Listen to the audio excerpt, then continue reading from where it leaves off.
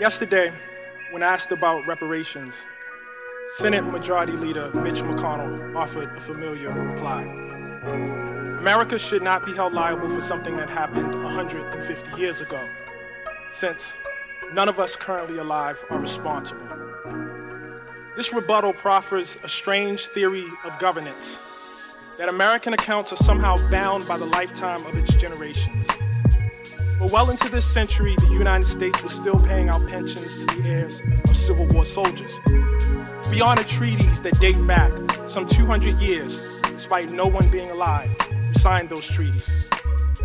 Many of us would love to be taxed for the things we are solely and individually responsible for. But we are American citizens, and thus bound to a collective enterprise that extends beyond our individual and personal reach.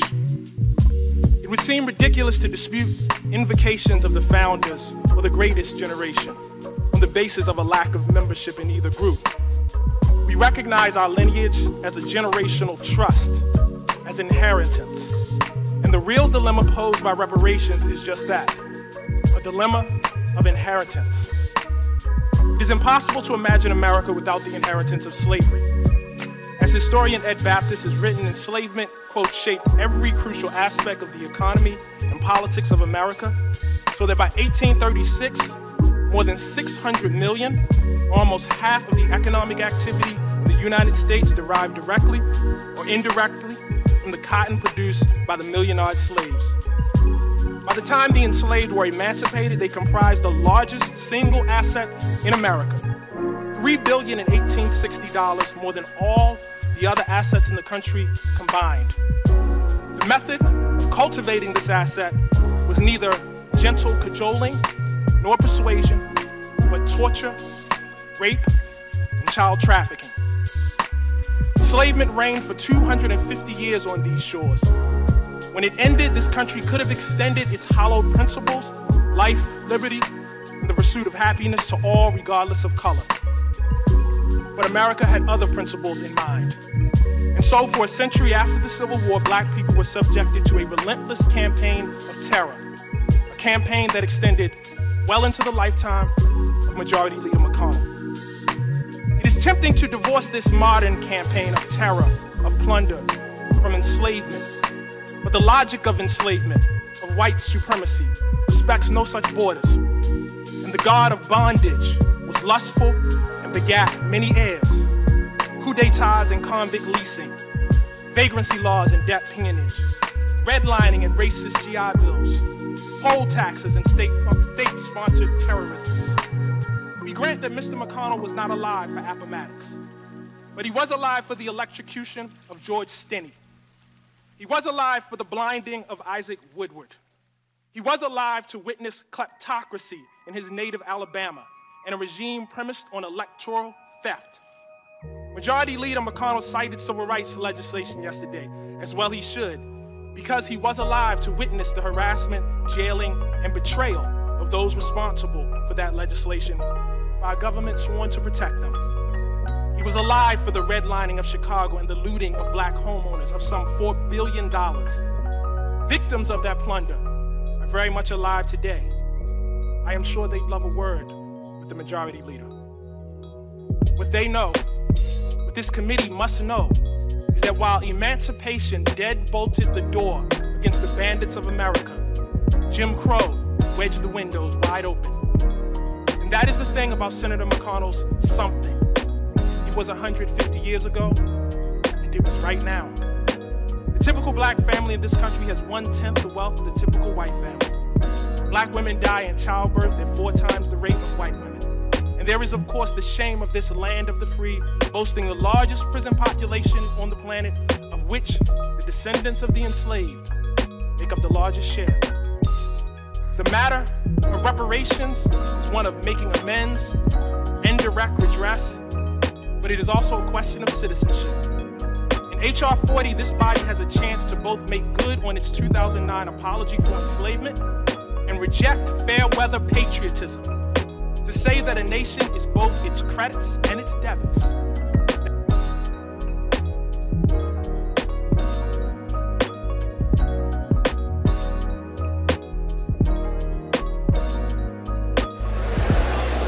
Ladies and gentlemen, please welcome Professor and Head of the Department of English and Philosophy, Colonel David Harper.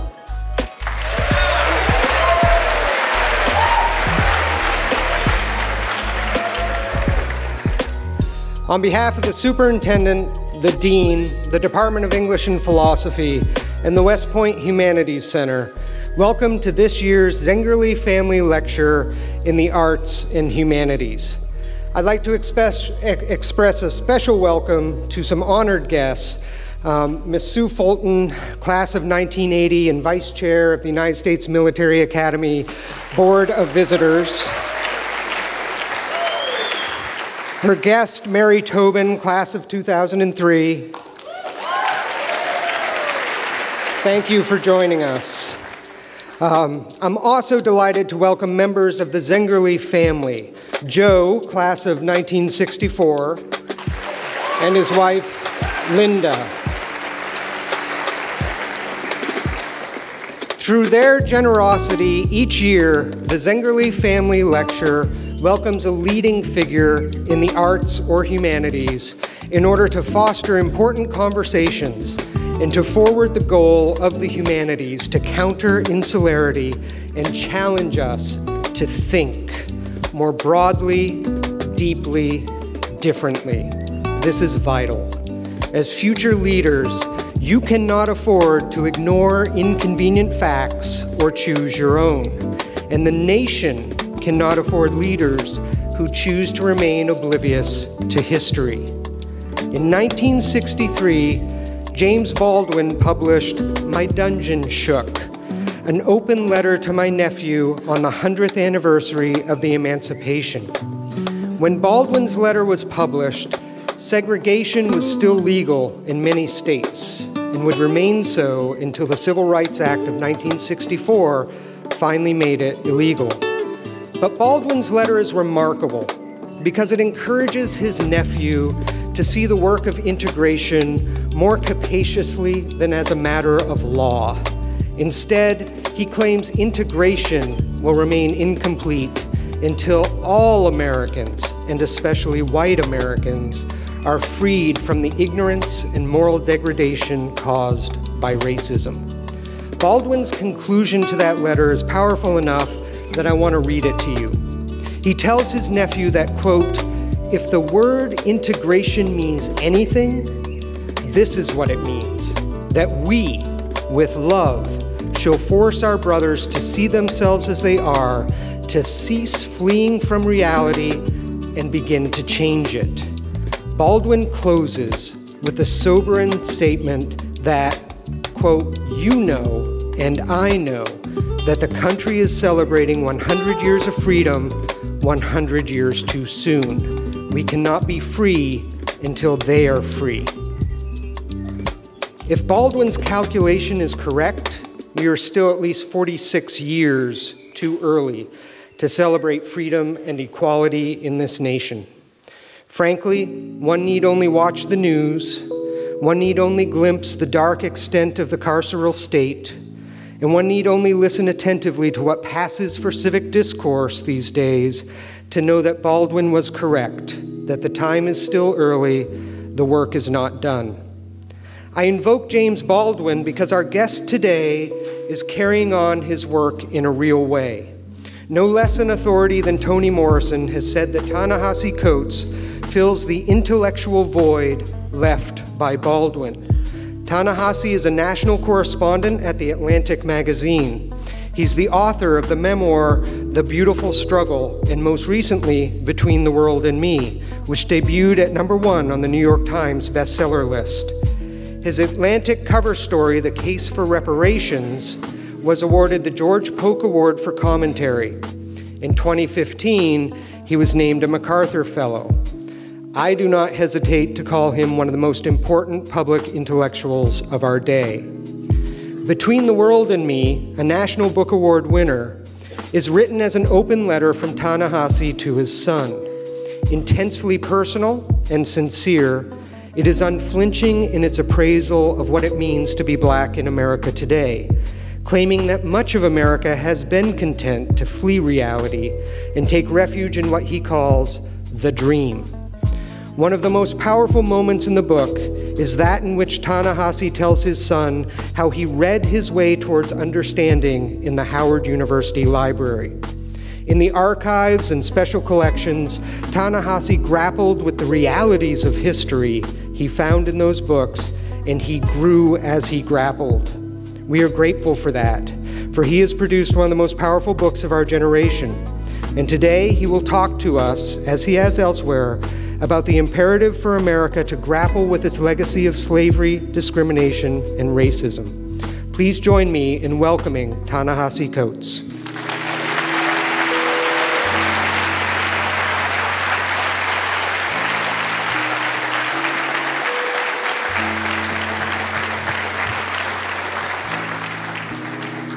Wow, thank you guys. Thank you guys. When I think I received the invitation to come to speak at West Point, I guess about spring of 2016, I guess it would have been. I was abroad at the time in another country. And when you write a book, you have no way of anticipating how it's going to be received. Most writers don't prepare for success, they prepare for failure. Because the vast majority of people and the vast majority of writing done by writers is not read by anyone at all. And so when I had the task of writing Between the World and Me, my whole focus was on it actually becoming a book. It actually, getting to maturity. And I drove myself crazy, drove my wife crazy, drove my kid crazy. People always ask me what was my son's reaction to the book. And my son, I always tell him, my son was just happy the book was out so he could stop hearing about it. But I got the invitation to West Point, and at that point, I had gotten to a space in my life where I was so tired of talking. I just wanted to go in a room and just be by myself and, just be in the dark for a little while. And I, have an assistant who helps me out with this, and I was, everything was no. And I got this invitation, and she looked at me and said, no. And I said, or said in the note, no. And I said, no, yes. I have to go here. I have to come here. And the reason why I have to come here is because I can't think of a more important place to be for the things that I discuss, for the things I've spent basically since my childhood pursuing the kind of questions I've been looking into. I write about the force of racism and the force of white supremacy in American history. And I make the argument that that force is greatly underestimated, and I'll try to detail that in a minute. But in a broader sense, I write about societies and how power moves through societies and the lies that folks tell each other and the mythologies that we enroll ourselves in so that society can continue to function as it was intended. Most citizens do this. It's a very, very normal thing. It's not anything particular about America. I write about it because I'm an American, and so I focus on, those lies that are most captivating to me, those myths that are most captivating to me. But I spent a year abroad in France, and I know they do it in France. I've read enough of world history to know that there are very, very few societies, or none that I've come across yet, that are not somehow founded on some sense of mythology or some sense of benevolent or malevolent lying. But I don't think you guys can afford that luxury. You're different. And I could tell you were different when I saw you guys lining up before I went into the mess hall. You guys were impressive. And the whole time I was looking, I kept thinking about being a young man when I was 17 years old, how ill fit I would have been to come here to be a part of West Point. When they say, and you've probably heard this before, but when they say, you guys are the best of us, the best of America, that's a thing that's like, it gets said so much, it's easy to, become a cliche. But I really felt it watching you guys. And when I had this, conversation with Colonel Harper in advance of my arrival here, the thing I told him was that it was my feeling that those who are charged with defending the country have to know the country, above all. Above all. It's most important because we ask our armed forces and and I would actually include our police officers in this too, even though, we're not here, but we ask our armed forces, we ask our various arms of the state that deploy violence in our name to go out and do that. And I think those who do it actually have the most responsibility to understand that deployment. I got on campus before I came over to the mess hall, and we were walking through a little memorial area, and forgive me that I don't remember the name of it, but I believe it was erected by the class in 1961. And it represented the reunion once again of North and South over the Civil War. Now, I'm a huge Civil War buff. I drive my family crazy sometimes. I, used to, many years ago when my son was a little bit younger, he's a little too old for this now, but I used to drag him into the car and get my wife into the car, and we would throw out, audio books on from my favorite historians, James McPherson or whoever. And we would go to Gettysburg, or we would go down to Petersburg, or we would go out to the wilderness, and folks just kind of got tired of me. But the Civil War, I felt it in a particular way. I felt called to it in a particular way. And so seeing that monument obviously was of tremendous importance to me. And yet, as was noted to me actually even before I looked to it, there was not much in the way of anything about the cause of the Civil War on that monument. And then I got to an area where I saw the cadets code on display. And I wrote this down because I would mangle it if I were asked to repeat it just off the top of my head. And the code said, a cadet will not lie, cheat, steal, or tolerate those who do. And I thought, what if more of us could take that to heart? Now, I understand what that code means in terms of you guys and in terms of individuals. But what if we as citizens, as Americans, actually took that to heart? What if you guys actually took it to heart, not just for each other, but for the country as a whole?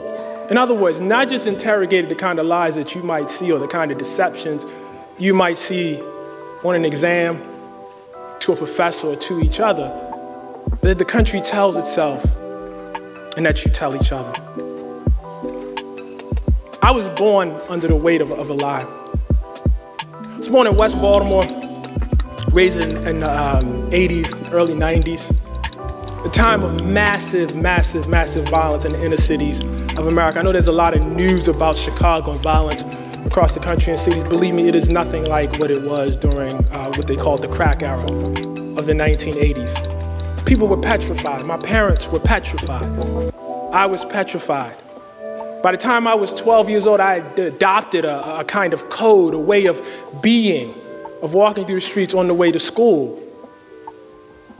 I thought about how I cocked my hat. I thought about how I wore my jacket. I thought about whether I was going to have my book bag over one shoulder or whether it was going to be over two shoulders. I thought about who I walked to school with. I thought about where they were from. I thought about how many of them it was. When I got to school, I thought about whether I was going to go to lunch or whether I was going to hang out in the library. I thought about who was I going to sit with if I was going to be at lunch. When I got out of school, I thought about when I was going to leave, whether I was going to stay after school for coach class or whether I was going to try to hang around and find some other excuse to leave a little later. I thought about if I were leaving, which route I was going to take home. These were not innocent choices. These were choices designed to deal with my safety, to preserve my body from the threat of violence that was everywhere in the communities that I lived in.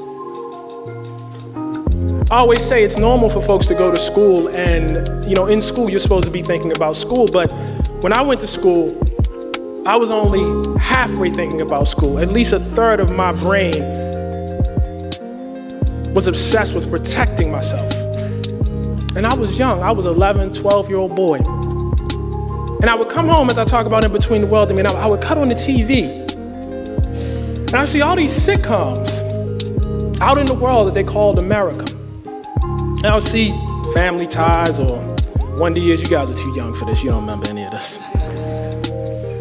But I would see these, beautiful sitcoms, in these places with these beautiful houses and these beautiful lawns, and nobody seemed to be worried about violence. The boys worried about Boy Scouts. The girls worried about Girl Scouts, I guess, or whatever they were worried about. Worried about whether you were gonna make the Little League, football team or baseball team. And, we thought about those things too, but above all, we thought about the protection of our body. And I had parents who were very, very well educated. They were not generally like the other parents that lived in my neighborhood. Both of my parents had gone to college. All of my brothers and sisters, there's 7 of us, are college graduates. I am the only one who is not a college graduate, standing before you right now. I'm the black sheep of the family. But I grew up in a very, very educated household, books everywhere. And I couldn't understand why we lived in the kind of neighborhood that we lived in. Why didn't we live in that other America? And so this became a pursuit of mine. I didn't know what the lie was at that time. I didn't know what the deception was at that time, but I had a feeling that something was off about this picture. Something about what I was being told or what I was being asked of about the environment I lived in was off. And so for the next few years, as I went through school, being a terrible student as I was, went off to the university, remained a terrible student at the university, but the animating feature of my life was trying to understand the curtain, as Baldwin says, between the world and me, between the world I lived in, between the world that was advertised on TV. The origin of that lie is in that monument that I saw outside. When I would go and I would tour these Civil War battlefields, it would be very interesting because everybody wanted to talk about, the kind of interesting things that people want to talk about when you talk about war. They would talk about how Lee turned this person's flank, or what defense Stonewall Jackson did here, or what Grant did at Fort Donelson. And I was interested in that. I liked hearing about hardtack and, what it felt like to actually be in a, hot wool uniform and something. I wanted to hear about all of that. And people would be very, very mournful because of the casualties. Back then when I first got into the Civil War, they were saying only 600,000 people died. And each year it's actually creeped up. Now we're at 750,000 people died. I believe somewhere on the order of 20% of the white male population in the South perished in the Civil War by the end of 1865. And you would hear these numbers and folks would talk about that. But during the tours through the battlefields, nobody would talk about what kind of force it must be that would lead 750,000 people to kill each other. I'm assuming the cadet code is quite old. And I don't know, maybe I have that wrong, Colonel Harp. I'm not sure about that. But I imagine that when Lee and Grant were hit, that it was there. And the question I had to ask, looking at that, is what lie was being allowed to pass there? What lie was being tolerated? That I would see the memory of a war where 750,000 people died, and you could not talk about the cause. The cause is the thing that haunts us today. I'm assuming I'm in a room of very, very intelligent people. We'll have a Q&A after this, so I'm happy to take on this debate if I have to, but I don't think I'm breaking any sort of taboos or saying anything remarkable here when I say the cause of that war was slavery. We know it was slavery because if you look at the declarations of secession at that time, the states said they were seceding because of slavery. It's in plain ink. Vice President of the Confederacy, Alexander Stephens, said slavery is the cornerstone of our new society. It was right there. But that doesn't tell the full story. What you have to understand is like the kind of force slavery was in a society. 1860, 4 million enslaved African Americans in this country in the southern states. It's a lot of people. If you went to South Carolina in 1860, the majority of the people, you took account, the majority of the people there were enslaved. If you went to Mississippi in 1860, the majority of the people there were enslaved. If you went to Louisiana, Alabama, half the people, Georgia, half the people are enslaved. If you went to Virginia, where the majority, which had the largest number of enslaved people, you'd find whole counties where somewhere on the order of 70, 80, 90% of people living in that country were enslaved in a democracy, in a place that is tolerating a lie. And if you took those 4 million enslaved African Americans, collectively they were worth somewhere on the order of $3.5 billion. Today, somewhere around 75 billion. That's what it would come to when you mark it out for inflation. To give you some sense of what that means, what that meant within the economy of the society itself at that time. If you took all the nascent factories, all the banks, all the shipyards, the entire productive capacity of all of America itself in 1860, and you put it in one pile, the bodies of those 4 million enslaved black people were worth more than all of that put together. 60% of our exports, American exports, not Southern exports, American exports, 60% of our exports in 1860 were cotton. The great historian Eric Hobsbawm says, whoso says industrial revolution must say cotton. If you were going to find where the wealthiest of Americans lived in 1860, you would not go to New York City, would not go to Boston, would not go to Chicago. You would go to the Mississippi River Valley, because that's where the biggest planters actually lived. That was your largest concentration of millionaires in the country, in the South, in the Mississippi River Valley. You start dealing with those sort of economic forces, and then you begin to understand how a war could be fought in which 750,000 people died. And as we know with any sort of economic institutions have a way of becoming social institutions. So for instance, I always say the best way to understand enslavement in this country during the 250 years it was practiced is to think about home ownership today. Now, home ownership is the primary means of wealth building for most people. Most people have their wealth in their homes. If you were born of a certain class in a southern state before the Civil War, owning slaves and a little piece of land was how you built wealth. It was the way it happened. But home ownership isn't just an economic proposition in this society. I don't own a home, but I know some homeowners. And I know homeowners like to get together and talk about home owning things. They like to talk about how they're going to put a new deck on.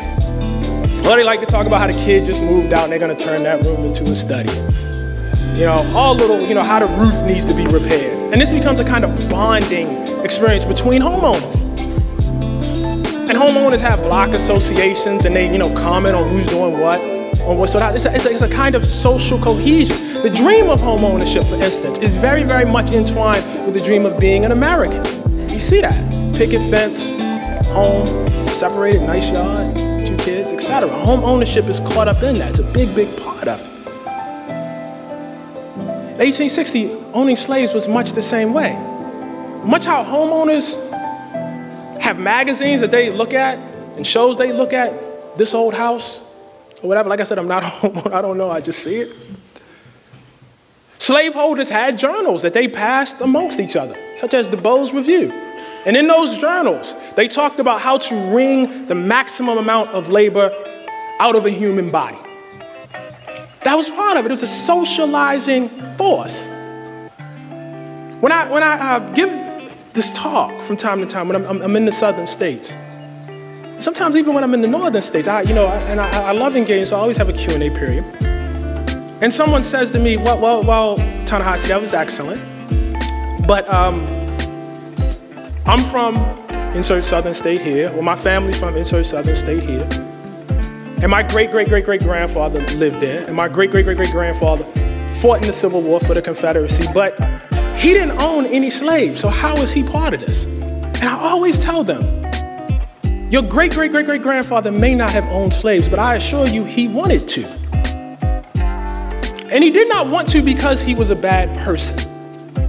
He wanted to because the system angles towards that, much like the system angles towards home ownership. You buy a home today, you get certain tax breaks. There are things that come with it. Years from now, there'll probably be some sort of environmental critique about why home ownership was ultimately a bad thing, maybe for society. But it is what it is today. And slaveholding was much the same way. It had a hold on people. It's a huge part of us. And that is how you come to understand how so many people ultimately died. We don't just know this from the data. We know this from some of our best Americans who actually came out and said it. John C. Calhoun, intellectual, senator from South Carolina, very, very interesting man. There was a period in this country's history where this country actually had come early on to actually regret the sin of slavery, and even those who owned slaves believed it was a sin that should pass out of existence. But as slavery actually became more profitable in the 1820s, 30s, 40s, and 50s, there became a class of people who thought slavery was, as John C. Calhoun said, a positive good. But what he focused on when he talked about enslavement is what it did for the majority population in this country, how it allowed the forging of a broad aristocracy. And Calhoun said, with us, the two great divisions of society are not rich and poor, but black and white. And all the former, the poor as well as the rich, belong to the upper class and are treated as equals. John Henry Hammond, who would come on as a senator in South Carolina after Calhoun, said, in a slave country, every free man is an aristocrat. Be he rich or poor, if he does not possess a single slave, he has been born to all the natural advantages of the society in which he is placed, and all the honor lie open to him, inviting his genius and industry. That's slaveholding as a basis for membership towards an entire class. And what happened after the Civil War was fought? What happened after we decided that we weren't going to have slavery in this country? After so many folks who came here from West Point died. Did we stop? Did we say to formerly enslaved African Americans, go on about your way, be well? No, we didn't. We had 100 years of Jim Crow. We had a 100-year-long terror campaign. Terrorism is obviously a subject that's very, very important to you guys, to all of us. Domestic homegrown terrorism specifically, and we hear a lot of talk about that today. Never forget that the most lethal domestic terrorism, homegrown domestic terrorism campaign was the 100 years of white supremacy that happened here, where the right to vote was abrogated through lynching, where the right to do ordinary, everyday things, to be human, to participate in your society, was abrogated through state violence. The line of plunder, the line of taking things, the line of stripping rights from African Americans is the most consistent line running from the foundation of this country to today, when you want to understand the relationship between African Americans and their broader country. I wrote a story some time ago. It was titled The Case for Reparations, and I went and I chronicled how this extended from slavery all the way up to some of the housing decisions made by the federal government in this country, and how you could see this line of African Americans repeatedly being denied access to the kind of wealth building opportunities or citizenship opportunities that you saw all across this country. And I wrote the story, I'd done it, went out to Chicago, done the reporting. My mother read the story, she called me up, and there was a big part of it that dealt with access to home loans and access to buying homes in general, and about how African Americans in generation just before mine had been denied that right. And my mother called me up and she was very, very emotional, and she said, that whole process that you're talking about in there, redlining, that happened to your grandmother. It was right there. It was close to me. And I immediately understood that as not some sort of abstraction. That the legacy of slavery, that the legacy of all that taking, the legacy of all that violence was right there, written in to our very policy, written into my blood. And it's written here at West Point. That's what I see when I walk through that monument. So I know you have this responsibility, great, great responsibility. While you're here, to not cheat, to not lie, to not tolerate those who do, and to not steal. We don't want to forget steal. But I want you always to think beyond the individual. Think about the country you're charged to defend. Think about the country that invests so much in you. Think about the institution that you love here. And it's a great institution. I'm gonna tell you, I couldn't have made it here, man. I could just look at y'all. I know I couldn't have made it here when I was y'all age. Think about that. And if you're going to be intolerant about the deceptions amongst each other, there's nothing wrong with being equally intolerant about the deceptions that people ask you to submit to. Thank you so much. I want to make sure I leave some time for questions so I can interact with you guys. Thank you.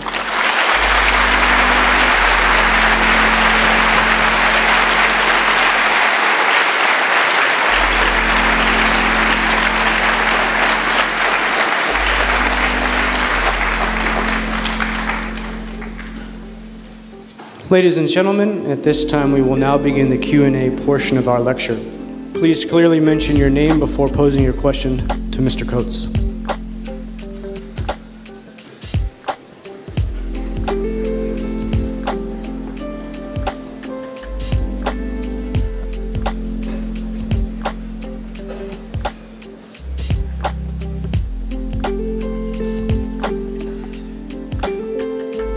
Sir, thank you so much for coming. I really enjoyed your speech. So in class, we were discussing your book, Between the World and Me, specifically your experiences observing 9/11, and we came across a quote that seemed contentious, and so I was just wondering if you could explain it to me, and I'm gonna read the quote so everyone kind of knows what I'm talking about. So on page 87, you said, "I could see no difference between the officer who killed Prince Jones and the police who died, or the firefighters who died. They were not human to me, black, white, or whatever. They were menaces of nature." Thank you very much, sir. Sure. Prince Jones was a gentleman I met at Howard University, which obviously occupies a big part of Between the World and Me. And I don't know how many of you guys actually, I'm not going to presume that you read the book. Like I said, when you're an author, you presume nobody reads the book, so I'm definitely not going to come here and presume you guys read the book. He was a gentleman who I had met at Howard University. Beautiful, beautiful, beautiful, beautiful human being. Smart, intelligent. He was a product of a mother who was born into a sharecropping family in Opelousas, Louisiana, and had raised herself up, gone to LSU, went into the Air Force and become a radiologist, had literally pulled herself from the lowest classes of America and up into the upper echelons of America. And her pride and joy was her son, also her daughter too, but because I'm focusing on her son, Prince Jones, who was just this beautiful, intelligent human being who I came across at Howard University. Prince was killed in 2000. I believe it was September 2000, because my own son was a month old at the time. He was on his way to visit his fiancée and his then, I guess, year-old daughter. I think she was about a year old at that time. The officer who killed Prince Jones was supposed to be working on narcotics duty, and so he was dressed in undercover attire. He was looking, he'd been enrolled into another affair, and he was looking for, someone else who had done some sort of other crime, but had not bothered to change his attire. He saw Prince in his mother's Jeep. As you can tell, these emotions are not completely gone for me. He saw Prince in his mother's Jeep. He ran the plates. The Jeep came up for his mother, who lived in Philadelphia at that point. This was not enough for him. He and another officer followed Prince Jones from the suburbs of Maryland through Washington, D.C., out into Virginia, and shot and killed Prince Jones. This was before the era of Black Lives Matter. There were no videos or anything like that. We don't really know what happened. But I watched over the next few months as the state of Virginia investigated not the officer, but investigated my friend Prince Jones. They were sure he had to be a drug dealer or something. They looked at every angle, interviewed all of his friends, looked at every aspect of his life. The officer was not only not charged, he wasn't even disciplined publicly at all. Nothing happened. He went right back to work. This was in the middle of the time where the police department he worked for had countless cases against it. You have to understand what that does to you. How that makes you feel about your country and your relationship to your country. Because the police are the representatives of your country, and they're charged with the most harrowing responsibility possible. That is, they have the ability to take your life and continue on. I understand we need police officers to do that. We need police, and we're gonna have a law-abiding society. But when there's absolutely no accountability, and that's built on all the other decades of no accountability when you're black in this country. And it's built on all the times that at that point in my life, I had been stopped myself, had not ended up shot or assaulted, but had been stopped for reasons that I knew not to be legitimate. No, I had no sympathy at all for anybody at that point, because I felt so strongly that the country had no sympathy for my friend Prince Jones, who was dead in the ground. No sympathy at all for his daughter, who was gonna grow up without a father. I didn't have it. Time passes, and you grow, you get a little wise, you understand your anger is not good for anybody. You understand that your inability to perceive people as human beings represents the fact that you yourself have somehow been stripped of something. Then allowing Prince to die that way and the legacy only to be the anger, which I admit I still feel today, only to be the anger and my ability to dehumanize other people, that if I allow that, I've somehow lost something. So I don't feel that same way today. I definitely don't. But Between the World and Me is a work of literature, and its job is more than anything to capture the feeling.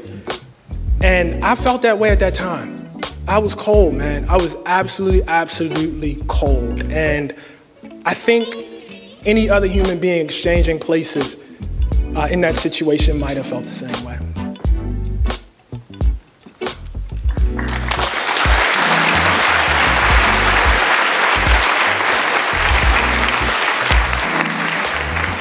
Sir, Alex Weatherhead, Company D2. In Between the World and Me, you talked about one of the keys to your development was that when you asked your father a question, he didn't give you a straight answer, but he gave you a book to read.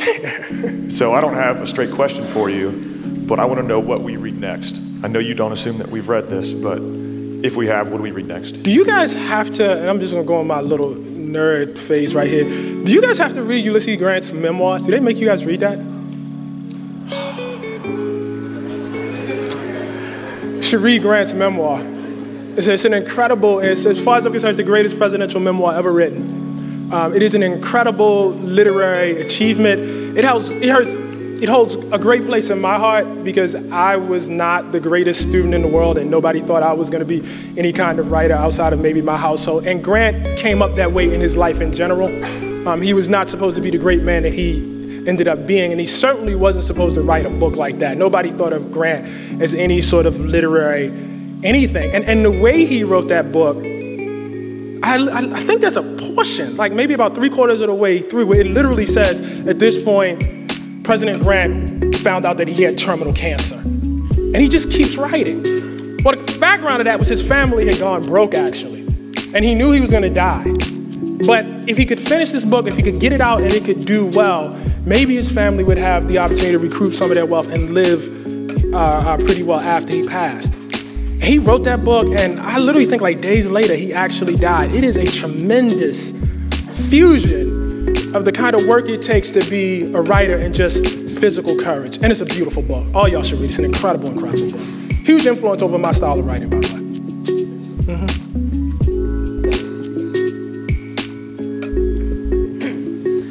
Sir, I was wondering, when reading this, I'm sure that I'm not the only one, but when reading, Between the World and Me and the case for reparations, a lot of what you said came across as surprising.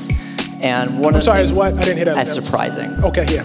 And it has struck me how much of an information gap that you see about how we as society, you see society as perpetuating the lie.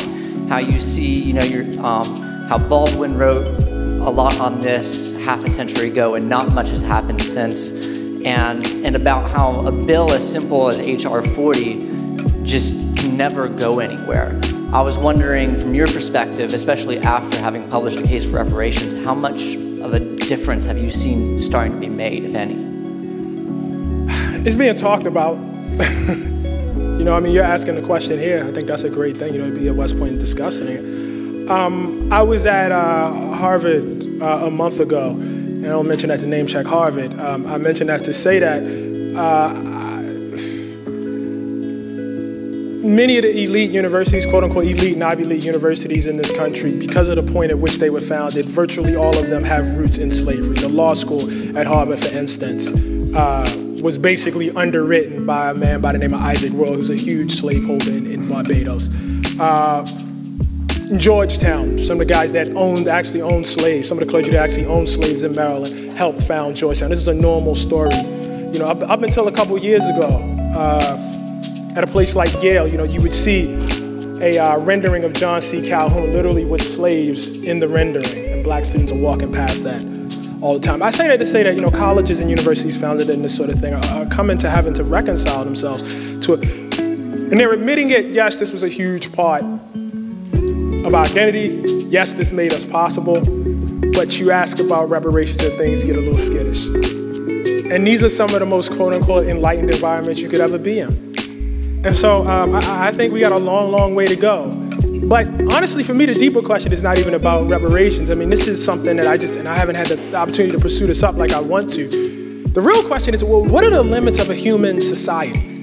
Has there ever been a human society that willfully, without being forced to, and without something else having happened, actually apologized and made itself accountable for that? And I have not come across a single example of that.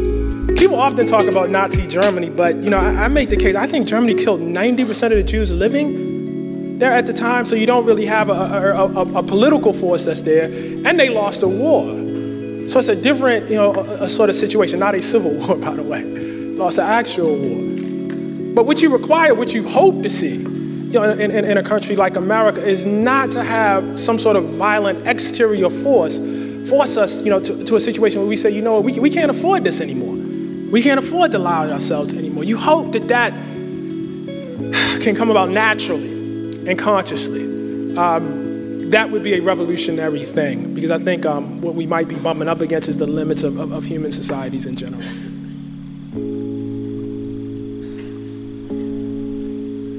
Sir, my name is Jack Lowe, company H4. You talked a lot about the deceptions and the lies that our country was founded on. Can you talk a little bit about the deceptions that you see that remain in our society today, and what we can do as people to stop or try to change them? I don't want to get y'all in trouble. I really don't, because, you know, I mean, I didn't come here to do that. You know, I love you guys. I don't want to put anybody in any sort of difficult position at all. The first thing I would say is I think societies in general lie to themselves. I think all societies have founding myths. Again, I don't know that America is particularly unique in it. But if I were to pick one, I just go back to the thing I based my talk on, and that is the Civil War. I know we're getting better about that, but you have to understand, in a state like South Carolina, and maybe I'm gonna get you in trouble here. In a state like South Carolina, you had a situation in which you needed a literal terrorist attack to happen to get folks to lower a flag of white supremacy. That's what the flag is, by the way. Again, all you have to do is go and read the documents that South Carolina itself wrote when it left the Union. That's all you got to do. Just read what they were saying at the time, and it'll be incredibly clear what that flag was for. Now, I know people say all the time, well, you know, things change meaning and da-da-da-da-da and this and that. You know, the Nazi symbol is actually older than Nazi Germany. And if I walked around with a Nazi symbol and said, no, I don't mean Nazi Germany, people would look at me like I was crazy. As they should. As they should. But for some reason, we treat the Confederate flag, even to this day, differently. And it takes somebody walking into a church and butchering innocent people for folks to lower that flag. And they don't necessarily lower the flag because they see the error of their ways or they see history in any sort of different way. They lower it because it's impolite. They don't lower it because the lie that they're telling themselves, which is a very, very, very different process. So for you guys, you know, here at West Point, I go back to the talk that I based this on, man. I think the Civil War is because I think once you can grapple with the fact that 750,000 people died for enslavement, and once you can understand how central that is to this society, like a society would not exist without it, then you can be free of some stuff. We all have to go through this. I write about this in the book, man. When I went to Howard University, I had this vision of slavery as white people coming into Africa and kidnapping black people. And that's what I thought. That's how it was talked about. And then you get to the university and you find out it was black people selling other black people. That was hard to take. That was really, really hard to take. I had a lot, it was painful. I had a lot of thinking that I had to do around it. But once I got past it, once I got rid of it, I came out on the other side. And it's not like I hated being black. It's not like I hated folks. I felt like I understood so much more about the world. And so to understand enslavement as the root of American society is not to understand America as particularly evil. It's to understand America as the work of human beings. Scratch any society and you'll find this. You really will. But as I said at the beginning, you guys specifically can least afford the lie. Even if some large, hopefully shrinking portion of the populace continues to function under it. Yeah, okay. We have time for one remaining question. Afternoon, sir. My name is John Lorenz. So after reading your article, The Case for Reparations, and listening to your talk today, I just wanted to ask you if you have, in your studies, noticed any trends in subjugation or supremacy that you would want us to know as future leaders so we can, try to avoid it in leadership in any scale, or anything that you would want to tell, the leaders of our country about subjugation and supremacy as a whole. Yeah, I swear I'm trying not to get you in trouble. I'm working really hard here. I hope you appreciate that.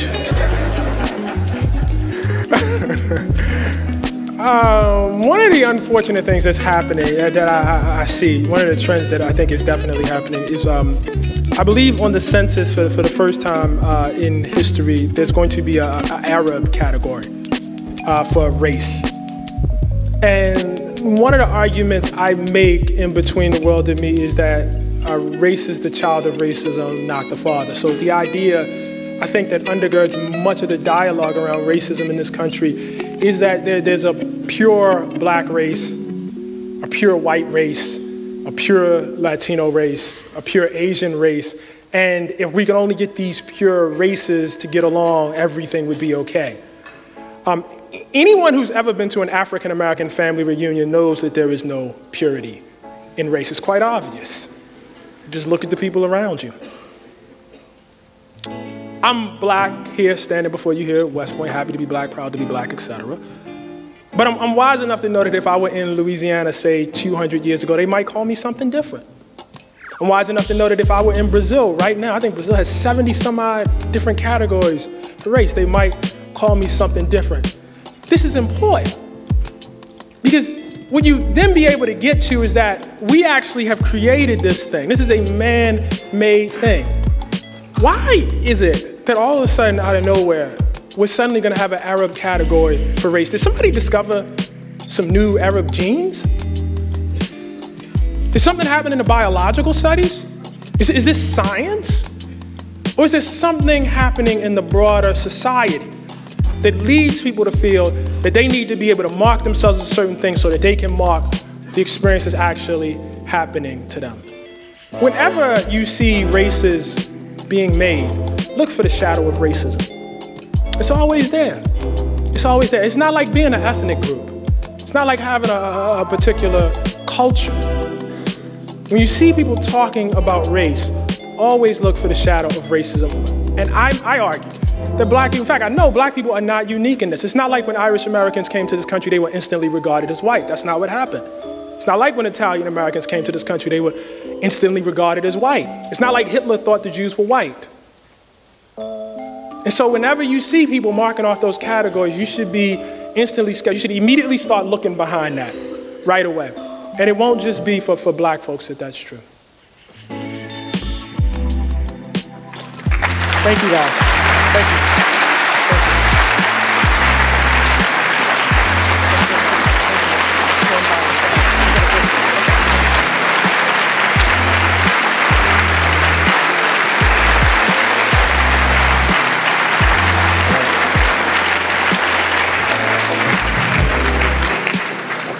As a thank you for his provocative and insightful presentation, we're honored to present Ta-Nehisi Coates a framed facsimile of the cadet oaths of U.S. Grant, Oliver O. Howard, and Henry O. Flipper. As you could tell from the Q&A, the selection of Grant represents Ta-Nehisi's esteem for Grant and his memoirs, which you should all read. Colonel Sedgley has told me he will fix that as the head of history.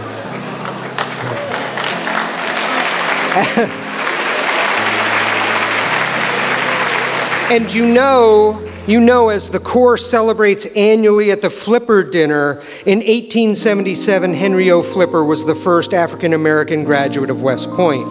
What you may not know is that Oliver O. Howard, an 1854 grad from my own great state of Maine, fought for the Union in the war, fought to protect freed slaves after the war, and was a leader in promoting higher education for freed men, most notably founding Howard University and serving as its president from 1867 to 1873. He later served as the superintendent here from 1881 to 82. We present this to you as a thank you for helping us face our complicated history, to celebrate some long, slow progress made, and to acknowledge work yet to be done. Please join me in thanking Ta-Nehisi Coates once more.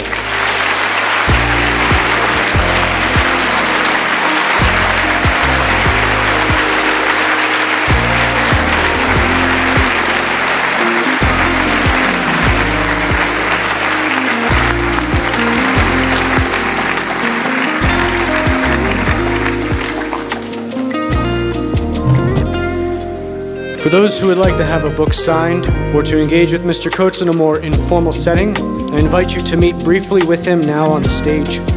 Thank you for attending the second annual Zengerle Family Lecture in the Arts and Humanities. Cadets, you're released to your instructors.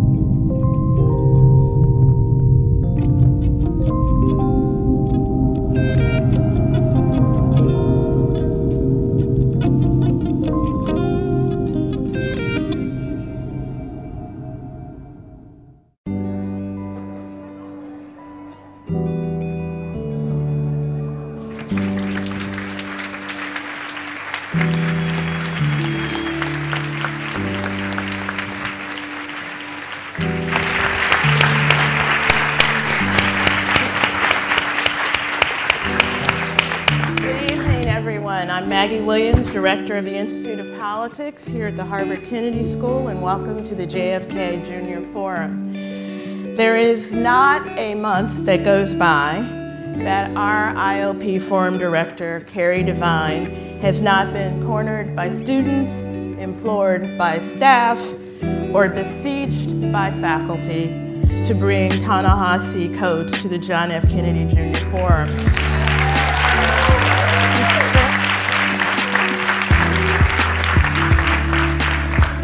Yeah, I know. We want to thank tonight's moderator, Dr. Bruce Western, for all he did to make this evening possible. Dr. Western is the director of the Malcolm Weiner Center for Social Policy.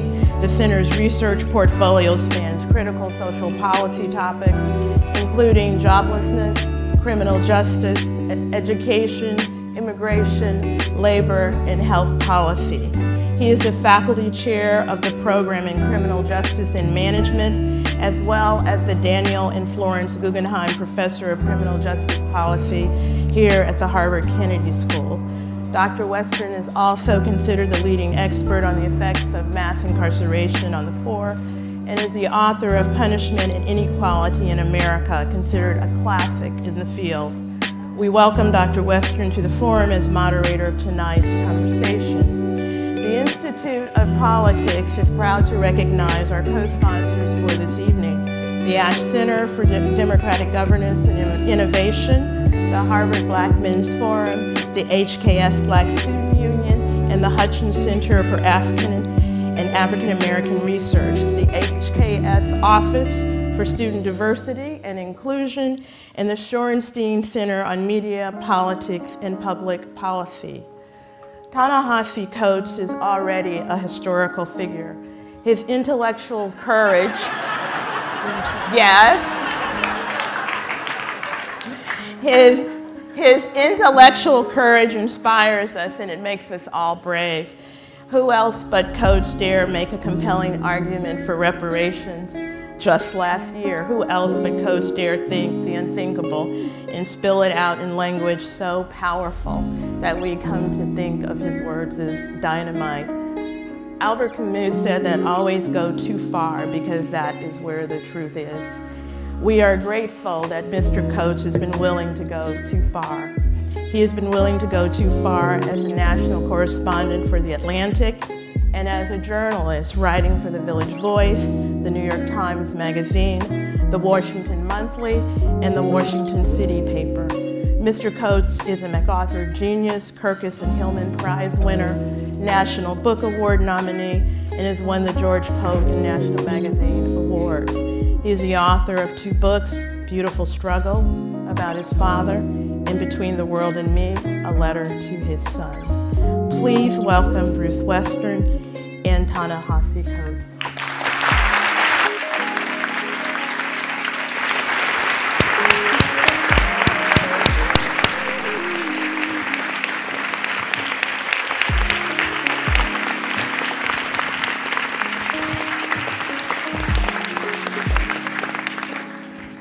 Well, good afternoon, everyone.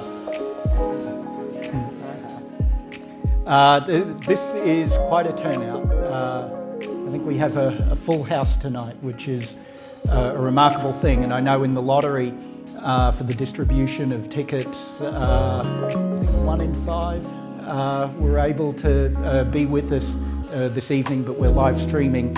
And I know the audience is very much larger than that. So welcome everyone to this conversation with Ta-Nehisi Coates. This event was organised by the Malcolm Wiener Centre for Social Policy with the John F. Kennedy Forum. I'm very grateful to Barbara Whalen and April Austin at the Malcolm Wiener Centre for all their efforts in putting this event together. So we're going to begin today by speaking with Ta-Nehisi, and as Maggie was saying, Ta-Nehisi writes for the Atlantic, and he's authored a powerful series of pieces examining how our history of racial discrimination and racialized violence is imprinted on contemporary African American disadvantage. This summer, as we well know, he published a really remarkable essay, Between the World and Me, reflecting on African American life and its place in African American society, particularly in the aftermath of the Michael Brown shooting in Ferguson, Missouri. Ta-Nehisi's work has been widely recognised, most recently by a MacArthur Fellowship. And for me, I think he's the most exciting social and political commentator in America today. It's a thrill to have you here. Ta-Nehisi and I will talk about his work for about 35 minutes, and then I'll bring up our panellists, Professor William Julius Wilson and Professor Kathy Eden. Bill Wilson is the Lewis P. and Linda L. Geiser University Professor at Harvard. and a faculty affiliate of the Wiener Center. All I'll say about Bill, and I could introduce him at length, is that for 4 decades, he has been the towering figure in research on poverty in America. Kathy Eden is the inaugural Bloomberg Distinguished Professor of Sociology, University Distinguished Professor of Sociology at Johns Hopkins, and a dear former colleague of ours at the Kennedy School and at the Wiener Center. And through her many books and articles, Kathy has probably taught us more than anyone about the dynamics of family life in poor communities. But before we bring up Bill and Kathy, Ta-Nehisi, welcome to Harvard, and let's talk a little bit about your work. So in the short period since the summer, I've thought you've made 2 really significant contributions to our understanding of the contemporary positions of African Americans in American society. Mass incarceration and the criminal justice system have been important to this assessment. So what do you mean by mass incarceration? What does this term mean to you? And what's its significance for race and racial progress today? Well, first of all, thanks for having me. My work, my own piece on mass incarceration, to some extent, even the book Between the World and Me, is, here's a phrase I never thought I would say, is indebted to Harvard. I thought I'd say that. But it's true. Last winter, Bruce, we had corresponded over email, and Bruce was nice enough to assemble, himself, Matthew Desmond, Diva Page, who's here, Robert Sampson, for a very, very powerful dinner.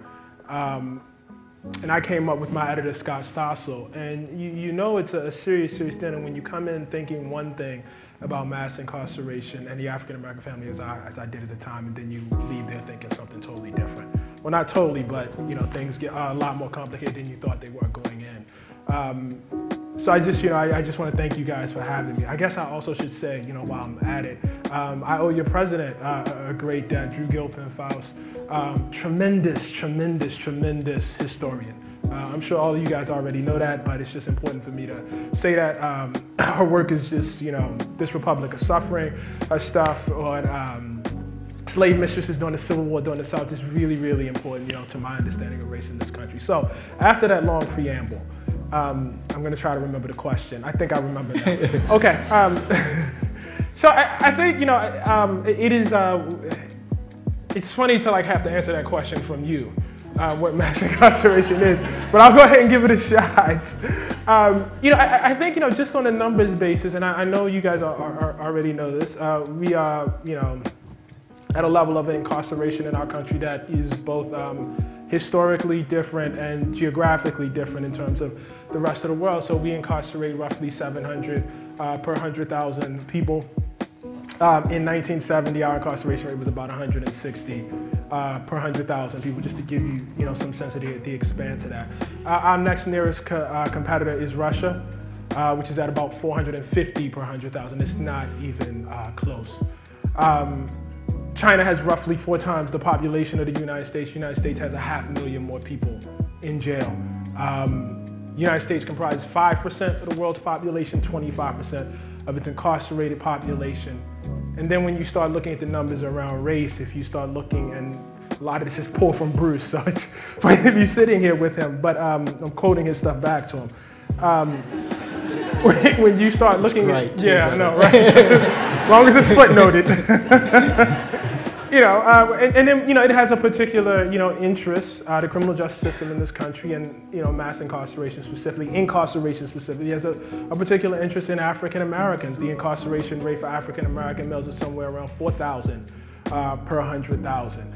I talked about, coming to Harvard and thinking one thing, and, coming out thinking something different. And one of the things I thought before I got here was I think I was pretty much within the camp that, as much as the numbers seem sort of recent, there actually are some things about the numbers that are quite old. And so, one of the things, that I realized in this then is this habit of incarcerating black people, of using the criminal justice system to deal with, ills in other communities that we would use other tools for is actually not exactly new. I was talking to a group of students earlier today and I was pointing out, and Bruce, you're gonna have to help me with my citation because the citation is really important. But there's a gentleman who wrote the paper, I cited him in the article, but I'm just blanking. But he wrote a paper, he basically pointed out that if you went to the northern cities, 1920, 1930, 1940, you would find the incarceration ratio between black and white folks to be about somewhere around 7-to-1. And you would find a lower ratio in the South, but that's because the South was effectively a police state. You don't need incarceration, right? Well, 7-to-1 is about what our ratio is right now. And what that says to you is even though we have like a number, in terms of just, the raw number is larger, the habit of really using incarceration, using the criminal justice system to deal with social problems is not particularly new. And whose paper was that? Chris Miller. Thank you. Thank you. This is like when you write this stuff, you like have to like digest it, and it just, you kind of, sometimes you even as you cite the names in your work, you lose the names when it's time to talk. So sorry about that, Chris. Who's here, actually? Oh, really? I'm really sorry. Hi. It's a great paper, sir.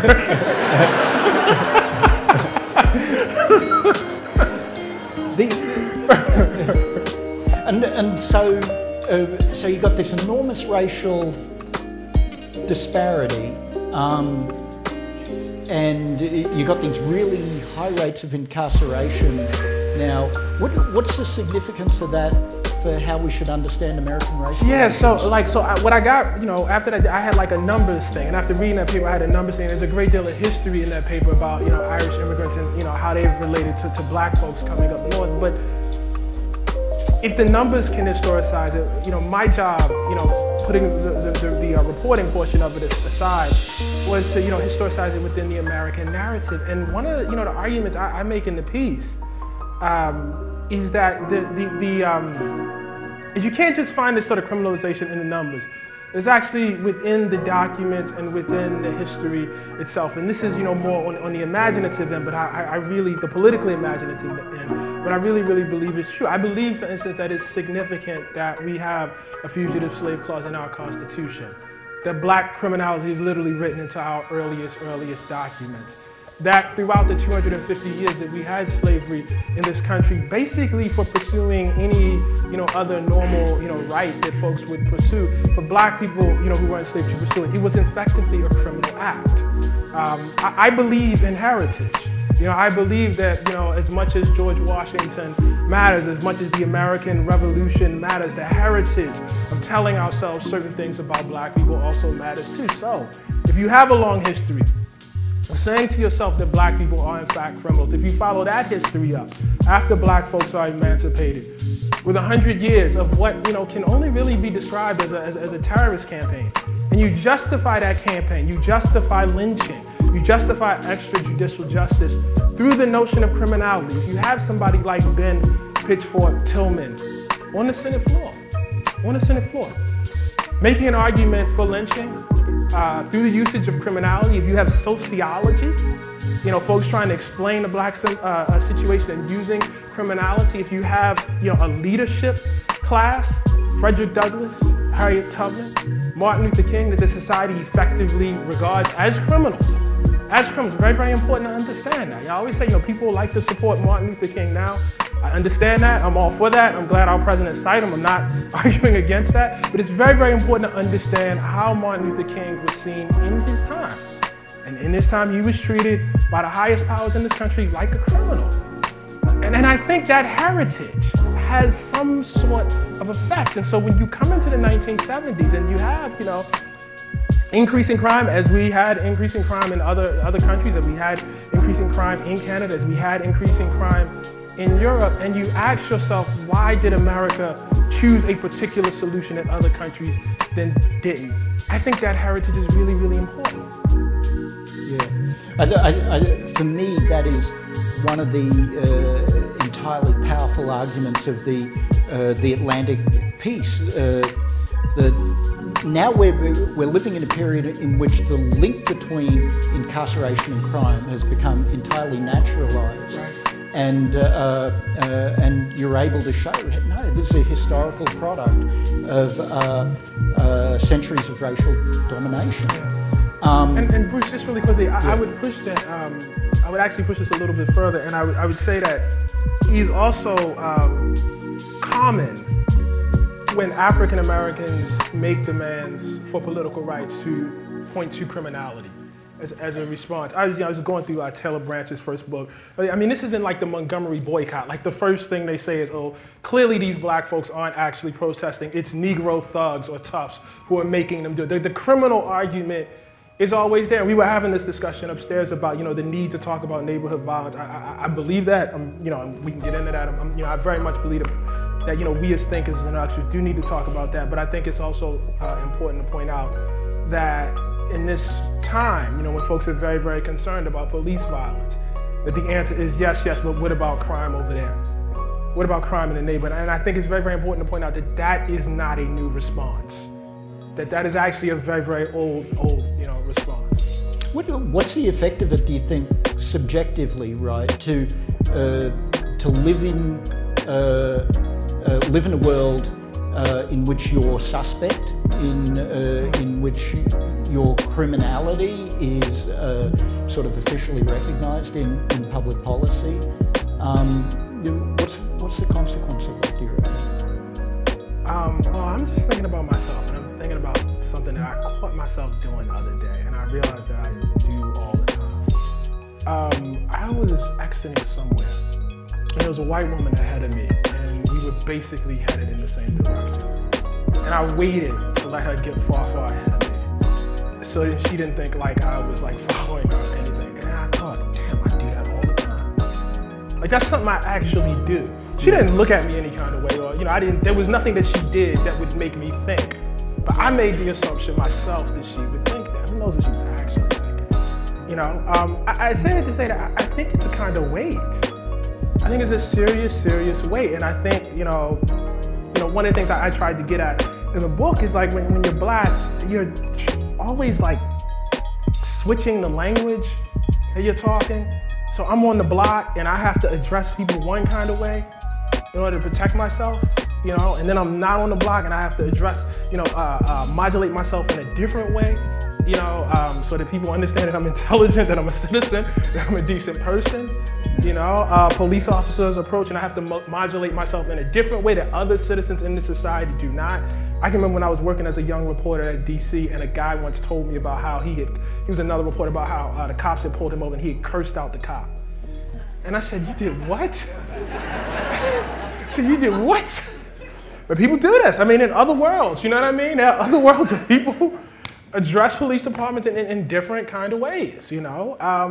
So there's this constant, I think, you know, I mean, so I'm saying that the whole criminality piece is just one thing. It's just another thing, you know, that you have to deal with as you modulate yourself. And I obviously worry about that a great deal with my son, you know. You got to say something more about that. Oh, yeah. Well, one of the arguments that I make in Between the World and Me is that much of what people look at in Black America and construe as anger is in fact deep, deep fear. That much of what, you know, I saw in Black America as a young person and construed as anger and as hardness, as toughness was in fact deep, deep fear. That goes for my parents who were tough. That goes for the boys that I walked to school with. That goes for the girls. That goes for everybody. You know, I knew, and this was a massive, massive realization for me. You know, I didn't understand that at the time. I myself knew that I was afraid, but I thought everybody else knew something that I didn't know, and then to realize that they actually didn't. You know, they in fact themselves were afraid. And it's one thing like to realize that for yourself, but see, then you have a child. Child comes into the world.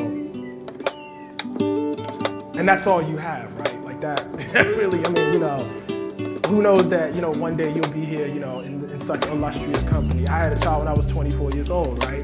And all I knew was that if I could do a good job at this, I might actually be a decent person. All parents are afraid, all parents, you know, black, white, whatever, you know, you're all afraid. But black parents are really, really afraid in a different and a particular way. And I think a lot of that has to do with the kind of modulation, you know, you have to do throughout your life to hopefully do something to protect your body, you know? So that's been huge for me over the years. It has been, you know, we have had numerous conversations over and over and over and over again from you know, as long as the boy could talk, you know? There's a thread that runs through between the world and me, so much of your writing about the insecurity of black bodies.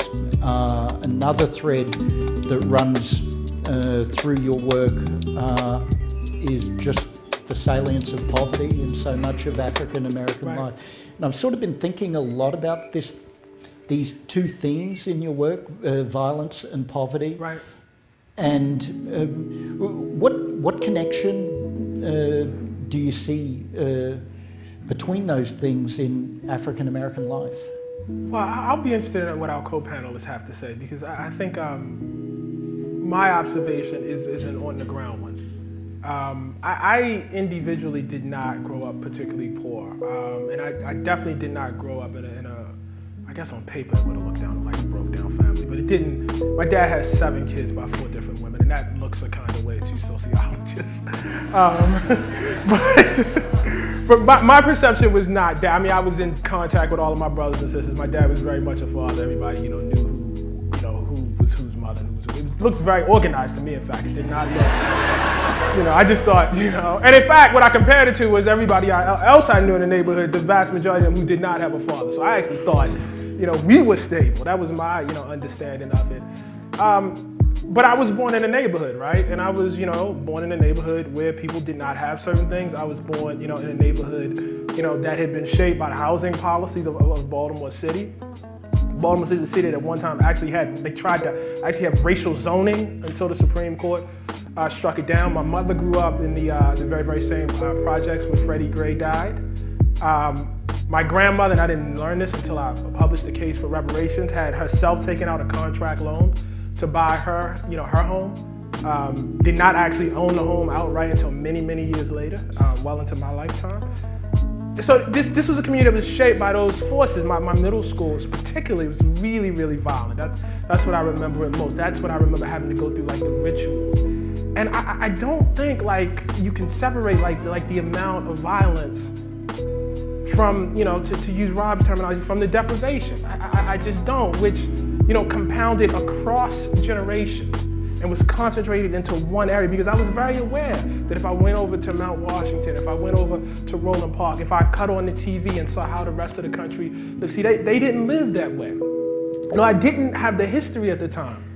You know, looking back on it now, what I would have understood is that those neighborhoods had not suffered, those people had not suffered in that same sort of way. And so I can remember like being young and so much of the violence being about proving to other people that, as we used to say, that you were hard, which is to say that you would not be made a target, that you yourself could not have violence put upon you, which, you know, I have to say, you know, we have this sort of conversation about, you know, culture of poverty, culture of violence. You can call that a culture. I have no problem with that. But within the context, it made a lot of sense to me, you know, and it makes a lot of sense to me now.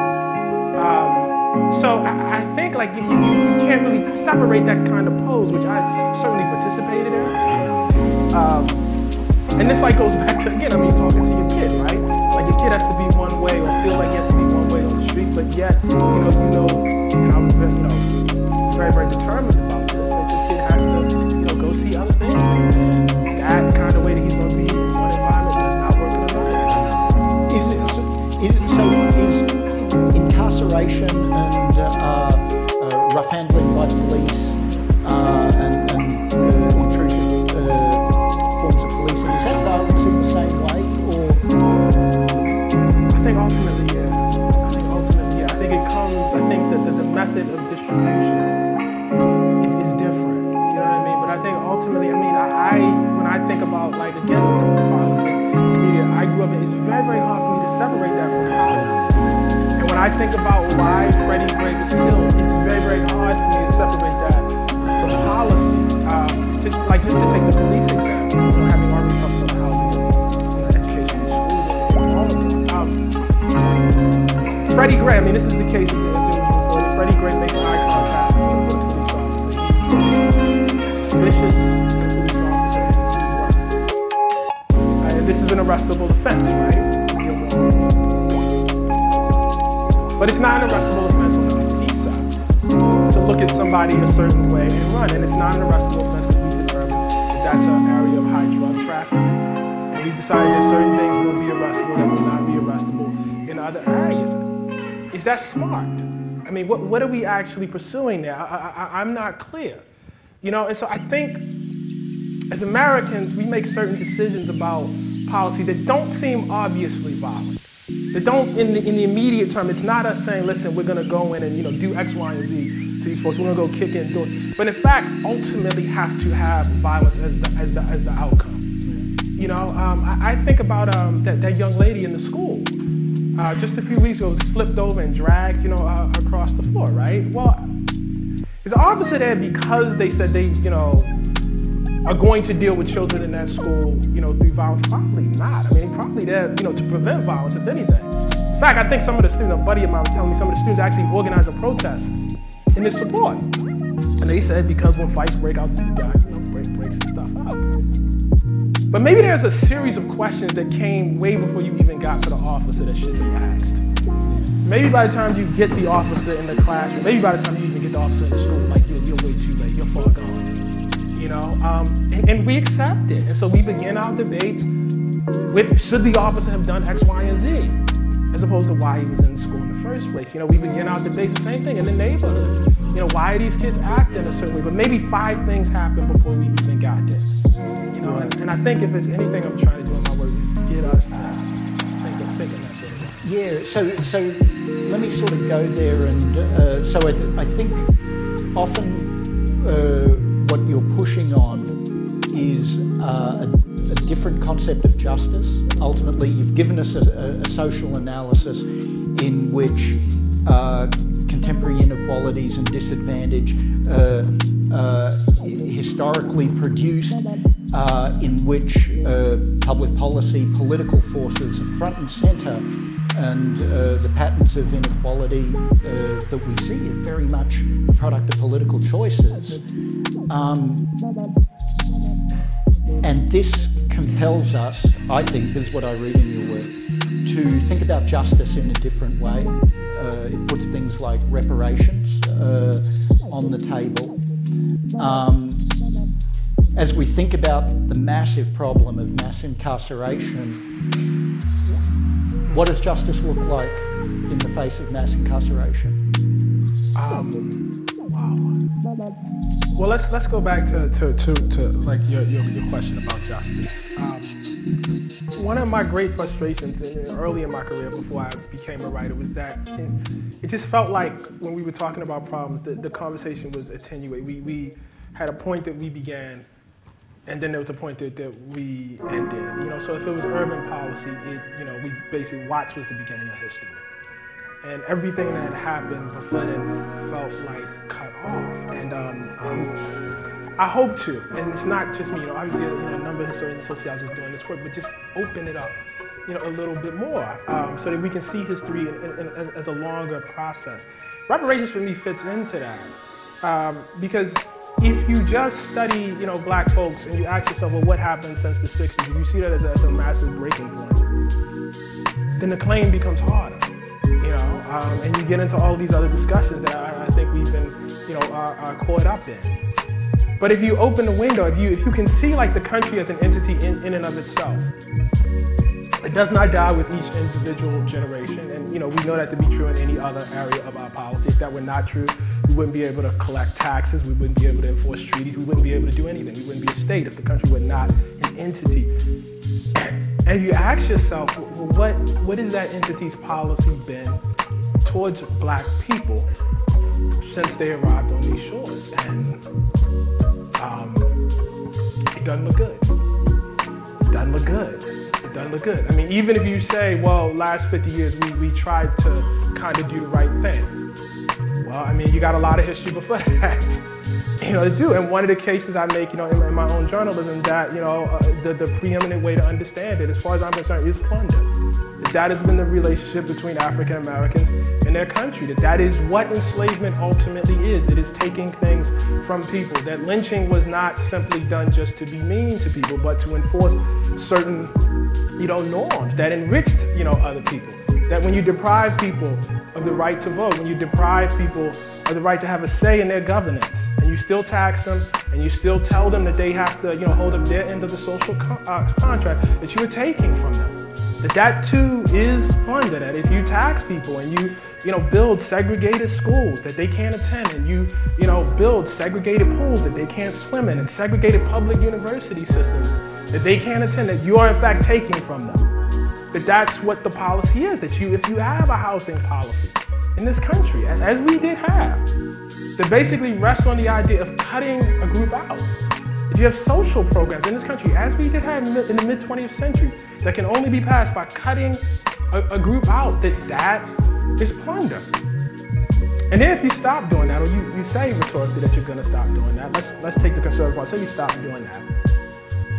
And you follow that up with this policy of incarceration, which looks innocent, which looks like simply a response to crime. But if you can understand it as something that you were prone to do because of everything you did before that, I think it puts a certain weight on us. And I don't know that the weight ends simply by saying let's decarcerate. I don't know that it's enough to look at the past 40 years of policy, look at the population of people who've been bearing the brunt of that policy and say, you know what, we made a mistake, we're sorry, no harm, no foul. Or big harm, but no foul. I don't know that decarceration, which would be really, really hard in and of itself. If you talk about, returning to, 1970 levels, even controlling, accounting for population growth, I think that's going to be really, really hard in and of itself. But what's the program? I mean, do you just send folks back into the communities that are already struggling in and of themselves? I mean, what are we supposed to do about the last 40 years, though? That happened. That doesn't even seem to be on the table.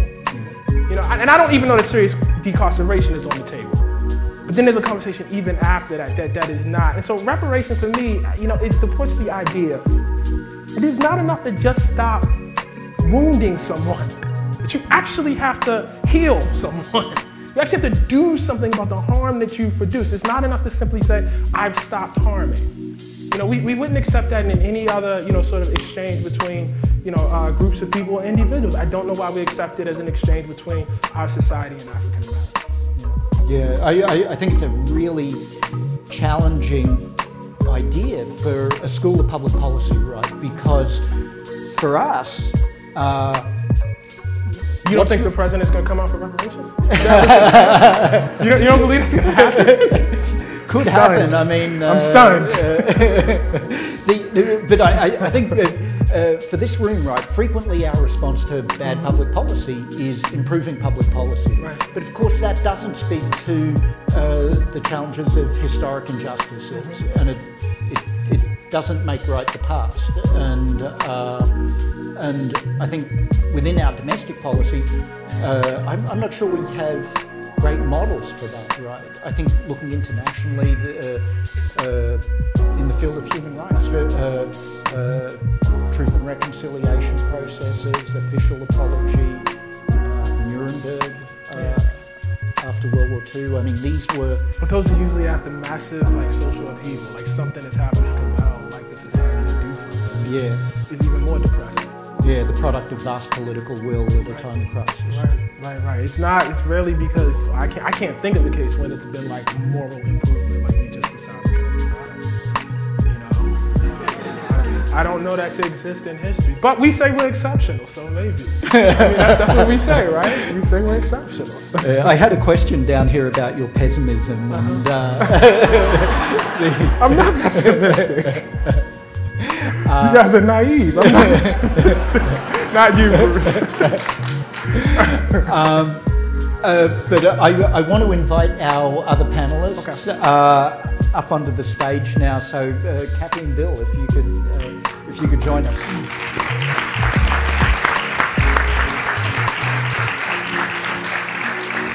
Am I saying that?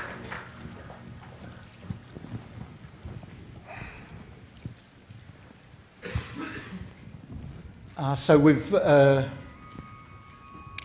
talked a bit among ourselves about how we should respond to Ta-Nehisi's analysis of contemporary urban poverty, race in America as it is today. Bill, if I could turn to you first. What's your reaction to the conversation we've been having so far? I think it's a very interesting conversation, and I would like to see if I can put things in a slightly different context, but relate my comments to what you and Ta-Nehisi discussed. You know, when you were talking about your background, somewhat middle-class background, I was thinking that, you know, sometimes we forget that African Americans are not a monolithic socioeconomic group. And I recently read a report by Kendra Bischoff and Sean Reardon, which was prepared for the Russell Sage Foundation. And they pointed out that whereas African American families in 1970 recorded the least income segregation among racial and ethnic groups in metropolitan areas of at least 500,000 residents. Today, believe it or not, they have the highest income segregation, which is driven in part by the sharp increase in concentrated black poverty and the rapid rise in the black middle class since 2000.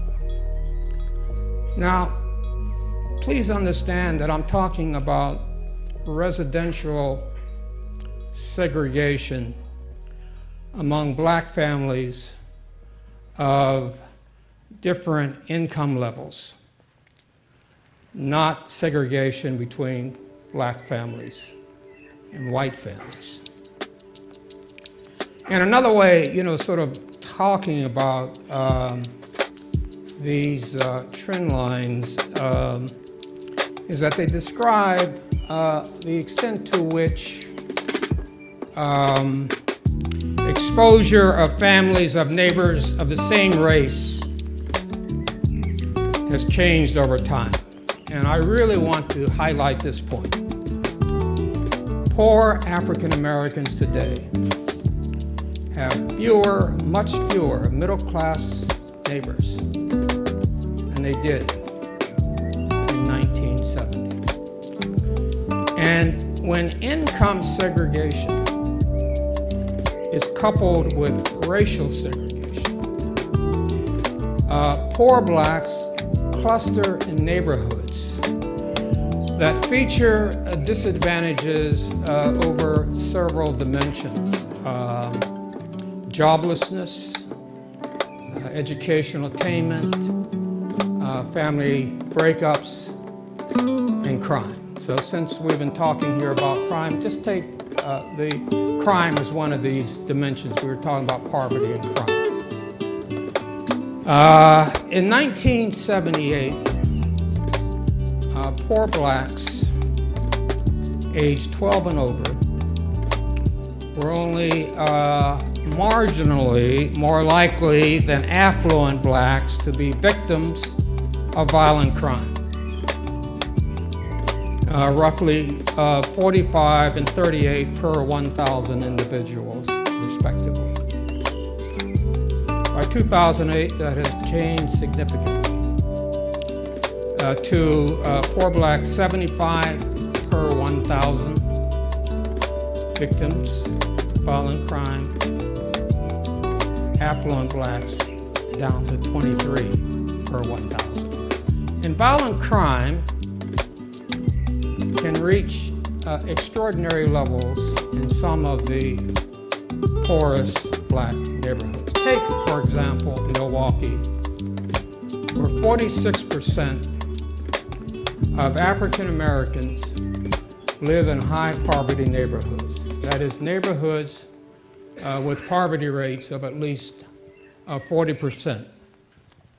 So in Milwaukee, a black person is 20 times more likely than a white person to be shot and 9 times more likely to be murdered. Now, many of these incidents involve gang fights, but they also reveal, I think if you did a close analysis, it would reveal that a number of the victims were innocent. Now, many of these poor inner city neighborhoods, sort of putting things in context, relating back to some of Ta-Nehishi's comments. You gotta put this in context. Not only feature increasing and prolonged joblessness, but they're also characterized by a dwindling number of non-poor families and depopulation. You know, I think about HBO's The Wire. David Simon did a brilliant job of capturing depopulation, vacant lots, abandoned buildings, and so on, making it much more difficult to sustain, you know, the basic institutions in these neighborhoods, or to achieve what Rob Sampson would call adequate levels of social organization.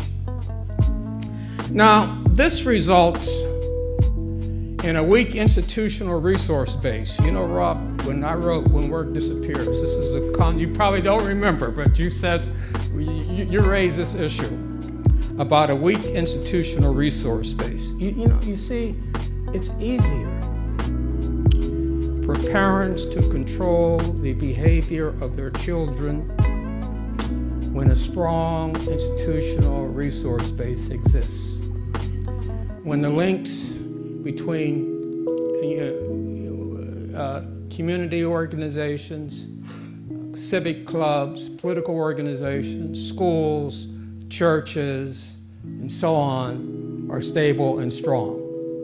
The higher the density and stability of formal organizations, the less illicit activity, such as drug trafficking, crime, prostitution, and gang formation can take a root in the neighborhood. Now, neighborhoods, however, that feature a weak institutional resource base, parents in these neighborhoods have a much more difficult time raising their children, much more difficult time controlling the behavior of adolescents, preventing them from getting involved in activities that are detrimental to pro-social development. And we should appreciate that these parents live under constraints that people in the broader society don't realize or can't even imagine. And I wish there was greater awareness and appreciation, especially among national policy members, about their plight, the ordeals that they experience. And this leads into public policy discussions, which we can talk about later. Kathy, where's the family? Bill spoke to us about neighbourhoods, the structure of neighbourhoods, the institutional landscape that characterises neighbourhoods. Where's the family? So one of the ways that this disadvantage is manifest is the essay in the Atlantic points out is really in the family. And I'm going to start with the family, but I'm going to end with incarceration. So bear with me for a moment, because when we think about the black family, we often think of the single-parent family. And I'm going to try to convince you in just a few minutes that there are no single-parent families. Things are much more complex. And actually getting a more realistic idea about what's happening to low-income families more generally, black, white, and Latino, because single parenthood is now not solely an African-American issue, but its main growth is among whites and Latinos. Getting that more in-depth, accurate understanding of what's going on in the family can help us think a lot better about how we might address the unique needs and assets of these families. So we began with this claim, there are no single mothers. So recently, family demography has revealed that when a young woman comes to the hospital who is unmarried and gives birth, if you interview her or her partner at the time of the birth, about 80% of the time it turns out that this couple is in a romantic relationship. About half the time, the couple is actually living together in a family relationship. And in fact, we know that virtually all of the growth in single parenthood recently has been due to a rise in cohabiting relationships. But we also know that there are very, very high rates of disillusion even among these cohabiting couples. By the time these unmarried children reach the age of 5, only about 30 are in stable families. And we also know that particularly in the United States context, there's rapid repartnering and subsequent childbearing. So Americans love to get together, and they love to break up, and they love to get together again. So when you put all of this together and you look at this portrait from a child's point of view, okay, and these are unmarried children, only 4% of children spend the first 5 years of their lives in a stably single family household. And I think this is really profound because in some ways we've sort of unfairly blamed the single mother, right? Because we've thought about the counterfactual of the two-parent married family as the stably single mother. And we've kind of blamed the differences between children raised in single mother families and two-parent families on the single mother. So if they're not single mothers, then what are they? So the next thing I want to convince you of is that these are actually complex, unstable families. I've been trying to convince physicians of this. You know, they actually think the family is the mother and child. They have maternal and child. My department in the School of Public Health at Hopkins used to be called the Department of Child and Maternal Health, as if men didn't matter.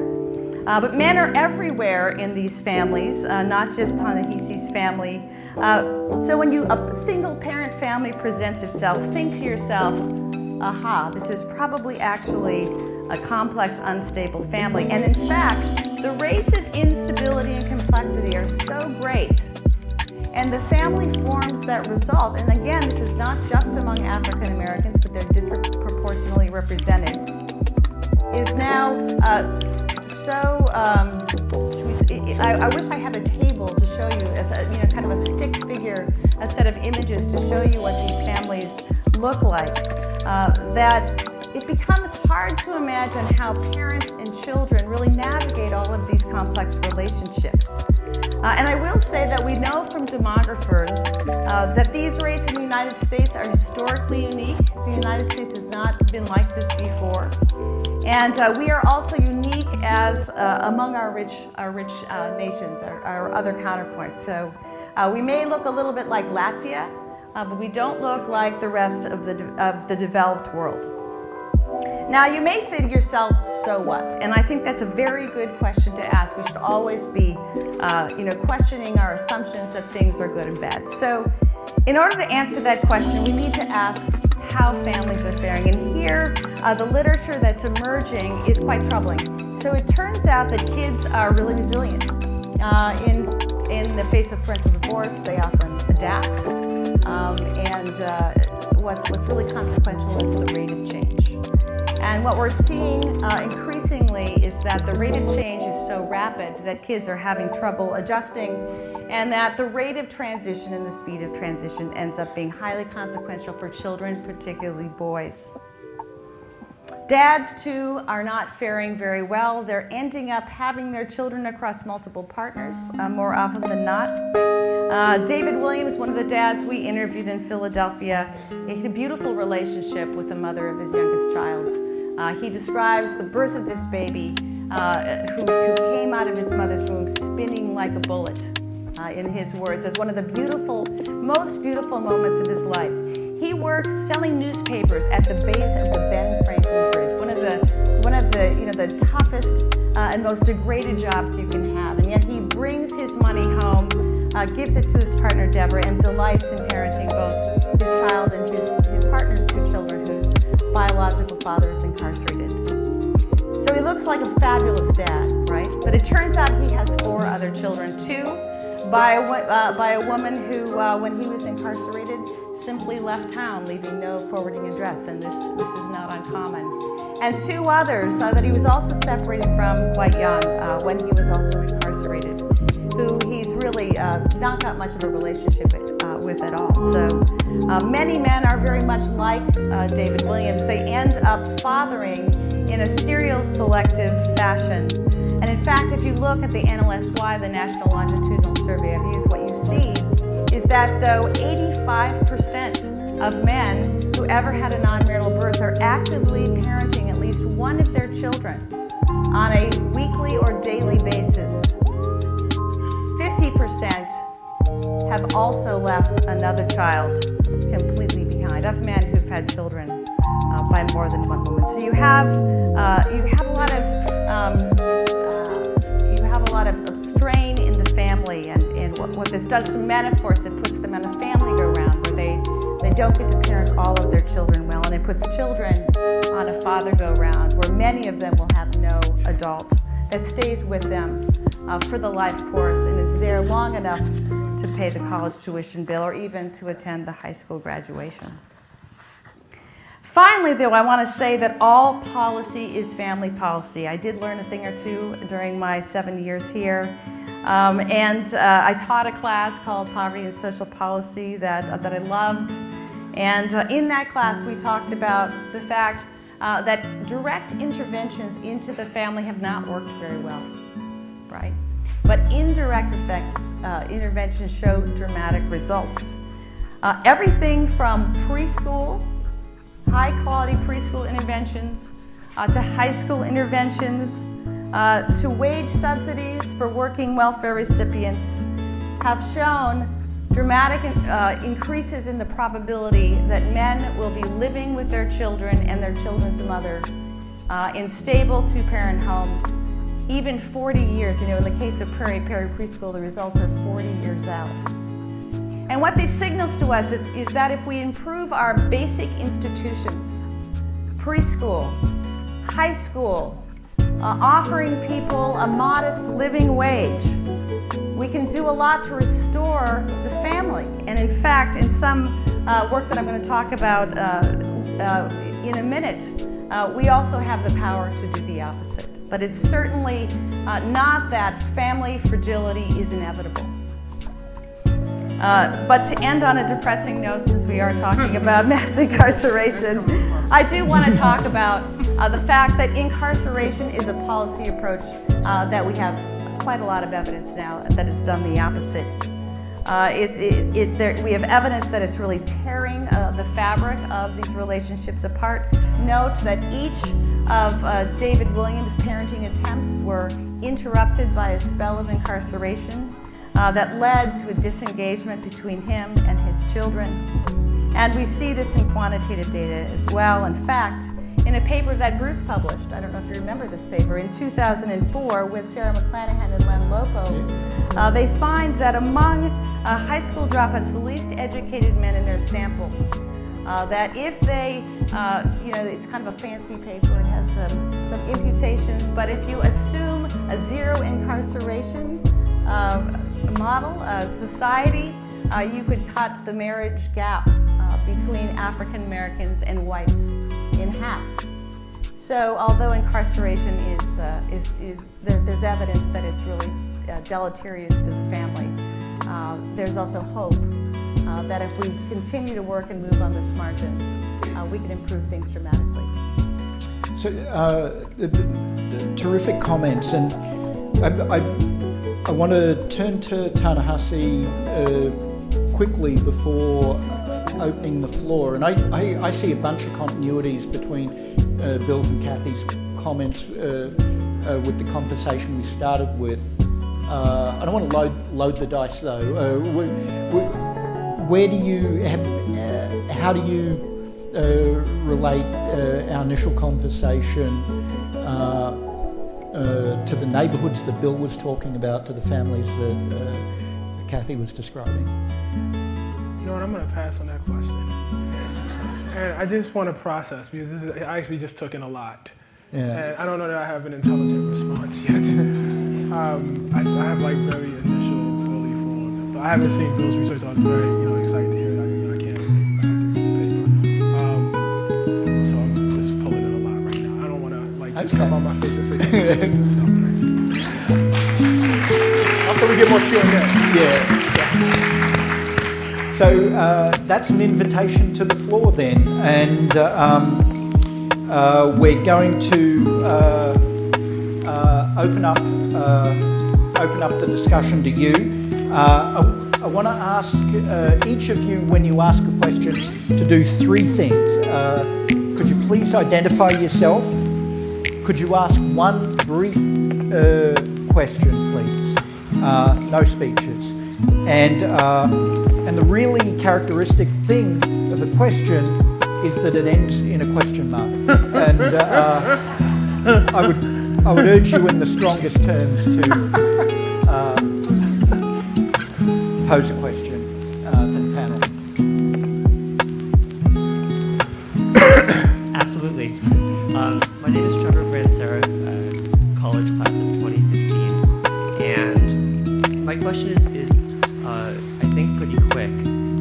It seems like there's a divide between the mass popularity among a lot of the left who very much identify with Black Lives Matter, with Ta-Nehisi Coates' writing, and with this being an issue that matters. There seems to be a divide between their awareness of it as an issue and their openness/willingness to embrace policy moves that would actually start making a difference, that are sometimes hard to do, let alone have the political will to really push them through.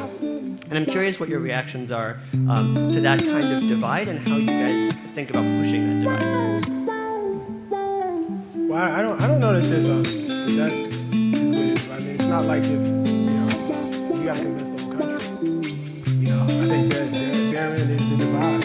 I think it's very, very hard. It's very, very hard. And I was just thinking as I was listening to my two esteemed commenters here, whether I was stressing race too much, because there are always these other sort of dimensions that you can look at the problem by, and yet I can't escape from the fact that I think that one of the problems is to have the kind of differing policy that you would need. I think part of that really involves looking at black people in a different way. There was a story just a week or so ago, a week and a half ago, front page in the New York Times, this alarming heroin rise among white people. White people are using heroin at an alarming rate. Well, I remember the crack era, and I remember the response. And my recollection, I was only 10 years old, but my recollection at least is that the response was not that. That it was very, very different. And so, I say this to say, I don't know that, even as we talk about, as we focus on, these sort of, very, very important categories, obviously that's very, very important, obviously, the trends that Kathy is talking about here are not just among black people, and yet, sometimes I have no way of proving this, that this way of seeing black folks, in a certain way, that when, the president is pushing for healthcare at the time, the immediate, notion that this is reparations. I would have liked that, but that wouldn't have been it. I mean, that wouldn't have been what I would have called reparations. I have no problem with it, but that's not what I would have called it.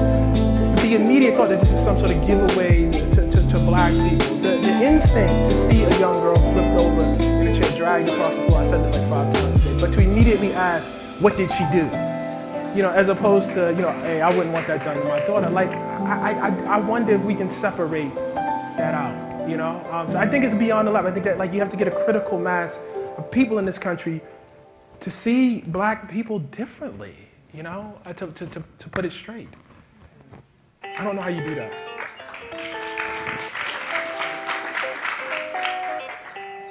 Good evening. My name is Monica Cost, and I finished reading your book, Between the World and Me, about 2 weeks ago on an airplane. And had I known I was going to have the response I had, I probably would have waited till I got home. I cried for about 40 minutes.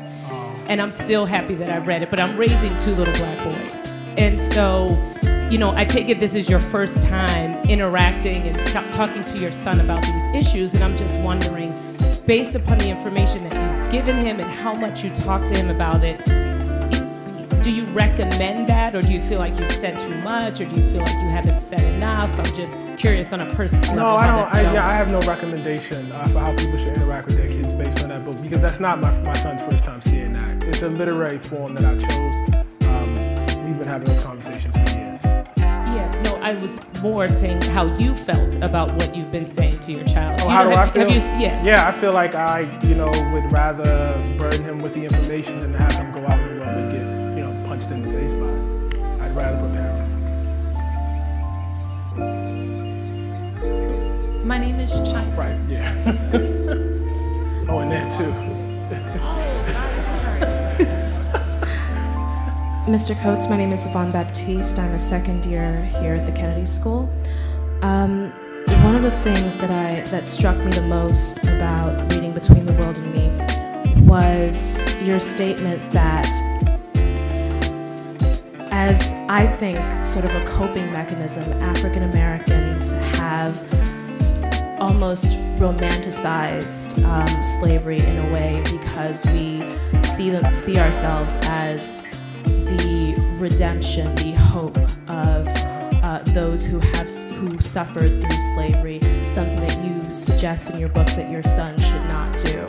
I'm wondering if you can speak a little bit about that, and whether or not you wrote that because you think, well, because rightfully so, sacrifice implies a choice, and if that's not the case, then why choose those particular words? Well, I didn't do that, but that's interesting. No, I'm serious. That's a reading. No, it's a perfectly credible and very, very interesting reading. I think it comes out of 2 places. It comes out of like my atheism. And so I think if you have a belief in a divine power and some sort of continuance in an afterlife, you know, and the idea that in some sort of way, as you know, we tend to say that folks are looking down on you, then you know it becomes a little easier. In fact, perhaps necessary to think that way. I have a hard time doing that myself, you know. I think that we had 250 years of enslavement in this country, and I think what that meant was that individual black people died, and that was all they knew. They were born into slavery, and then, you know, it ended with slavery, and their kids and grandkids for generations, and their parents and grandparents for generations before them experienced the same thing as individuals. Don't want to anesthetize that by making it into a mass of people who somehow sacrificed for me, because as you allude to, they never should have had to sacrifice to begin with. That should never be forgotten. You know, and I think like there's a tendency, you know, especially, you know, as we talk about progress that, you know, it's very real, that's happened in this country, to, you know, congratulate ourselves, but see, it was wrong. It was wrong to begin with, you know, from jump, it was wrong. And so we're pulling ourselves up out of the wrong. It's good, happy to say that, but it still was wrong, you know? And I think like these folks didn't ask to be your martyrs. They didn't ask for that. They asked to be free. They didn't get that. And I think like one should be very, very careful about deriving pleasure. But let me say that more fairly. One should be very careful about deriving one's individual destiny. The notion that somehow, you know, one gets to enjoy freedoms because these people suffered. They didn't ask to suffer. I just think that's really, really, really important to remember. Hi, Mr. Coates. Thank you so much for speaking today. I'm a first-year student at the Kennedy School, and I wanted to ask what you think about the protests that are happening at Yale right now.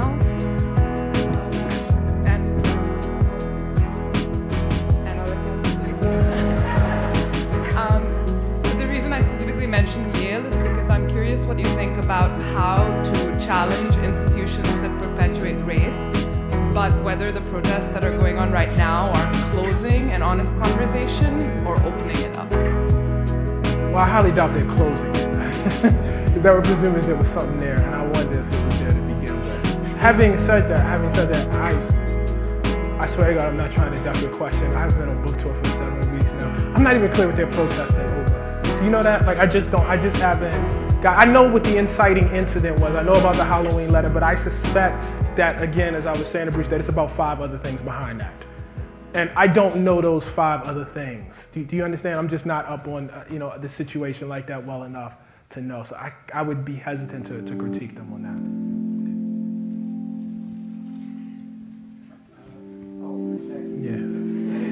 It's okay. My name is China Boak-Terrell, and I'm a student at the Kennedy School. I'll just throw a few questions out there. Given that you're a Baltimore native, number 1, are the right people running for mayor in Baltimore?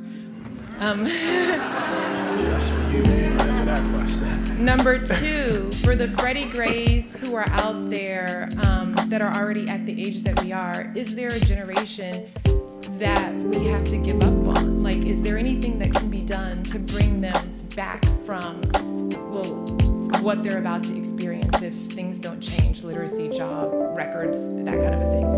Third, now that they're short questions, but now that you and your family are in France, I'm really curious to know, what are you discovering about race relations there? Because I think I used to live in Lyon, France, and I think it's amazing that France was such a haven for the literary greats, the Harlem Renaissance folks, all these people. But now when you go, you see brown people, basically security guards at department stores. And they haven't been able to progress much beyond that. So there you go, they're my questions. How about you answer the Baltimore question? The Baltimore question. Because I haven't lived in Baltimore. I've never lived there as an adult. That's the thing you should know. I was born there. No, I don't even know who's running, literally. I can't answer. It's a crowded field. Sheila Dixon and Nick, Marilyn Mosby's husband, Nick Mosby. Okay, all right. We're going to let a Baltimore resident get at it, though. Yeah, it's a crowded field. Yeah, so that's all I'll say. That's your answer? Right, so you had 2 more questions. I am never in favor of giving up on any generation. I just, as I said before, folks didn't ask for this. You have to fight. Even if you think you're going to lose, you have to fight. Even if all your analytics say, you just got to fight. You got to look yourself in the mirror, at night when you go to bed. And, I said this earlier today, it's very, very important to me that I look myself in the mirror and not feel like I am amongst those who are trying to push the earth over the ledge. Support, in and of itself, no matter what happens after that. In terms of France, I think people, let's just, clear something. Like, I didn't go there fleeing racism in America. I didn't have I had some expectations. I thought I would drink some great wine, eat some good food, and see some art. You know what I mean? Seriously, it's just a place. It's just another place. Do you understand what I'm saying? It is not a, and so I went at a relatively advanced age. I was like 37. So by then, whatever, maybe had I gone at like 21 or 22, I would have felt differently. But at 30, I just, I felt like I was a writer. I felt like writers should, speak other languages, and I did not speak another language. I still don't. I'm working on it, but that's what this year is about. I felt like going this year that I had an ignorance of the world that, again, was very, very much tied to neighborhood, the kind of school I went to, who I was around. I did not want my son to be in that same sort of way. I wanted him to have experiences that I had not had. It was very, very important to me. But it really is just a place. You know what I mean? And it is not immune from the deeply human pattern of erecting societies and states by putting your foot on somebody else's neck. America is my problem because I'm an American. But there's nothing, particularly uniquely evil or wrong. The way we do it obviously is different, as it will be in every society, but I think it's very, very important for people to understand that there is no escape, that you will go to another society and you'll just find yourself again,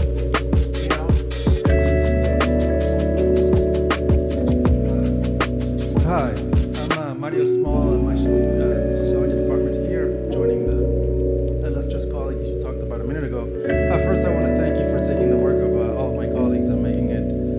not just accessible, but also tying it to historical and literary form that I think is all too rare even in my own field. So thank you for that.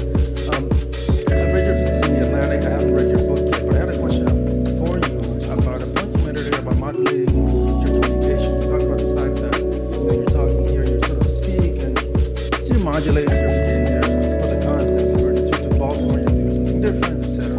It's a point that I think a lot of the people of color here, for example, could resonate to the fact that in different contexts you have to sort of speak multiple languages and so on. I want to talk to you about that same point in the context of your book. The book is also a form of communication.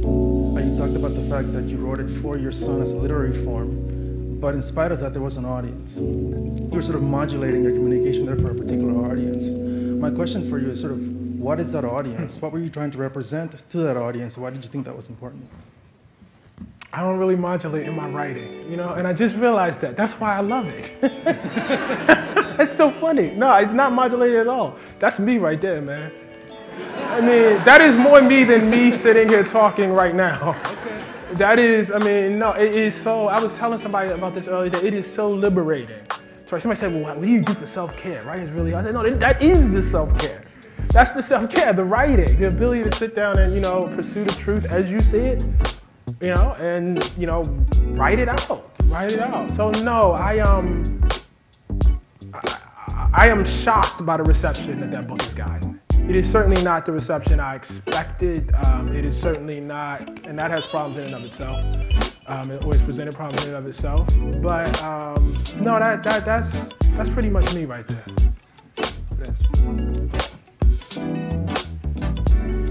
Hi, my name is Anamika. I'm a student here at the Kennedy School, and I want to thank you for writing this book. It's completely changed my perspective of how to think about policymaking. And I kind of wanted to bring us there to your text, because I have a question about the future of this country because of what you wrote.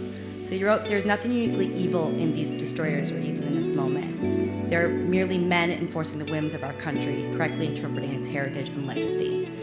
And then you end that really powerful paragraph to talk about how you must always remember the sociology, the history, the economics, the graphs, the regressions all land with great violence upon the body. This really stuck with me because last year we learned about regressions, we learned about economics, we learned about how to make policy, and nothing's really changed over the course of 100 years. What is it going to take to change the system? Well, I'm hesitant to say nothing's changed.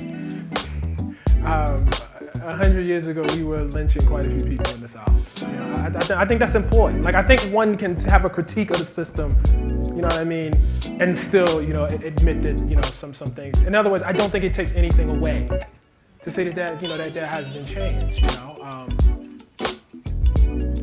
But I think white supremacy is wrong. You understand? Like, I think it's deeply, deeply, deeply wrong. And so doing less of it is still incredibly wrong. And still something should be, like, to be outraged about, right? And you can admit that there's less of it. You can say that. I have no problem saying that. I don't, you know, think that, you know, like, this is the same as, you know, being enslaved in South Carolina in 1840. I don't think that. I would never make that argument. I think it's good that, you know, although I'm about to make the case against myself, I think it's good that in many places, many more places, we can vote, even as that's being rolled back in certain other places. You know, I think what I argue against is the notion of inevitable progress. You see what I'm saying? Like, I think like that's the difference, you know, that it's somehow destined to be, it will be. You know, it's not possible to go backwards. That's more of my problem. In terms of what it will take, I mean, in my mind, and again, you know, being very, very aware of what I've heard here from my comments, which I'm gonna go home and think about, actually. I'm gonna leave here thinking about, well, home's a long way away, but you know, I'll be on the plane to my next place thinking about this, because I do think it's important to think across dimensions, right? Not work on a particular dimension. But from that perspective, I think it requires a critical mass of people in this country to, you know, give up a real interest. You know, it's important to say that. I'm reading this book on the French Revolution, and you know, it's talking about who patrolled the borders between the peasants and the aristocrats. And it was talking about how the poor aristocrats, more than anyone, were most concerned about the borders because the identity of aristocracy was all they had. See, it was really, really important. That was what distinguished them, those rituals, etc. And I could not help make the leap, to here. And to think of, and this is speculative right now, I'm still working through this, but to think of whiteness almost as an aristocracy. Do you know what I mean? A system of rights. You understand that if you're born in a certain way, it is less likely that, again, to go back to this, someone will flip your kid over, in a school and drag her across. It's just less likely. It's less likely that you'll face the kind of, violence that I, talk about in the book. You won't live in certain neighborhoods. Your job prospects will be different. All of these sort of issues, come to you just, on the basis, of whiteness. It would require folks saying, okay, we'll give that up. We'll give that up. I think that is. Yeah, I just like to weigh in on this. The question is, how do we arouse consciousness in our conscience about the problems we're talking about? Let's focus, for example, on race and poverty. We could just talk about race, where I just mentioned here race and poverty. Now, you talk about reparations as one way to address it. I talk about the redistribution of resources. Now, we both have no illusions that either will be done in this political climate. Right, precisely. Now, the question is, should we be pessimistic? Should we wallow in pessimism, saying nothing can be done? Or should we hope that eventually we will have the right political climate to start to address some of these issues? And that's why we should begin talking about what ought to be done. We just shouldn't say, well, we don't have the right political climate. We should say, what ought to be done to really comprehensively address the problems we're talking about?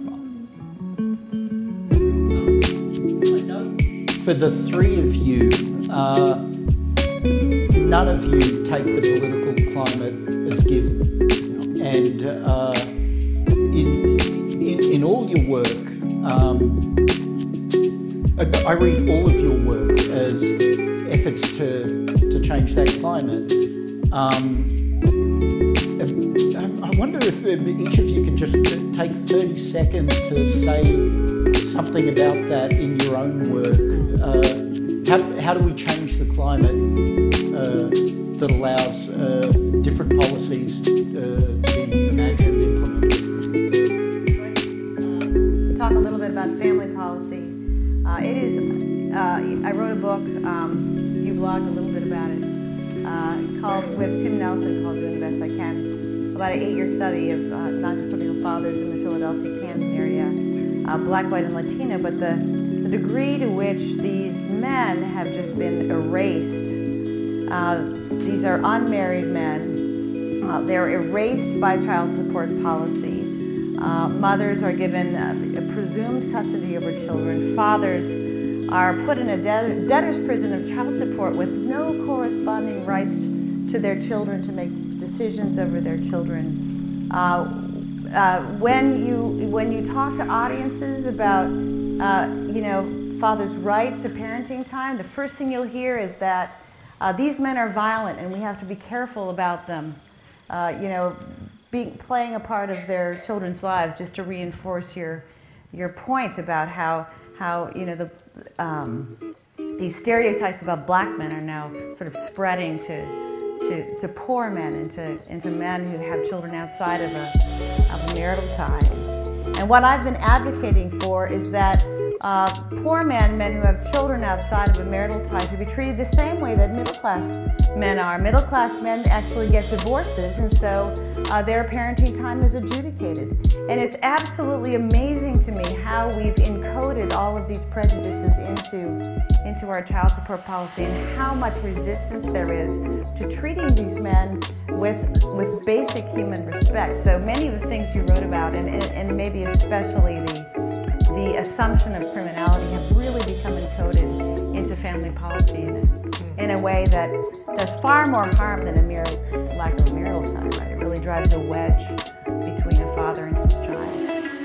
I think that's so important. I mean, maybe there's an academic discipline that covers this, but I don't know how you measure the impact of repeatedly labeling someone a certain thing over time and what that does to the political imagination. But I suspect it has some effect.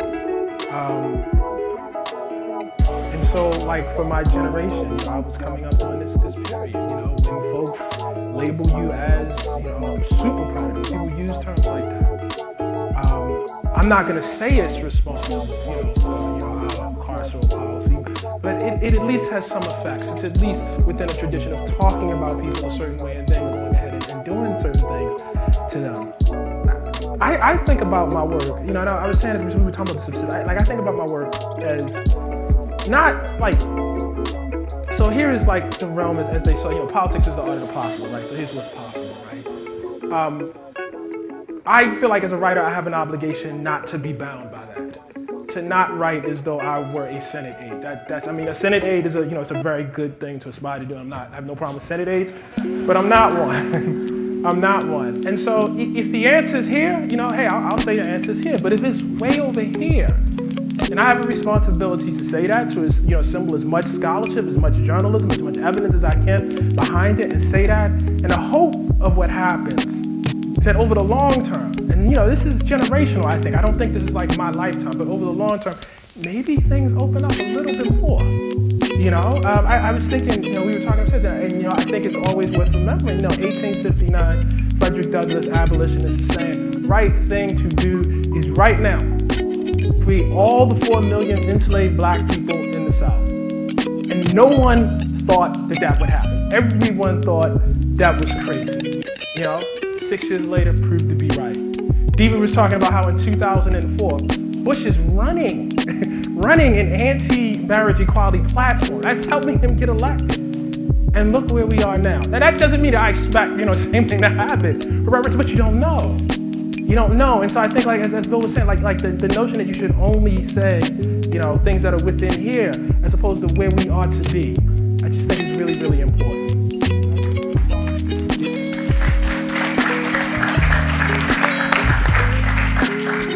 I concur.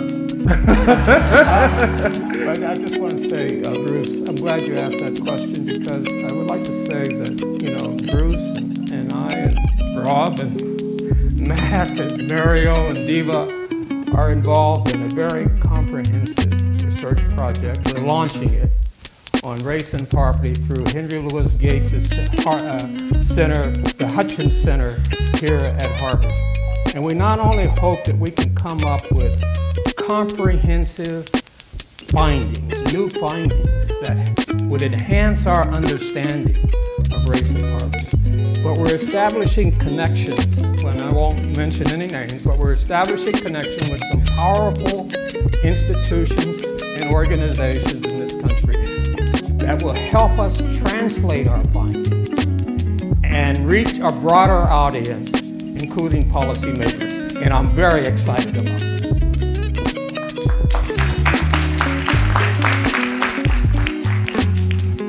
I think that's the definition of a teaser, right? That is. We have time for one last question from the floor. Hi, my name is Alan. I'm a senior at the college. I write for the Harvard Crimson. I was just really interested in your opinion as a journalist, as an author. A lot of the discussions that we've been having about race recently have been sort of, I don't want to say sidetracked, but they've been tied to discussions about free speech and free press. And I think some of your colleagues at The Atlantic have argued both sides, saying that it is a good thing, it's a distraction. I was wondering what your thought was on that. Can you be specific? Are you asking me about trigger? I just want you to, because free speech is such a big thing. Okay, yeah. So I think this relates to the Yale issue. I think it relates to an issue that happened at Wesleyan and a lot of other college campuses where I think people have said certain things that have been deemed offensive and have been tried to be held accountable for. I think it goes to the Christakis email. But there's a rising discussion about not the content of the speech, but should this person have been allowed to say that, period. And I think Opponents have said, well, that ignores the whole issue of systemic racism and marginalization of colored people's voices. So I was just wondering if you had any thoughts about that, being a journalist. Yeah, no, again, I'm not as up on this as I should, but I do think I have some context. I think, again, like we are accounting for things, like it's, okay, so you're saying, I want to dress in blackface. Why is this not my free speech issue for Halloween, for instance? Why are you so, tender and offended by this, right? But again, I think like in these cases, like we're like 5 questions too late. By the time that has become important, something else has really, really gone wrong. And so much, I don't know why it's this way. I mean, I guess this is just what we have, But see, like you have to back that up. So, okay, so why does blackface offend you? You know what I mean? Well, it's used to degrade black folks and make them feel a certain way. Well, for what purpose? Because X, Y, and Z happened. But if we, lived in a society in which white supremacy actually did not, exist as a functional force, if we did not actually have that in our lives, maybe we would not care. You know what I mean? Like all of that context is sort of gone, and you end up arguing in this really, really, really confined space. I obviously support free speech. I think free speech is a good thing. I'm not, and this is just individual, right? This is not a statement on like other folks. I think this is like a product of me growing up where I grew up and then going to Howard. Boy, this is horrible. I don't particularly get, like upset about, students wearing blackface and that sort of thing. I certainly don't support it, but it's like, listen, among certain, I'm just gonna be really honest with you, among certain populations, within the African American community, and I'll just say, for myself, and I'm not coming out and saying this because I think, I'm in the midst of evolution on this myself, you just have low expectations for white people. I mean, there's no other way to say that. You really do, and so it's like, no, because y'all are laughing, but it's really not funny because nobody wants to be that way, and nobody should be that way, and it's actually been an education I've had on this book. As I've gone out and talked on folks, I don't even know that it's like a correct, but it's almost like a way of shielding yourself. And you say, well, that's who they are anyway. What'd you expect? And so, see, the kids that go to Yale and protest that, they have expectations. And in that sense, they're kind of right. Do you understand? They actually are kind of right in some sort of, profound way. Whereas me, I probably would just, walk past and say, I'll be out of here in 4 years. I don't care about this institution anyway. Like that would be my mindset, but that's not correct. Do you understand? That's not correct because you should have the right to belong to the institution just like anybody else. You should feel just as at home in the institution as anybody else.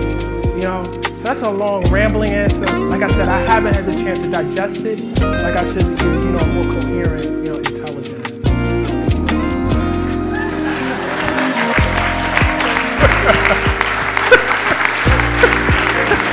That's my own professor from Howard. That's my own Howard University professor. Here's a story. Brilliant. This is my,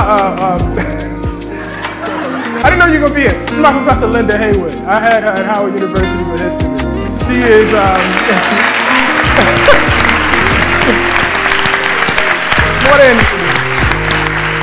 more than any other professor I had Dr. Haywood for Black Diaspora 1, Black Diaspora 2, and Central Africa, where she broke my heart. I mean, she really, because I came in as a fairly fervent Black nationalist Afrocentrist, and she just wasn't having it. Everything was, she used to say, you bring your evidence and I'll bring mine. Where's your journal article? Because I got like 5 of them right here. And she taught me how to think, so that's why she's yelling from the floor.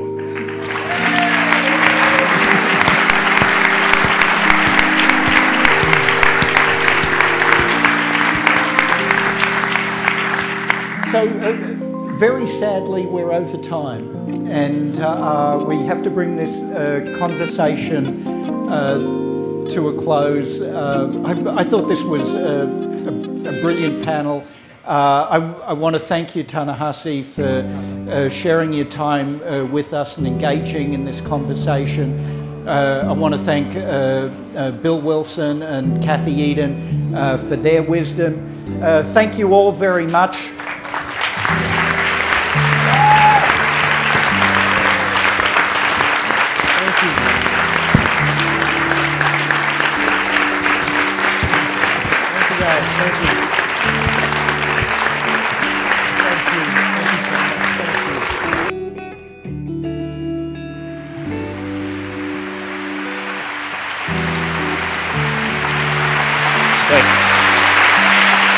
Thank you very much, Alyssa. Thank you to Sixth and I and Politics and Prose for convening us. And I have to say, it is remarkable and wonderful to hear in an introduction that, by the way, you've been awarded a MacArthur Fellowship. that should be a footnote. It's really amazing testament to the remarkable year that you're having. So we're going to talk for a while up here, explore some of the themes of the book, maybe ask you some questions about yourself, and then open it up to you guys to ask Ta-Nehisi some questions. We thought we might start out reading a passage, if you don't mind, from your Baltimore days, from the early pages of the book. So I just want to, you're living your life, like you're just going through your daily life, doing what you do. And I've been a writer for, it's 20 years now. And suddenly something like this year happens, and I'm not sure why. I was listening to the biography, it was like listening to somebody else. It's incredible. Thank you guys for coming out. I can't even process why all you are here. It's tough to understand. Okay. Fear is a big component of Between the World and Me. We're going to talk about that a little bit. This is a book that's written in the form as a letter to my son. And it is, I tried to be as unsparing in the book as I actually am in conversation with him. Because I think that's the only way that we get to any sort of truth. He called me today. He's in school over in Paris. I'm going to give you some rich people's problems right here. He's in school in Paris, and we thought we were putting him into a bilingual school. It turned out it was not a bilingual school. There was only one other Anglophone there, and that Anglophone transferred out today.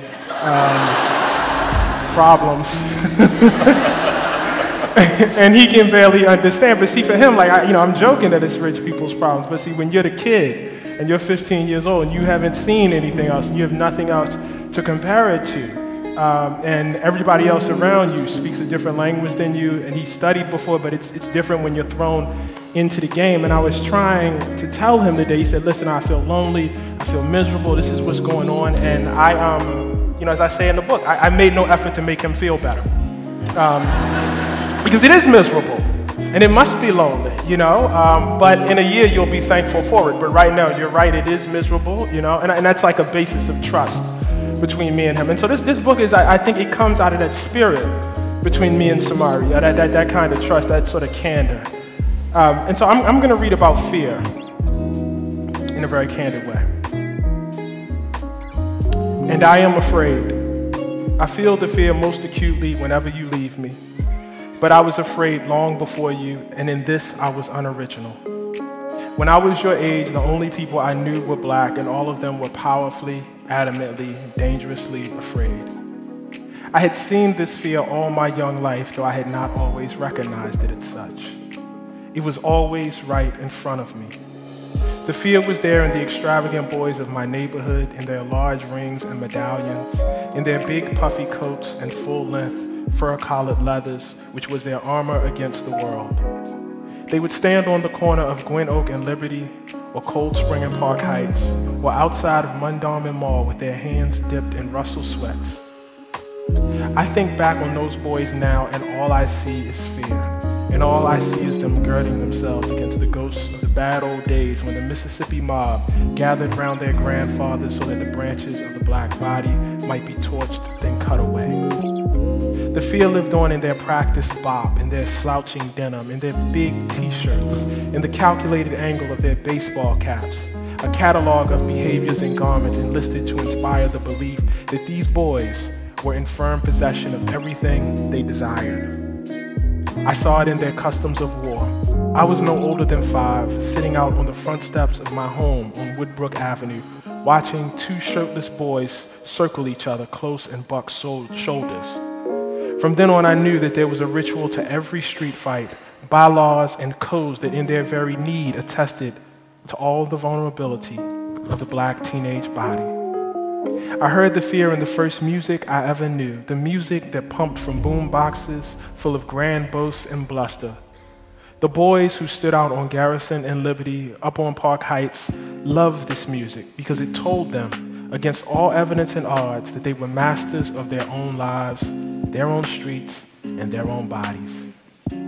I saw it in the girls, in their loud laughter, in their gilded bamboo earrings that announced their names thrice over. And I saw it in their brutal language and hard gaze, how they would cut you with their eyes and destroy you with their words for the sin of playing too much.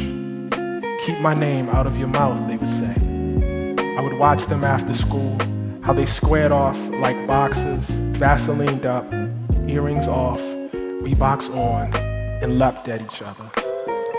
And I just want to say like really quickly about that part. When I was like a young man in that environment, I didn't understand that these people were afraid. That was not my perception. I was afraid of everything. All the behaviors I just named, basically scared me. And it was only later, after looking back on it, that I could see in each of those things what was bluster. What, as a young person, looked to me like power was in fact actual fear. And one of the things I really, really wanted to do with this book is invert the picture, particularly of young African Americans, because I think rage is what comes to mind a lot of times. I think, violent power is what comes to mind. And to, make it clear that what you are actually seeing is fear. That actually is the dominant emotion that's at play there. You're describing the young you, and the still young you now is a celebrated best-selling author, and all the qualities Lisa described earlier. But you say at the outset of the passage that you are afraid. So how are you afraid?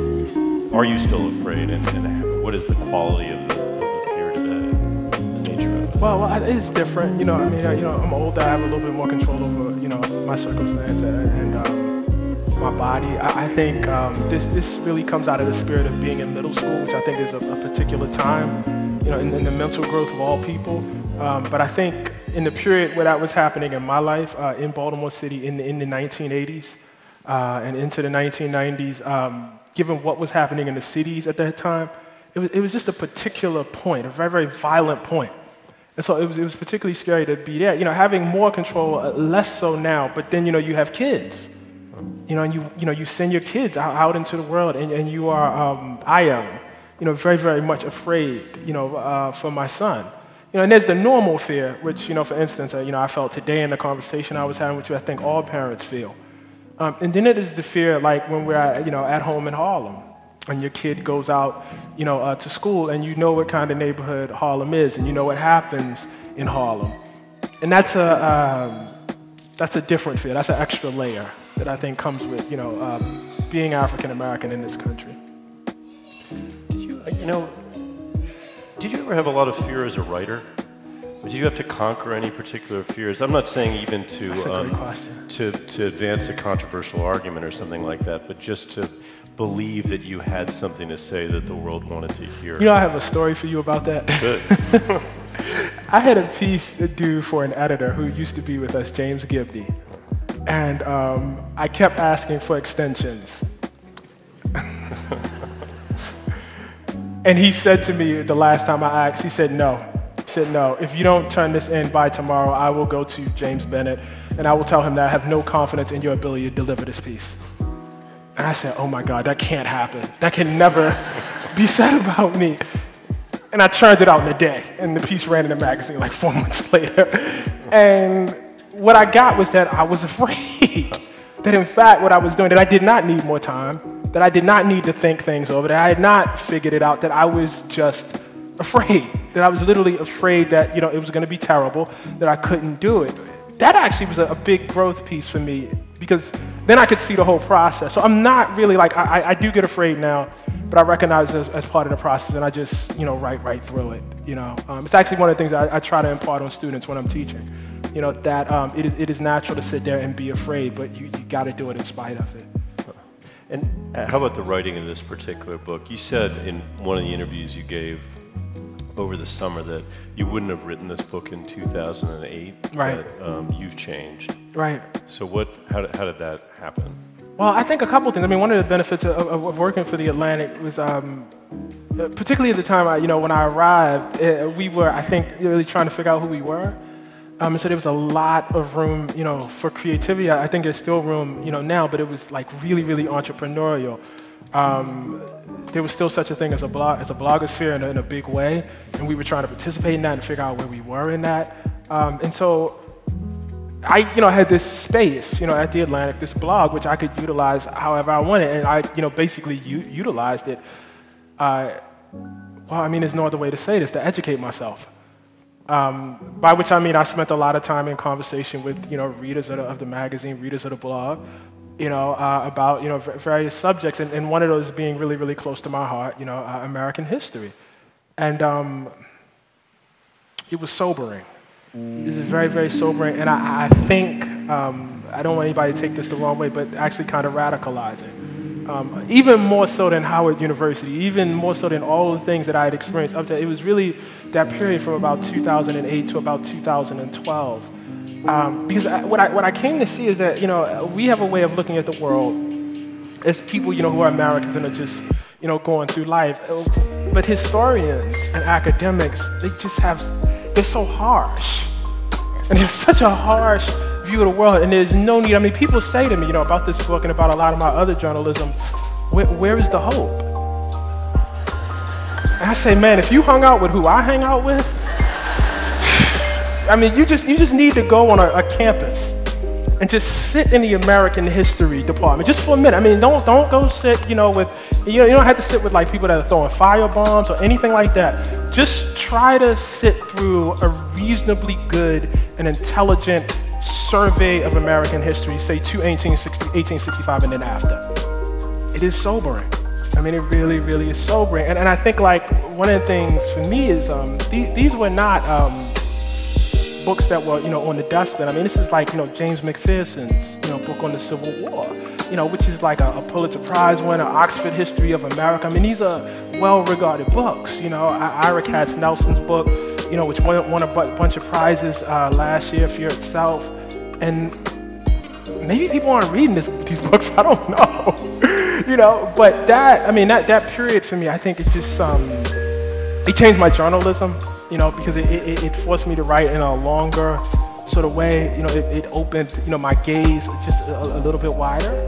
And so, yeah, it altered a lot about how I wrote. I wouldn't have written any of this. I wouldn't have written this. I wouldn't have written the case for reparations. I wouldn't have wrote the mass incarceration article like that at that point. I wasn't there yet. It's funny. One of the things you managed to do so powerfully is to constantly break news to us about our own history. But as you say, this stuff is being taught, it's being read. But it's as though we walk around not knowing it. I can't understand it. I don't quite get it. You know what I mean? One of the things that we did this brown bag at the Atlantic the other day. And I was telling, James, and I was telling the audience that one of the things that happens whenever, something is published, in the Atlantic, whenever, like, you see one of these long pieces, 15,000, you guys, if you could only see what happens. We do books in short form. Right.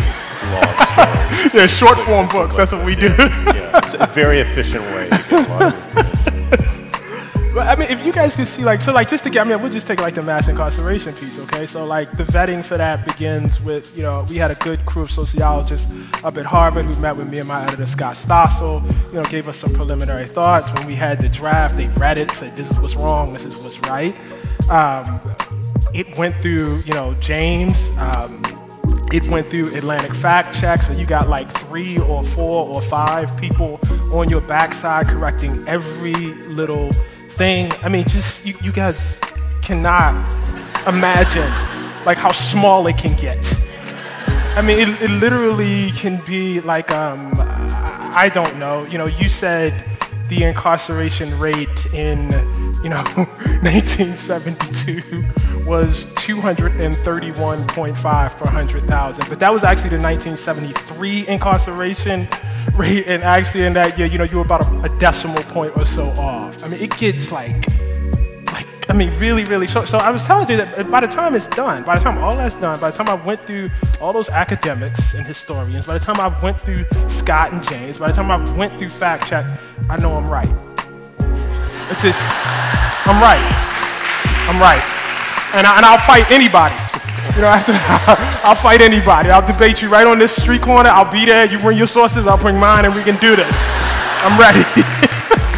You know, because it's and I think that we think of fact check and we think of that process as protecting the magazine, but it protects the writer. You know, and I don't know. I mean, your original question was, you know, we in many ways, I guess, aren't saying new things. I think the journalism is new. I think the journalism is new. I think that's the new part of it. You know, I think the narrative, that you know, the reported actually piece of it is new. But much of the history, like the foundation of it, is not new. You know, and why it's treated that way. I mean, why, you know, ground has been trod by other historians who we cite in all our work. I mean, but it shocks us. I don't know why. I mean, that was part of like listening to the bio. You know, like this notion of having, you know, well, your work has sort of changed, and no disrespect at all, but your work has sort of changed the conversation. And I'm thinking, particularly the theories that go into between the world and me. I mean, these are not new notions. I mean, this notion, for instance, that, you know, undergirds the whole idea that, you know, the idea of race being, you know, a social construct is old hat in academia. You know, like even the poetic spin that I put on it, you know, the people who believe they are white. James Baldwin said that like 30 or 40 years ago. There's nothing new in that at all. And I will happily say that. You know what I mean? I don't have, you know, I'm not here to tell you that I'm a bearer of some new knowledge. I'm really not. I'm really not. At my best, you know, I'm a synthesizer. You know, I think I excel at, you know, writing in a particular way to make it urgent. But the actual information. There's a lot of new information in there. Oh, thank you. So short, but, thank you. Including your own story, of course. But so why now, do you think? I mean, why are you hitting the nerve that you're hitting at the moment? Well, I think two things happened. I think the election of Barack Obama, I think that, you know, put, you know, people's gaze in a certain way.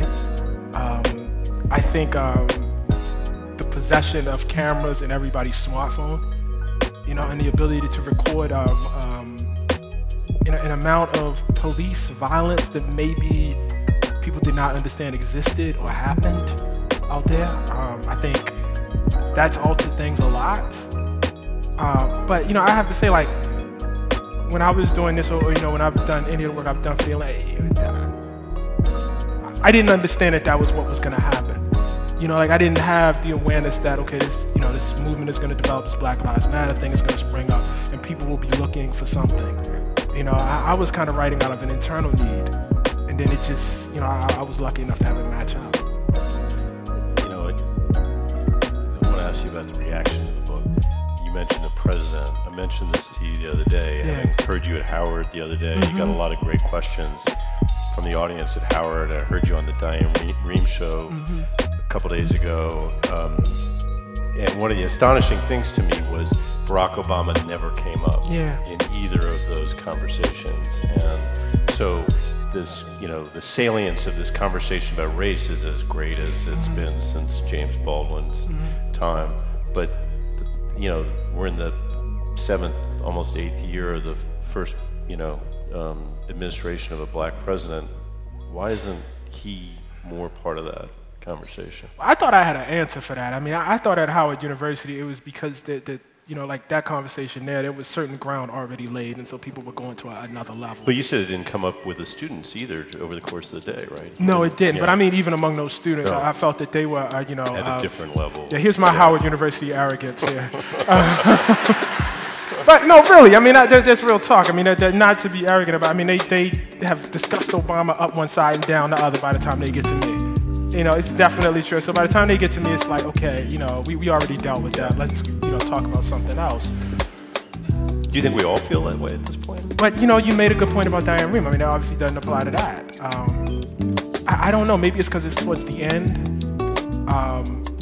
Maybe it's because certain folks have made their peace with certain things and have decided what they think.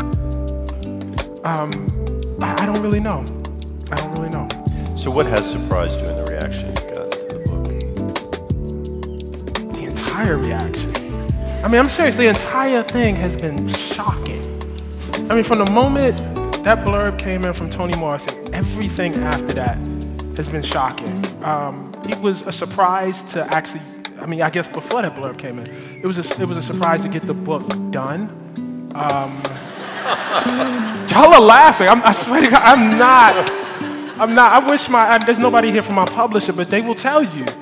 No, it was a surprise to get the book done. I mean, I wish my editor was here because he will tell you. I mean, we went through like 5 drafts with him. At one point, it was so bad that I printed out the entire draft, read it, came up with an entirely different structure for it, numbered every single paragraph, and then decided which number of the paragraph should match with which section. And then instead of like doing a cut and paste job, I typed the entire manuscript back into the computer to run it through my brain again, right? I mean, that's what you gotta do sometimes, to, figure out where it was. But when I was doing that, I had I didn't know where I was going. I didn't know where, so. Wait, I gotta say though, that you just kind of wrote that. I mean, you just filed a big story for the magazine. I had. And I remember you telling me that you also were working on a book, and I said, oh, how's it going? And you said, yeah, I just turned it in. Right. So, I don't know. But that was probably a draft. I mean, that probably was not the book. I mean, what I probably had done was turned in a draft, and Chris, my editor, had probably told me this will not work. That's probably what happened. And because you asked this question about fear as a writer. I mean, you sit down, and especially with books, you are acknowledging, and even with the mass incarceration piece, you know what I mean? Like using Daniel Patrick Moynihan. I mean, somewhere in my head is, this feels right, but this might not work. I think it's correct, but I'm not sure that this is actually, it's like you write the outline, you say, okay, I think this is the structure, and that's like a mathematical theorem that you think explains X, Y, and Z, and then you go try to prove it, when you have to do the writing. And by the time we got to the 4th draft and Chris said, okay, I think this is it, everything after that was shocking. And I think because every time, the book receives another accolade, all I can remember is sitting in that little office in my apartment in Harlem and just being like, I don't think this might not be going anywhere. And I need to be honest with myself and say, I know I got to do my best, but this might not be going anywhere. And it is amazing that, that's how I see this book. But everybody else sees the book after that. That process doesn't even exist for them. They don't even, no, you know what it's like? It's like my dad's in the audience, right? And my dad has a different perspective on me than people who know me from that introduction. It's like that, right? Can we just take a moment to recognize Paul Coates, Ta-Nehisi's father, who's here in the audience? But his perspective is going to be very different. I mean, this is a totally different perspective, and it is not the perspective of that introduction. I'm sure he's very proud of that introduction. He's happy to see it. Good time to be alive. But there's many things that happen before that introduction. And that's kind of where you are with the book. I mean, there's so much, you remember all of the trouble and all the stress, so it's different, it's surprising. Talk a little bit about how you were raised, actually. Oh my God. Some of which features in the book. Okay, I'm gonna try not to embarrass my dad here. My dad came out of the Black Panther Party, and he was deeply influenced by the Black consciousness movement to the 1960s. But my dad is his own person. And what that means is that there was a standard sort of line for people like that. And we couldn't even hew to that line. Okay, so for instance, we didn't celebrate Christmas in our household, right? So people who hewed to the Black consciousness line had Kwanzaa. But we didn't celebrate Kwanzaa either. You see, because my dad felt like Kwanzaa was fake Christmas. He had some sort of argument against Kwanzaa too, right? Because it was comparative or something? You have to ask him, man. He had some sort of argument, some deep middle, and it made sense. I mean, I didn't like it at the time, but it was a respectable, to the point that I don't celebrate Kwanzaa now. You know what I mean? It was an argument against why we should not celebrate Kwanzaa. And so everything was questioned. I can remember in the 90s when people started wearing the Malcolm X t-shirts with the gun. This is iconic photograph, and I talk about it in the book. Malcolm X looking out the window and he's got the gun. And I tell this story in A Beautiful Struggle, and everybody was wearing these t-shirts, and it was very fashionable, and I came out of this conscious household, and Malcolm X was basically Jesus in my household. Why shouldn't I be able to have a t-shirt like that? My dad said, no. He said, you can't wear that. I said, what do you mean, man? It's Malcolm. And he said, no, because they're making an ideal out of the gun. It's the gun. You know what I mean? And that's what Malcolm is being reduced to, and you can't be part of that. Everything was an argument. Everything, and it still is. I mean, he read this manuscript, you know what I mean? Before it's nice to this, #1 New York Times bestseller, that was not the feedback, that was not the conversation that him had. You know, and you know what, it wasn't like you might think like he would object to like the things in here that, maybe, are harsh or put a hard light on him. That wasn't the beef, man. That wasn't the beef at all. I mean, he's beefing with the writing and, so everything was an argument, but, it was great preparation because I left my dad's house and I went to Howard University where everything was an argument. And then after I left Howard University, I studied under David Carr where everything was an argument. At the City Paper. At the City Paper. And, it has been the course of my life, And now I have fact check where everything is an argument, So, have you seen different reactions from black readers and white readers of the book? Yeah.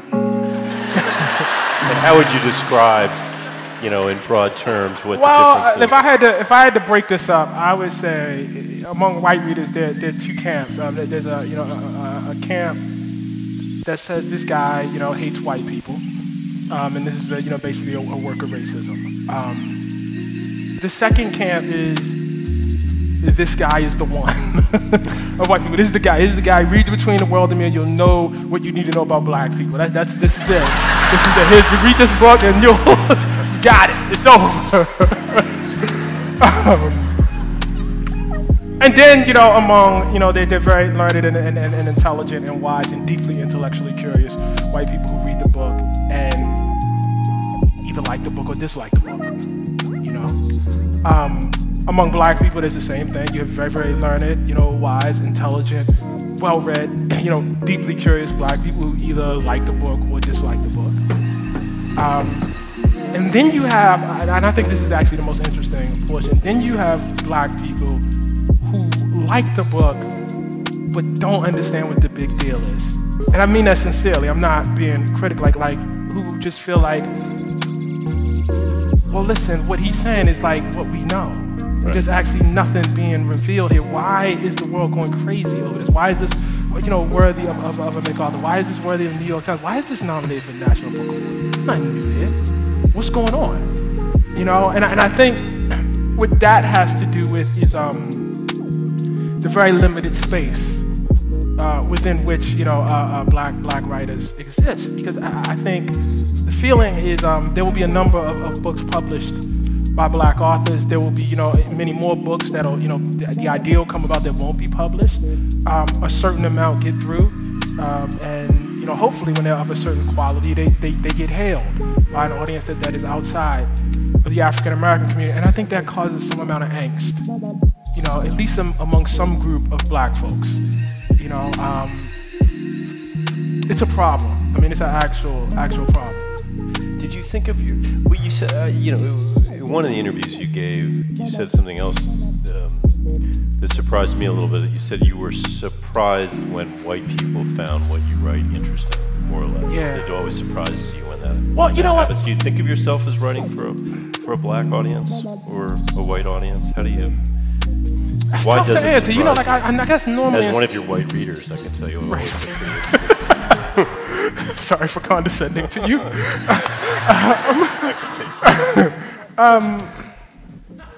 Why am I surprised? And I probably would have told you that I was writing for a black audience before. But, and in some respects that's true, but I think I'm writing for myself, and I am an African American, and therefore I'm writing for a black. But I think like I'm very insular and internal about what makes me happy about the writing. And in terms of being surprised, what that has to do with is I think like previous writers, particularly during the 1990s when I was at Howard and I was reading writers who kind of occupy the space that I occupy now. I feel like they wrote from a perspective of holding the white reader's hand. I'm gonna make some concessions to you. I'm gonna show you this. I'm gonna show you that, and then hopefully, like, we can all come together, and you'll get it. Right. You'll get it. And I really try to write from over here and say, you come to this. come to this. This world right here is as valid as any other world. You should come to this. That sounds more defiant than it actually is, though, because I think in general that's what other writers do. You know, in any sort of experience, that's the kind of writing I actually like.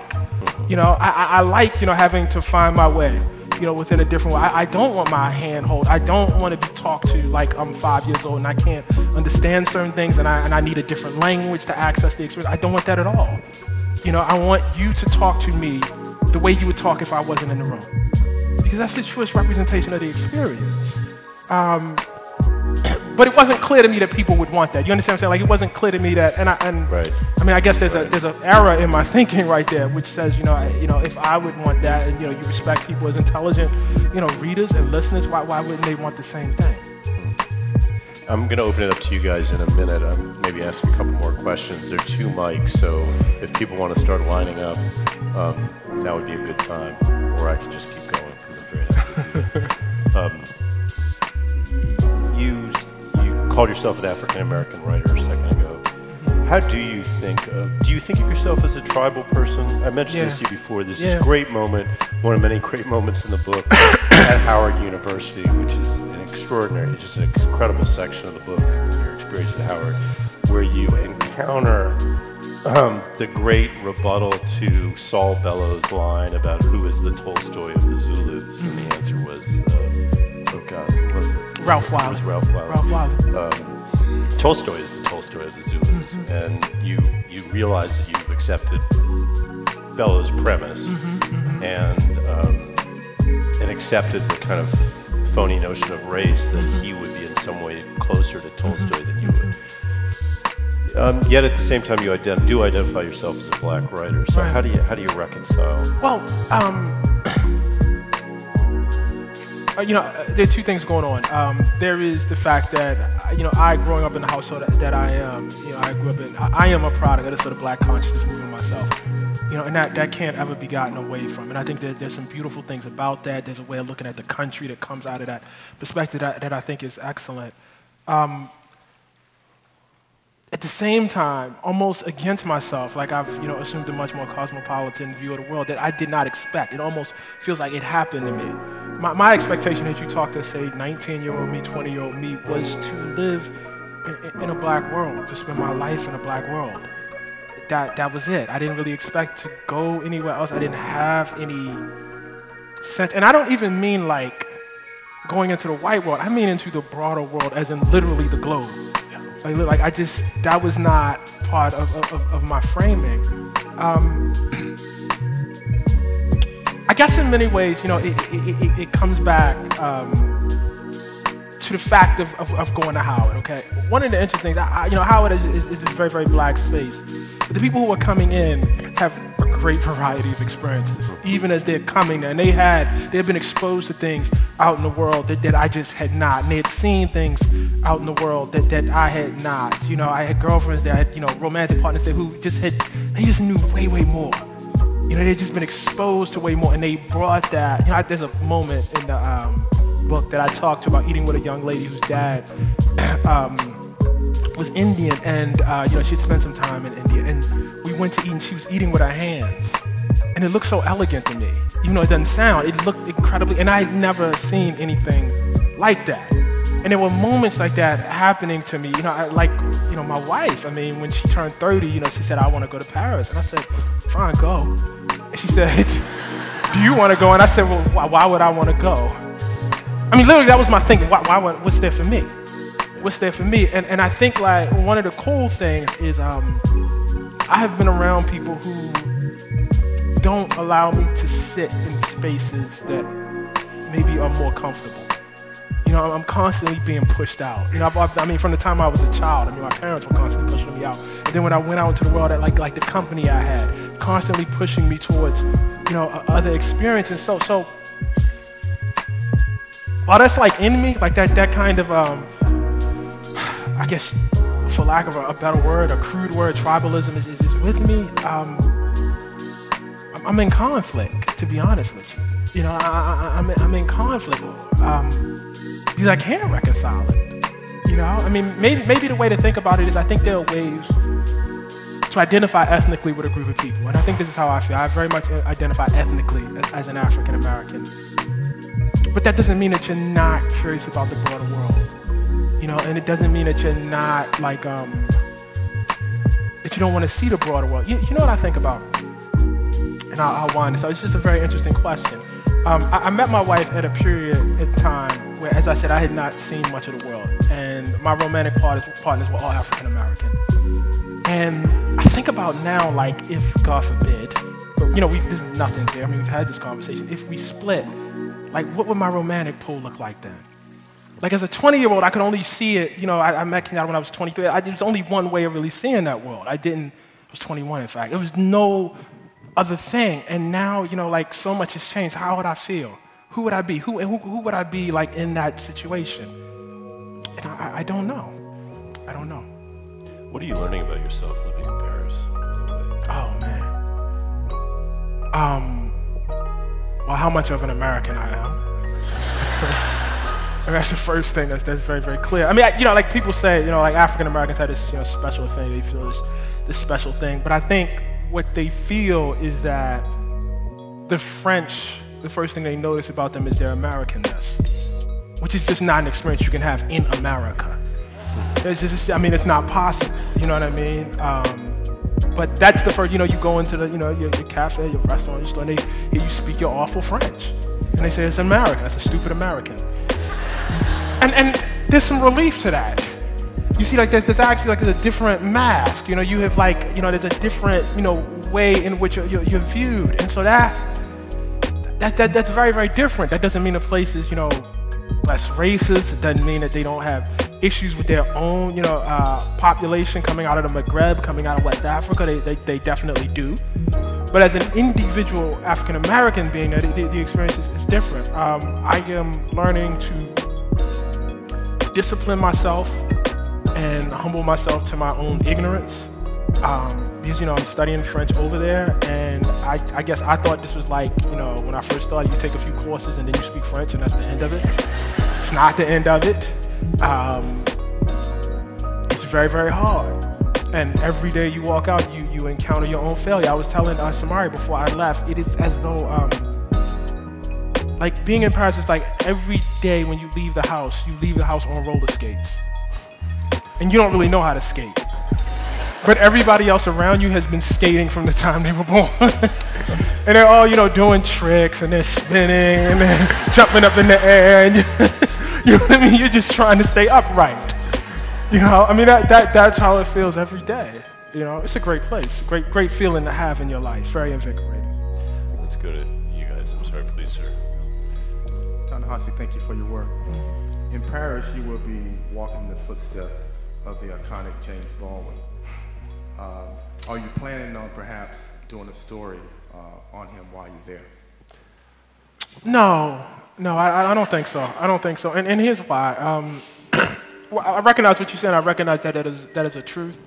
I was following my wife. You know, I wasn't following Baldwin. You know, I mean, I obviously have tremendous respect and love for Baldwin and for his writing, but I had almost no attachment to that tradition of African Americans, you know, going abroad to France. I had nothing for it. I didn't understand it. I didn't know why anybody would want to do it. My wife told me, you should see this. You would like the things that you would love. You know, it's an old place. You love old things. You love history. You should go. That was like what compelled me. I've been past the cafes where they would meet, you know, Dumago and all of these other places. I don't feel anything. I don't feel any emotional anything. You know, it's like when I was at Howard, I could feel it. I felt the attachment to, you know, to Toni Morrison, to Lucille Clifton, to Zora Neale Hurston. I felt it when I would walk there, to Elaine Locke. I felt it. I don't feel it there. It's so weird. I don't know why, but I just don't have it in that way. Good afternoon. My name is Tobias Olson at Howard Law, second year. I was reading your book for the first time. I felt a confusion. Insofar as almost as if I was seeing myself in becoming a black man again, but also in a way that I'm also learning how to remain alive as a young black man. But now I'm thinking about and hearing you talk about the ways in which you experienced yourself after publishing the book. I wonder how you deal with the see that beautiful Howard University question? You see that? See that beautiful Howard University question? Listen, when I came to Howard, this is so funny. When I came, this is like how it was. This is your real tribalism coming out. Yeah. No, I'm serious. When I came to Howard, so I did 2 classes, and the first one was at 10 o'clock, and it was like mostly freshmen. And every single question was like that. And I was like, God, I need coffee. I'm having trouble here, you know? And the second one was like that. It just, anyway, that's a great question. Yes, go ahead, sorry. But more importantly, continue. How do you deal with the kind of like cultural circumcision that happens when you were suspended as a type of black leader? That is in a different space than when you were writing. So you're no longer in that community. You're no longer at that political experience. Right. You no longer have the same access to socio-political and socio-legal violences. Right. So what does it mean to speak when your body's no longer there? Well, the 2 things I would say, let me answer the latter portion first, because I think that's actually easier than the primary portion. My body's still there. You know, I just left Harlem August 7th. I lived across the street, you know, from a bar where every Friday or Saturday they would end up getting drunk and fighting. And me and my wife would have to have this conversation about calling the police. And I argued against calling the police. And I argued against it because as much of a nuisance as it was, as much as I didn't like it, if somebody had, you know, if the police had came there and, you know, choked somebody or shot somebody, I would have felt horrible about it. You see, that's the difference right there, right? Like, I can't just call. Like, I got to think about like 3 steps ahead. I mean, this is real. They went back and did a story on the Strip where Eric Garner got killed, and they interviewed the merchant. They said, I don't call police about these guys no more. I just don't, because I don't want that to be a part of my life. That's a product of living within that space. If I was living somewhere else, up east side, wherever, I'm calling the police, you know what I mean? Because I don't have to have that same freedom. So I don't know that any sort of status, you know, allows you to get away from that. Henry Dumas, who was one of the first when Toni Morrison was an editor at Random House, great poet, you know, who she was working with at the time, killed by the police. You know, and I'm not like focusing on the police. I'm not, you know, saying that because there's also, you know, the very real violence of the community that you just, I mean, those guys don't know that, you know, what I am. And even if they did, they don't have any respect for that. Why should they? You know, why would they treat me any different? So I don't know that this allows you to get away from it. I don't know that there's a way of getting away from it that easily. The first question, though, about feeling the distance between like the writer, like the actual craft of putting the thing, and you know what happens afterwards. I haven't figured that out. Like I really haven't. I feel like everyone around me is having a different experience than I am, and I feel like it's it actually is a source of, you know, like sort of great frustration for me. You know what I mean? Because I have like friends who are like, man, you should just enjoy the ride. You know what I mean? But it's like I spent my time, you know, trying to get this book right. Finally got it right, met with the publishers in February, I believe. They said, okay, you know, we're gonna do this. We thought, okay, everything's great. We started sending out the galleys early in the summer. You got this monsoon of like attention that, you know, you can never expect when you're actually sitting there doing the thing, because you're preparing yourself for failure. That's what you have to do as a writer. Like you gotta prepare yourself to be okay with giving all of your energy to it and nothing, you know, and no one hearing it. Like that's the work of it. And the opposite happened. And that's a great problem, but it's still a problem. You know what I mean? Like you just like you have to prepare for failure, you have to prepare for success too. And I was not particularly prepared for success. You know, it's happening like right now. Like it's going, like I'm going through it right now, and I'm not like really processing because I haven't made the leap from the person sitting there writing, you know, and I guess the author. You know, I mean, I'm still writing right now other things, you know, so it's like I ain't figured that out yet, man. You know. Yes, sir. I'm an educator, and sometimes with my students it's really a struggle teaching them about white supremacy and not having them be the one feeling like they can't do anything at all. So I want to know your advice and how you go about striking a balance with making sure your students' sentences are informed, but feeling like they can actually do something to fight against white supremacy and their own for the future. Well, you know, I don't know how good my advice is. I can only tell you how I talk to them.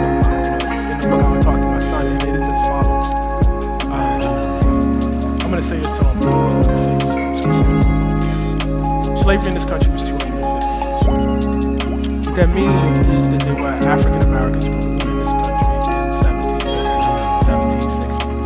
And if they looked backwards, their parents were slaves, their grandparents were slaves, their great-grandparents were slaves. If they looked forward, their children would be slaves, their grandchildren would be slaves, and possibly their great-grandchildren would be slaves. There was no real hope within their individual lifespan of ending enslavement. The most brutal form of degradation in this country says there was nothing in their life that said this will end within my lifetime. I will see the end of this. And they struggled. And they resisted.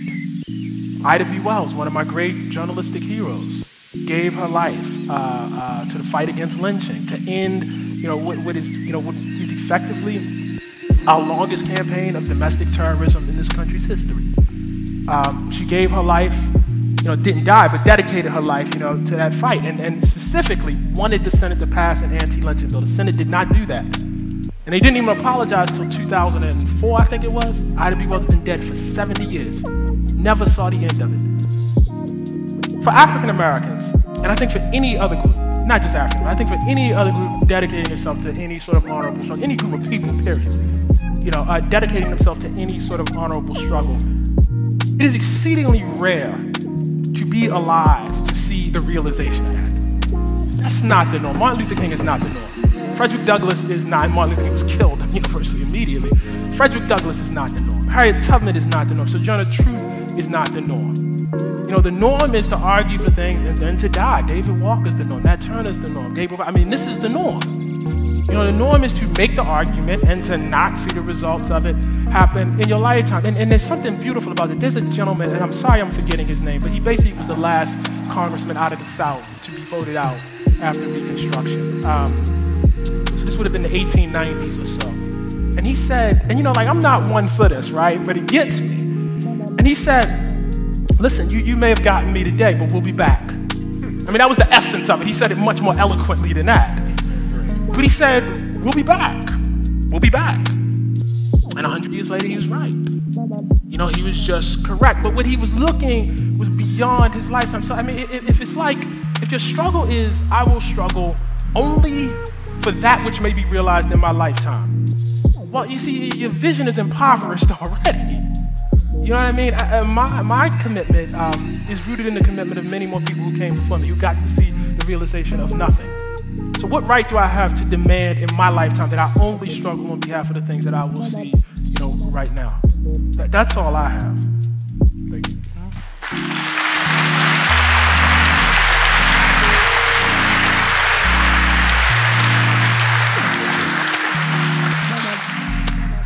Rare is the black writer who cuss out white folks using their language in the process.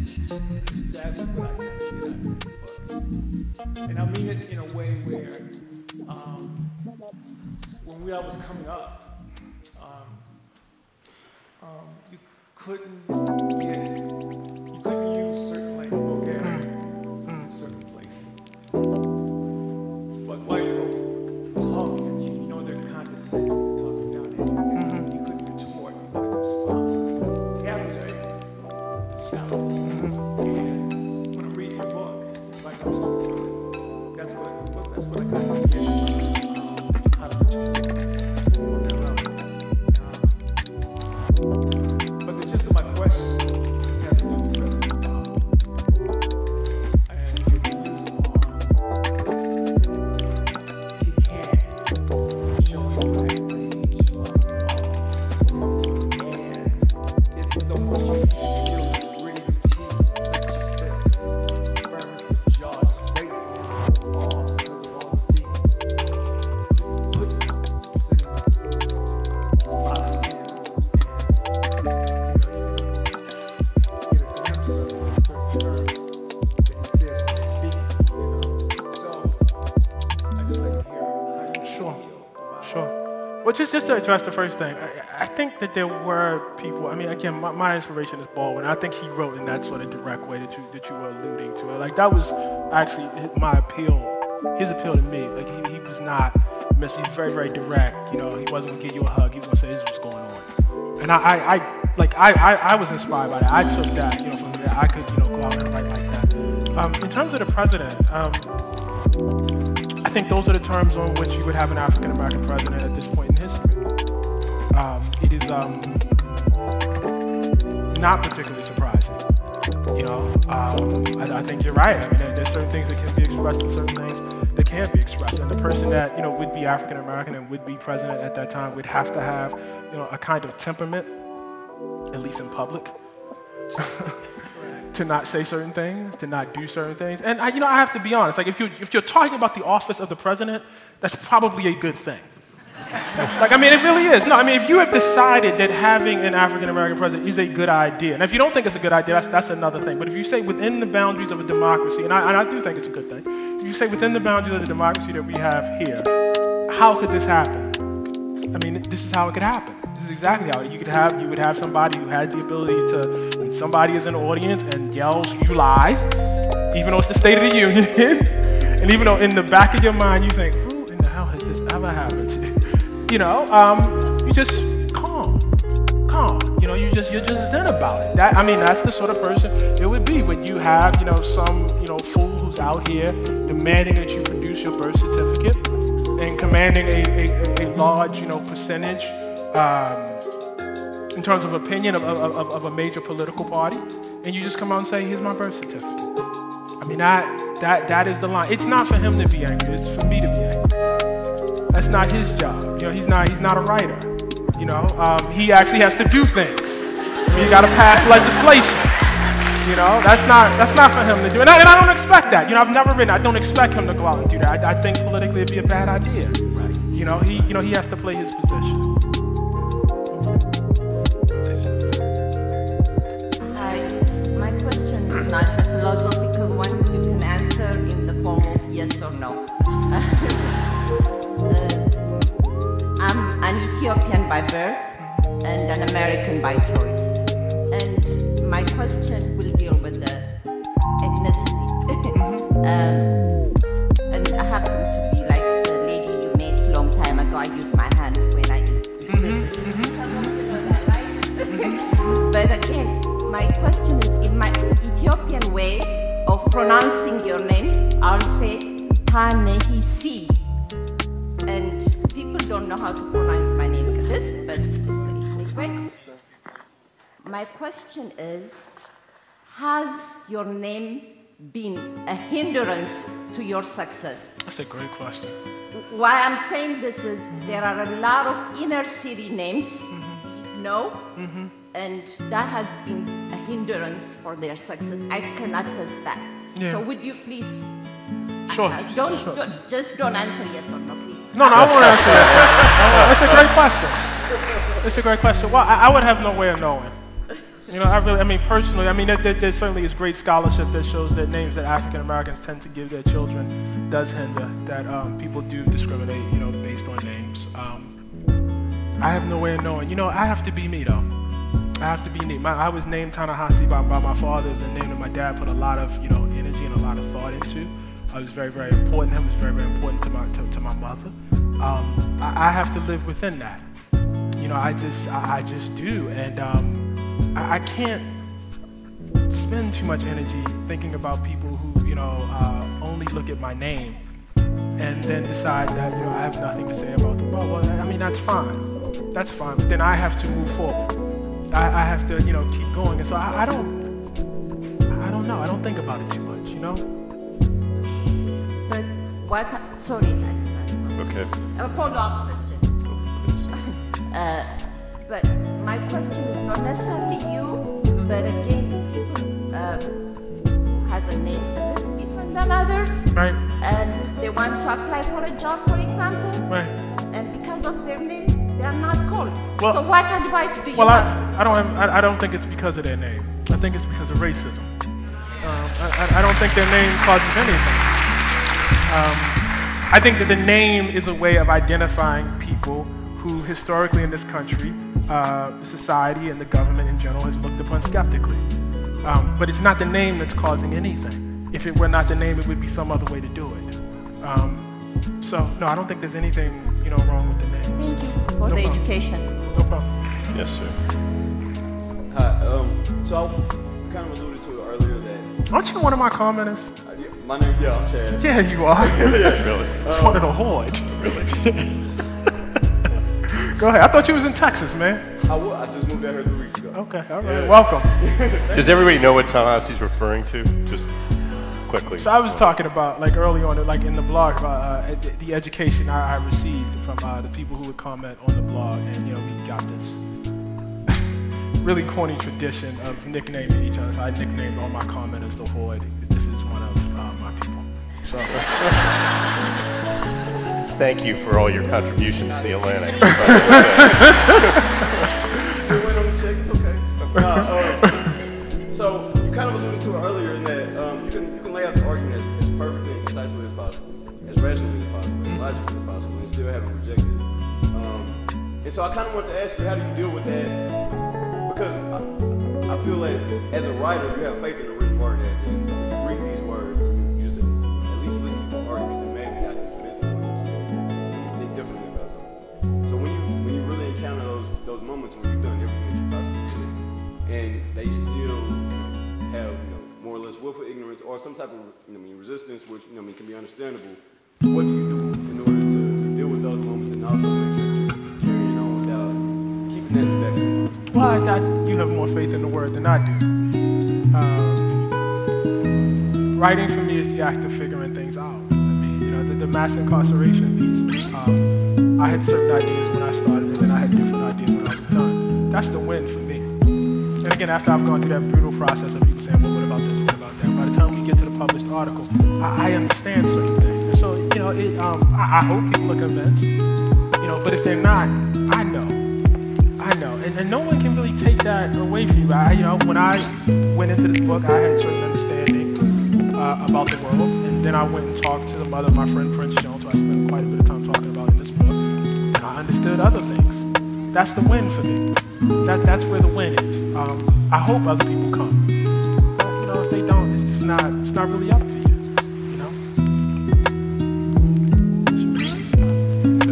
And were you one of my students? It was, yeah. At MIT, right? Yeah. Tell me your name again. Brian. Brian, I remember. That's right. You had a beard, didn't you? Yeah. That's one of my writing students. Yeah. Are you still in politics? Can you move a little closer to the mic? Oh, yeah. Thank you. So the question I was going to ask, which is a little bit related to this, is specifically for policymakers, for people who are forced to speak as a living and include rhetoric on issues, how can they in those positions start to or try to dismantle the structures of white Wait, I'm sorry. Who are we talking about again? So just in general, policymakers, people who are forced to speak publicly and try to... Well, I actually think a lot of that is our job. Even though I said what I just said about convincing people, I actually think the part of that is on me. I think policymakers and politicians work within what is possible. And it's up to writers and quote-unquote intellectuals and historians and et cetera to expand that notion, to expand the political imagination of people so that they consider things that they would not. So in the case for reparations, part of that was to say, no, this is not some loony idea. It's way actually, it has great roots, in American history. There's a very demonstrable case here. And hopefully over the course of probably generations, in fact, we begin to think about things a little bit differently. I think the great example is marriage equality, right? Marriage equality does not begin with politicians figuring out some way to pass marriage equality. It actually begins with writers and intellectuals, making the case. And saying, here's why you think this is loony and insane. Here's why it's not. And then it advances into the, political process. But I think that's actually more up to us, to open the space, to sort of clear the lane, and then you guys do what's possible within that. I think that's what it is.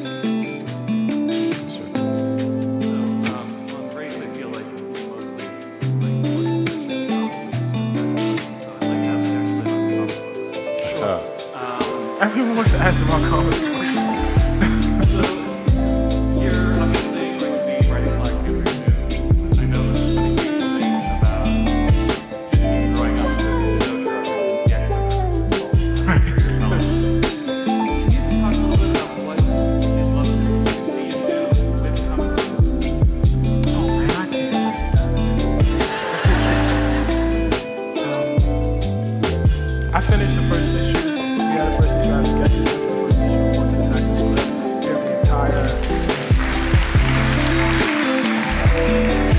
entire thing outlined. We had an outline before it was announced, so I know what happened in the entire first year. How many issues? 11 or 12. 11 or 12 issues. I can't answer that. I'm so sorry. I really, really am. I really, really am sorry about that. All I can tell you is I deeply, deeply love the form. I was very, very excited, to be approached by Marvel to do it. I was just up at Marvel's offices yesterday, and we met and talked a little bit more, about some specific things that could happen. I think when I first started, I was less assured that this was going to work. I think now that I'm getting deep into it, I think it is going to work. I'm sorry. I'm so sorry. You just have to wait till April. I hope you like it. I really hope you like it. That's actually really, really important to me because, what I'm trying to do, as I've said many times, is not suck. That's what I'm trying to do, and that's what's important.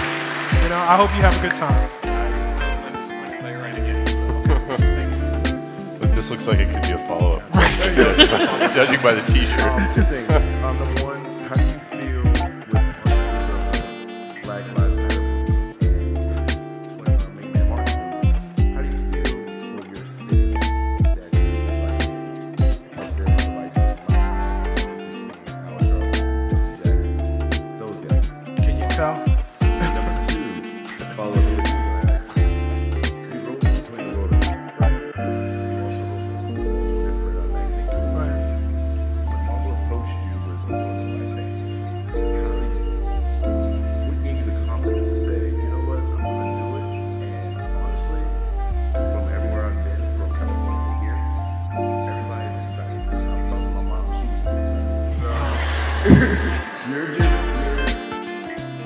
what gave you that confidence to be like, you know what, I'm going to do this? And everybody has been waiting. I didn't have any confidence. It wasn't a move that was made out of confidence. I always wanted to do this. I think it's going to be a lot of fun. I think I'm going to learn some new things about writing. Let me answer the not fun question and then I'll answer the fun question. I am not in that category. I don't want to be in that category. I don't want to put me in that category. I'm not trying to attack you for that question. I'm a writer. You know what I mean? I write things. I do not make movements. I don't even go to marches for the most part. I just don't. That's not my role. That's not my place. It's not my process. I am not a spokesperson for the African American community. I represent one particular 150-page, view. That's what I have to give. People who are interested in that view should, and who are not, necessarily acquainted, I hope will read the book and then, go seek out other people's views and read other books. I don't have any desire to be a figurehead for anything at all. All I want, frankly, is to be the best writer of my generation. That's it. That's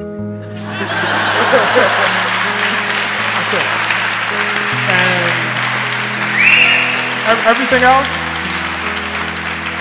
and that's not out of disrespect, for black folks. It's actually out of profound respect. That really is what it is, because I've watched people, again, during that period when I was in college in the 90s, and it was very much in vogue to have certain African Americans, no names mentioned, who had an expertise in a particular area, and because the opportunities were there, use that expertise to speak about everything, and often about things that they knew nothing about. And anybody who has any expertise in some of those areas will immediately recognize it as such. I don't want to humiliate myself like that. I wasn't raised like that. I don't want to humiliate my parents like that. I don't want to humiliate the Atlantic like that. You know what I mean? I just don't. That's not what I do. I write about what I know, what I've researched, what I've reported. That's it. That's the ground I occupy. That's my one measly acre to cultivate. And that really is all I want. That goes back to the question the gentleman asked about the sort of public persona and actually being the writer. And again, if there's been difficulty, it's really, really in that. In expecting the book to be some sort of representation for the entirety of an experience, and expecting me to speak to broad questions or even specific questions about the African American community, which I have no expertise in at all. I don't want any part of it at all. I just don't. In answer to your other question, I didn't have any confidence, but like I wanted the challenge of writing. And it has been incredible to have to think about things totally differently, like to have to flip my whole frame. So for instance, take like the case, the mass incarceration case, right? So we begin and we say Daniel Patrick Moynihan, and I can't remember exactly. Daniel Patrick Moynihan was born to a pathological family, broken home, father left here, this happened here, moved to New York, built it. And if you're writing that as a comic book writer, you have to think, what is Daniel Patrick Moynihan doing right now? What is he literally doing? What conveys that he doesn't have a father? What, can somehow, sort of presage this later moment where fathers are going to be like really important in his analysis? Like literally, what is this scene? Is he, reading, like a letter that his dad sent him? Is he going through, like all war medals for them? What is literally happening? You can't think about idea first, and the other thing is, and I was saying this the other day, you always have to have like cool things happening. But there always has to be some sort of, cool, oh my God, that was really cool what he just did. But that always has to be there, and so the mentality is very, very different. And I've enjoyed that. I had no confidence that I could actually ultimately do it. I just really wanted to try it. Thank you. We have time for 2 more questions. Okay. Okay. Sorry for those not at the mic now. Please go ahead. So Ta-Nehisi, you kind of somewhat famously and conspicuously left social media a couple years ago, and then more recently came back. And for me, as a white woman, I am really thankful to the space that Twitter gives me the opportunity to just listen. A lot of times, do a lot of talking, you don't always get to listen very often. So it gives me the opportunity to listen to not just Black voices, but Black women voices, and not just Black women voices, but Black women, trans voices, Indigenous voices, etc. And I just appreciate that opportunity to learn, to listen. And so I actually don't have a question. I just wanted to say that I understand why you left Twitter, and I know that you didn't have to come back, but I'm really thankful, and I think a lot of people are really thankful that you did. Well, thank you. Thank you. Thank you. I love Twitter. Yes, sir. So, I guess this is going to be... What? Oh, I like that. I think you're up next, aren't you?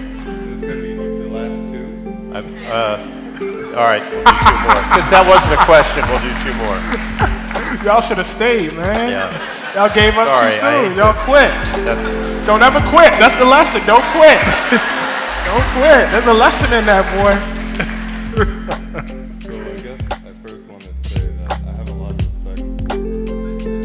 Yeah, to the microphone, please. I guess I wanted to say I had a lot of respect for your, I guess, just presence that you use to speak so earnestly and honestly about things. I find a lot of times when I'm listening to issues, people tend to want to make everything so perfect sounding. And I like that you just come off very clear and how this and how I am is how I feel. I guess my first question is, obviously I heard your radio show and about how you were really interested in comic books and stuff, and I wanted to know in the media and that kind of thing, how do you feel about African American portrayal in the media, newspapers, maybe TV shows, that kind of thing? I think it's better. That's a rare, note of, better for me. I think it's better. I actually think it's even better than it was 5 years ago. When I was in school, and when I wanted to get into magazine journalism, there were not a preponderance of Black voices at the magazines that I read. At the New Yorker, at the New Republic, even at my magazine here at the Atlantic. It just didn't exist. And the Black voices I did see felt like they came from an experience, with no disrespect to this experience at all, but that was foreign from me. I felt like it came from a very Ivy League perspective. I don't think there's anything wrong with that. There's great wisdom there that I know to myself. But it felt limited to that. I wanted it to be broader, and I think over the past few years it's actually gotten broader. I mean, the only thing I can say is I interned in 1996 with a gentleman by the name of William Deloney Cobb in Washington. And he is a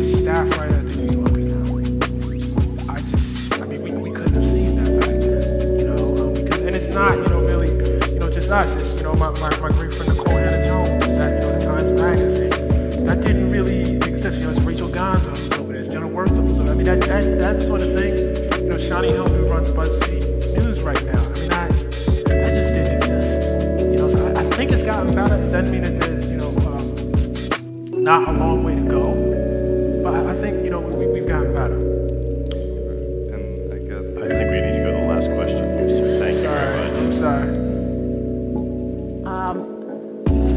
I'd just like to ask you to respond to the increasing media attention to the changing face of the American electorate and the impact of immigration and the new attention that's being paid to the other people in this country, many of whom have been here a long time but who haven't shared our history of enslavement.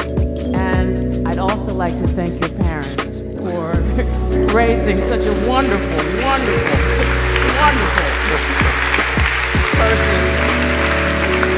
It's really very encouraging to the rest of us. Thank you. Well, I think we'll see. I think we'll see. I don't know, and I'm responding to your question about immigration. I guess I could be responding to your question about parenting too. I still got a lot of living left to do. Yeah. I don't know. You know, I don't know that African American power was ever, you know, based in our, you know, great numbers to begin with. But beyond that, I think that one must recognize that the definition of what a minority in this country is changes and shifts depending on the needs of the powers that be. I say this over and over again. There was a time when, you know, we existed in this country and Irish people were not white. There's a time we existed in this country and Jewish people were not necessarily considered to be white. There was a time when Italian people were not necessarily considered to be white. There's several groups under the umbrella of what we call whiteness who can themselves document a history of being outside in this country, being discriminated against in this country. We tend to posit that in, say, you know, 2050, if the definitions remain the same, that this will be a minority white country. There's no guarantee the definitions will stay the same. Definitions haven't stayed the same in the past. Maybe they'll stay the same. Maybe immigration will mean that there'll be something different. But I just don't know. And I think people who talk about the world in 2050 like they do, should probably pause a little bit. I think they should pause on the predictions. All right, we have to leave it there. Thank you all. Thank you. Thank you. Wow. Thank you. It's tough to top that tomorrow. Do it again. Thank you. Thank you.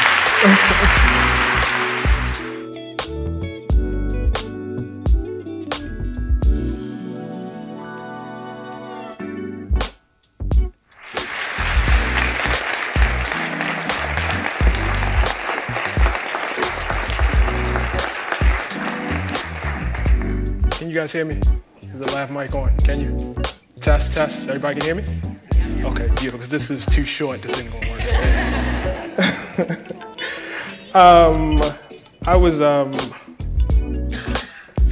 whenever and I've been blessed one or two times to do things with President Faust, and I told her that I was going to resist the temptation to gush over her work as a historian.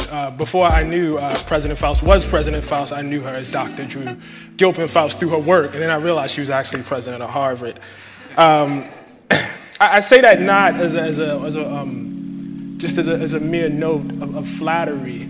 It is tremendous honor to be here, and in many ways, to my mind, it's a little absurd to have me here as your keynote speaker, because I learned so much from you guys. And I'm speaking about the historians and the sociologists and the academics in the audience and the political scientists. I've been blessed with this opportunity as a writer for the Atlantic magazine, which has this huge platform and this huge megaphone. But sometimes people make the mistake of thinking because it's the first time they've seen something that you're the originator of that work. And I want to do, right now what I try to do all the time and disabuse people of that notion. My job or a big part of my job as I see it, is to really just, use that megaphone to amplify just some of the great work that's happening. When I came to the Atlantic, I think I had a basic, what one might call a conventional liberal perspective on race and racism in this country, and I guess I would have said race at that time. And the basic notion was that black people were a class of people who, for historical reasons, suffered a greater percentage of poverty.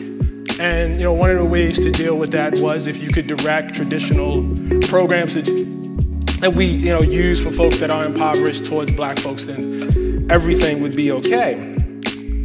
But again, largely, from the research of people who are assembled in this room, I came to two conclusions. The first was that black people in and of themselves are a class in America. And that goes across the board for what we consider a conventional class, that you can't really talk about an upper middle class, a black upper middle class, and a white upper middle class as though they're somehow equal. You can't talk about a black poverty and white poverty as though those two things are somehow equal. That the very ecology that black folks exist in different places is very, very different. I grew up in West Baltimore.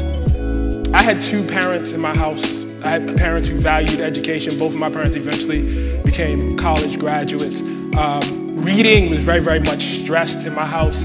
But I didn't have a single friend in my neighborhood who was like me. The vast majority of my friends did not have fathers in their home. A significant number of them didn't even know their fathers. And at my class at school, it was nothing. There were very few, if any, families like the one I grew up in. Now, my family was unique for other reasons, which I've detailed.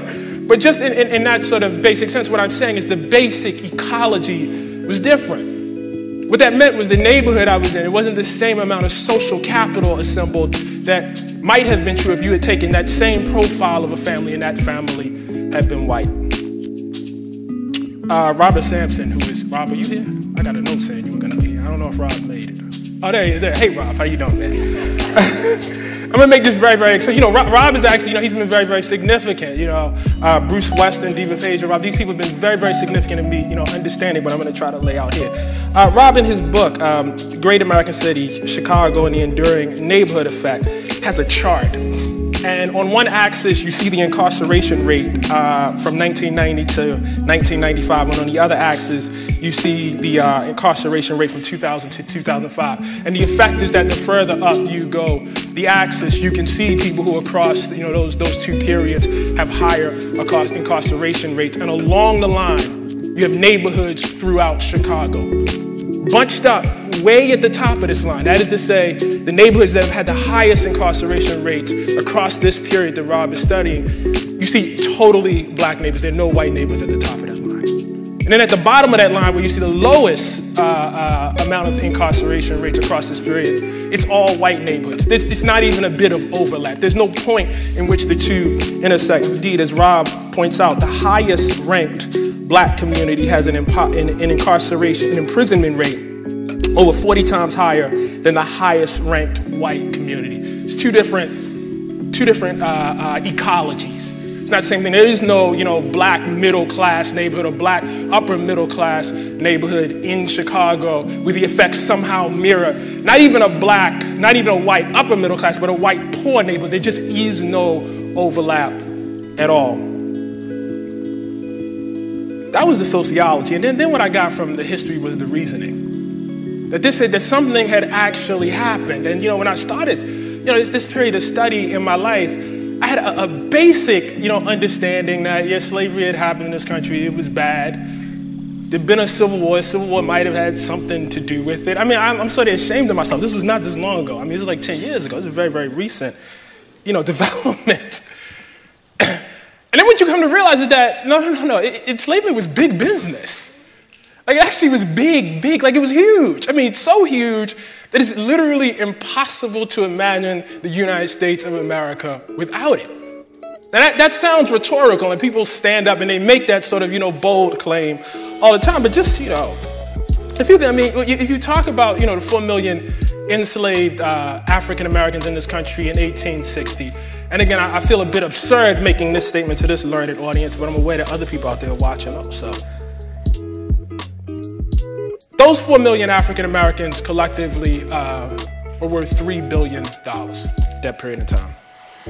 What that means, to put that in context and to give you some sense, just not to make it an abstract number, is if you took all of the productive capacity of this country in 1860, if you took all the banks, if you took all the railroads, if you took all the nascent factors, if you took everything that you would consider industry and you put it in one pile over here, and you put the 4 million bodies of the enslaved African Americans in this country, black people in this country, they were worth more than the entire productive capacity in this country. It's by far the greatest asset in this country. If you wanted to go and find the largest concentration of millionaires and multi-millionaires in this country in 1860, you wouldn't go to New York, you wouldn't go to Chicago, you would not come up here to Boston or to Cambridge. You would go to the Mississippi River Valley. And the reason for that was obviously the business that was conducted there, the business being based on the bodies of black people. I think as this conference illustrates, and as Dr. Faust illustrated, President Faust illustrated in her comments, this was not merely a Southern problem. 60% of our exports as a country were cotton in 1860. We're all tied to this. And when you begin to understand it as business, when you begin to be able to put numbers on it, when you begin to see the huge enterprise, to understand that the United States of America was not a country with a little bit of slavery, but it was actually a slave society. When you start to wrap your head around that and what that meant, that begins to make connections to where you are now, especially when you can analyze all the attending effects. I tell people all the time, we talk about enslavement as though it were a bump in the road. And I tell people it's the road. It's the actual road. It's the actual road. And I know there's debate, there's this debate right now between historians and economists about whether it could have been another way. Could you have had America? And maybe you could have, but this is the way it happened. This is the way it, if I coulda, woulda, shoulda. This is what happened though. This is the thing that actually happened. I want to offer, during my brief time here, I just want to offer a few suggestions for universities, who are pursuing this study, and for anybody that's really interested, for all those who are here who are interested in this study. I think the first thing that's important to do is not to limit the study of enslavement to enslavement. I think that's really, really, really, really important. Enslavement is the originating system of plunder, but it birthed all sorts of other systems of plunder that haunt us up until this very day. And I want to be really clear about this. When we talk about, say, the era of Jim Crow or segregation that obviously comes directly out of enslavement, oftentimes, we find ourselves appealing to very sentimental language. We picture segregation as simply the right of white and black people not to sit next to each other as they are in this room today. And the thing I always try to remind people is that segregation is plunder. It's taking from somebody else to benefit another group of people. It is the act of putting folks into a box so that you can better and more efficiently rob them. If you are living in Mississippi in 1940 and you're being taxed, and there's a public university that you cannot attend, you are being plundered. If you are living in Alabama and you're being taxed for a school system and you don't have the full access to that school system that everyone else does, you're being plundered. If you're living in Georgia in 1950 and you can't go to the public swimming pools the way other citizens can, and you're being taxed, even if you're not being taxed, I would argue, by right of social contract, you're being plundered. Somebody is taking from you. And we can take this out across the board. I did my own piece in the case for reparations, looking at the housing conditions in the North and rooting the case in that. But the point is to recognize that the plunder of slavery the plunder of enslavement does not end with enslavement. And those of us who are interested in that are charged with looking past that. I keep using this word plunder. And I think, my second suggestion would be it's very, very important to talk about it in that way. Well, one of the things that happened, and maybe not so much here, but definitely in the grander conversation, racism in this country is seen as a misunderstanding. Or somehow not, just like bad manners or something. One group of people was impolite to another group of people, it wasn't nice enough. We should have been nicer. If we could have looked into each other's heart, we could have, we could have been nicer. From time to time when I speak, I'll have someone in the audience, especially when I'm talking about reparations, when I'm talking about the Civil War. From time to time, there'll be somebody, with roots in the South or from the South directly, and they'll say, my great-great-great-grand such and such, was a Southerner, but they didn't own any slaves. What does this have to do with me? And I will tell them repeatedly that may be true, but I assure you, your great-great-grand such and such wanted to own slaves. And that's because enslavement was a system. It was a system. It wasn't about, being nice. It was about structures. It was about the way things were set up to benefit one class of people at the, to the detriment of another class. And it's very, very, very important to understand the intentionality of it. To not understand it, to not speak of it in such a way as though it was outside of our hands, that it was an actual done thing. The third thing is pretty obvious. I think every single one of these universities needs to make reparations. I think there's just no way.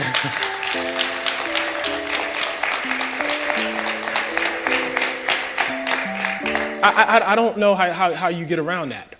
I just don't. I don't know how you conduct research that shows that your very existence is rooted in a great crime.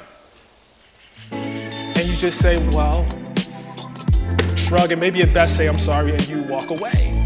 And I think you need to use the language of reparation. I think it's very, very important to actually say that word, to acknowledge that something was done. And these institutions, some of the most elite institutions in our country, are taking active or effective action to make good on that. I think it's extremely, extremely, extremely important to do that. I think, it's not, I don't want to go so far as to say, the research is for naught if that doesn't happen. But, listen, as a country, we recognize that our history is important. And we recognize that our place in the world and our place in history comes because of the sacrifices and the great deeds of our forefathers. That's why, we have a President's Day. That's why we have a 4th of July. We say thanks. We recognize the importance of history, and we're big on taking a moment to say thanks. I just think it works the other way. Also, I think when you stand on the backs of other people who have been exploited, you have to, in a moral sense, as any sort of, institution that wants to, teach young people about morals and ethics, you have to do the right thing and try to make some amends for that. I just don't know how you get around that. I don't, in the fourth suggestion, think it's enough for these universities actually to make reparations themselves. I think they need to urge other institutions throughout this country also to make reparations. I think being here at a place like Harvard, or being at a Yale, or being at a Princeton, or being at a Georgetown, or whatever, you're talking about institutions that effectively birthed the leadership class in this country. I can remember a time when words like reparations, and maybe even still to an extent today, but I think less so today, were seen as like sort of cockamamie, crazy-eyed, things like you had just suggested, human sacrifice or something. That's less so today. It's still a little bit, but it's less so. And I think like these institutions have a responsibility to help make the conversation respectable.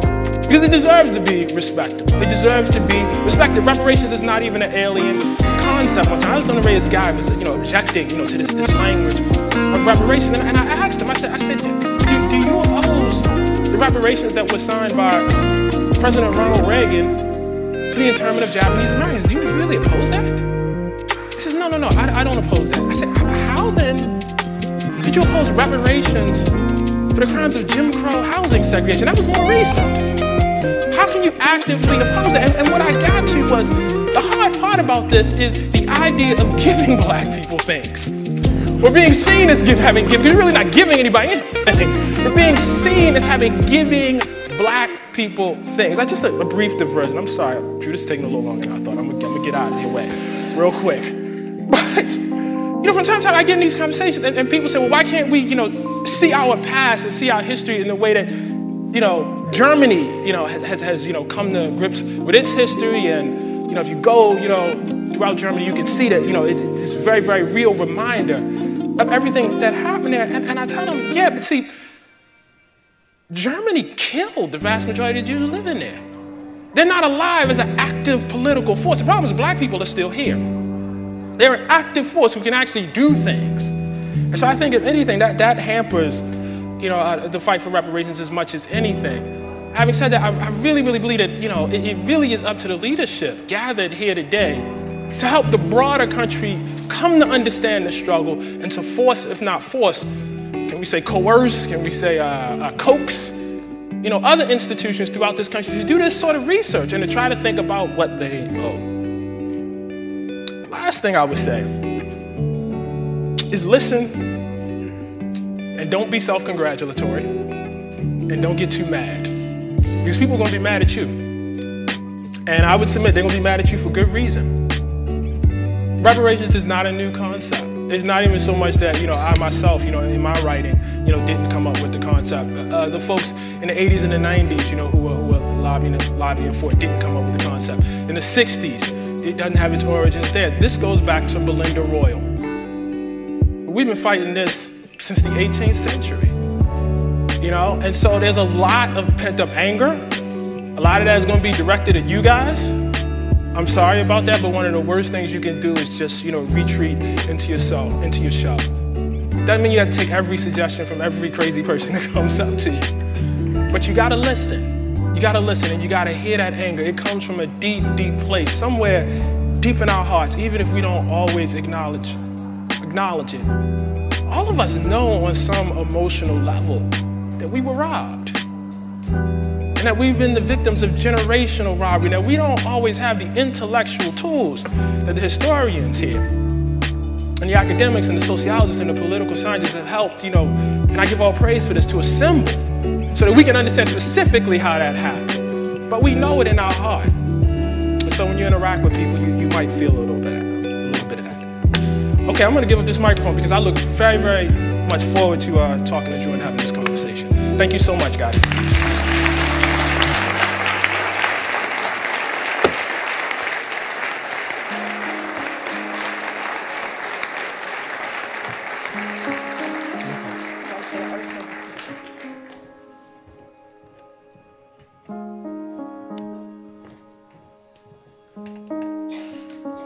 Thank you, Ta-Nehisi. Thanks for having me.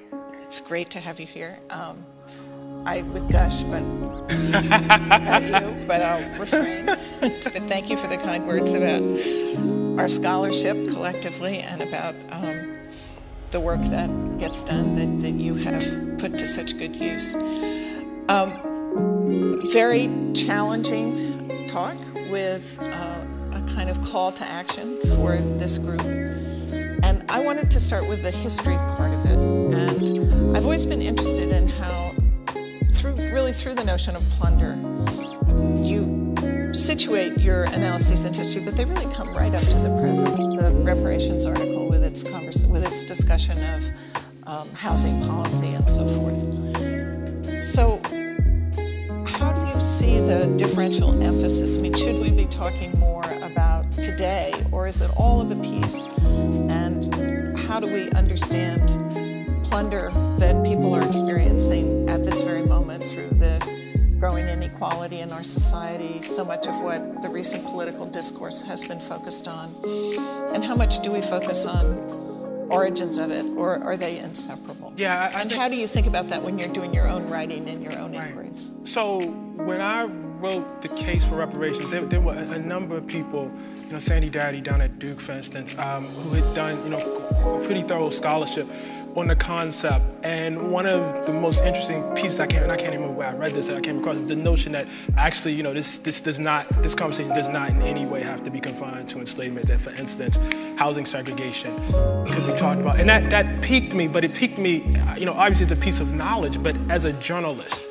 Because as a journalist, I thought, if I'm going to convince my magazine to do something like this and to put the weight and the resources, behind it to make the case. Because if you're going to argue for reparations, you can't do an 800-word column and say, I think this is a good idea. You have to have the full weight, of the thing that, a magazine like The Atlantic usually brings, and maybe a little bit more, brought to bear. And so it was very, very important for me to A, find somebody who was alive, who I actually could make the case on their behalf, so that you could immediately get past the notion that, the sort of popular idea, which I don't even know if it's sufficient, but it's always raised, that, well, these people have been long dead. But I did, when I wrote the piece, I said, okay, we're going to start here, but you do ultimately have to go back to enslavement because you have to understand how it happened. So I don't think there's a way of getting around it.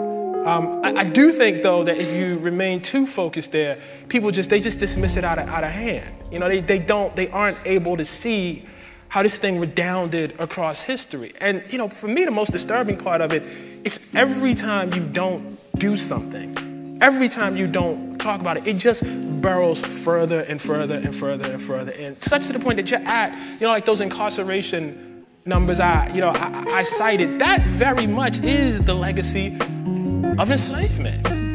People have remained within a class across generations, and subject to certain forces across generations, because of enslavement, because of policies that came after enslavement, because of policies that came after the enslavement, but it's all linked. It's like a chain, and a fact. And I, my great fear really is that if this is not dealt with, this is going to mark us for our whole history. It's that deep, it's that profound, it's that threatening. I sometimes am struck by a sense of history's importance because of the desire to avoid it.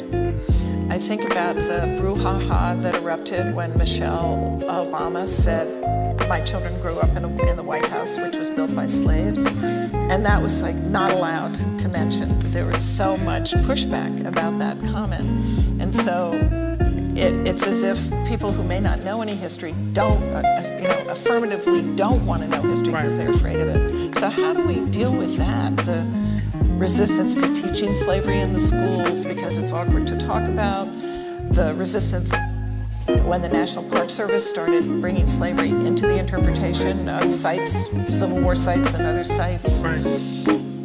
What is it through things like the Atlantic? Is it academics? What breaks down that resistance? I think the first thing you have to recognize, you're not going to get everybody. As you said, there are people who are affirmatively ignorant. It's not merely that I don't want to know. It's like my whole identity is staked on me not knowing. I'm not like, and I don't know that you can that's beyond you. That's for that person, to decide what they're going to do. But in the middle of that, again, I considered myself circa 2008 a reasonably well-read person. I had at that point been a journalist for about 12 years. I had written quite a bit about race, but the amount that I'm kind of ashamed, to be honest. And so I think actually there are many, many more people who are gettable, but really, really don't know. I just can't, again, when I published the case for reparations, I can't tell you how many people came up to me and said, I had never heard of red line. White people, I didn't know this happened. There's a policy that's in every major city. You can literally go on Google right now and find them. It's not a matter of information being hard to access. It's clear it's not buried away in, archives. It's actually very, very easily accessible. But folks just didn't know. I do think that we may be at somewhat, of an advantage right now. Because in the era of the internet, and I know, internet has all sorts of problems, and social media has all sorts of problems, but the swiftness with which you can access information and just say, here it is. Here it is. You don't have to wait on this monograph to arrive in 2 weeks. It's right here. We have the map right there. That's what it says right there. So I think what's important is to get a critical mass of people. I think it's also important to think long term, to think about fights that may not be solved in our lifetime, that may not be solved in our children's lifetime. There may well be a sense giving, the current politics of this country to move away from fights because they don't look like they, barely look like they were realizable during the previous administration, and certainly don't look like they're realizable now. But I think you have to realize this is a long, long fight. Like I said, it's been going on since Belinda Royal. Who are you to, drop your weapons right now and say, I can't deal. So I think it's important to keep those ideas alive. I think about the phrase you used a few minutes ago when you said, it isn't a bump in the road, it's the road. I think that's part of the effort to deny this history, is to say, oh, that's just a bump in the road. Right. So to establish the roadness of this history is, it seems to me, an important step that has to be taken in order to have the necessity, urgency of this understanding. Otherwise, you can just say, oh, that was just something we don't need to teach about, it's something we don't need to think about. Yeah, no, I agree. And again, I mean, the scope of it, I don't think people realize, for instance, that like in 1860, most of the people living in, say, South Carolina or Mississippi were literally property. That was most of the people, that you can't really talk about any sort of democracy at all, you know, in that sort of situation. That, you know, half the people would say a place like Georgia. I don't think people like the scope of it. And then they don't quite get how much money the North, you know, actually was, even though there were all sorts of colonies, actually making off of it. And I think also part of this, and honestly, I'm just dipping my toe in this myself to understand this, they don't understand how much, like how the entire West, modern West, is not really understandable without it. Like they just don't, and like in a global sense, it's very hard. And one of the things it brings to me is a more philosophical question of, is it possible for human societies, for states, to acknowledge these sorts of things? Is the blindness, I'm going out there right now, but is the blindness actually kind of necessary? You know, because I don't think human societies have ever been particularly good, you know, at documenting, you know, their crimes. And when you're talking about a crime that wasn't just, again, a bump on the road, but something that made you possible, that's tough. But then again, you know, we say we're exceptional, so. Well, just as you say that, how do you think about efforts that might be seen as analogous to the one you're asking for?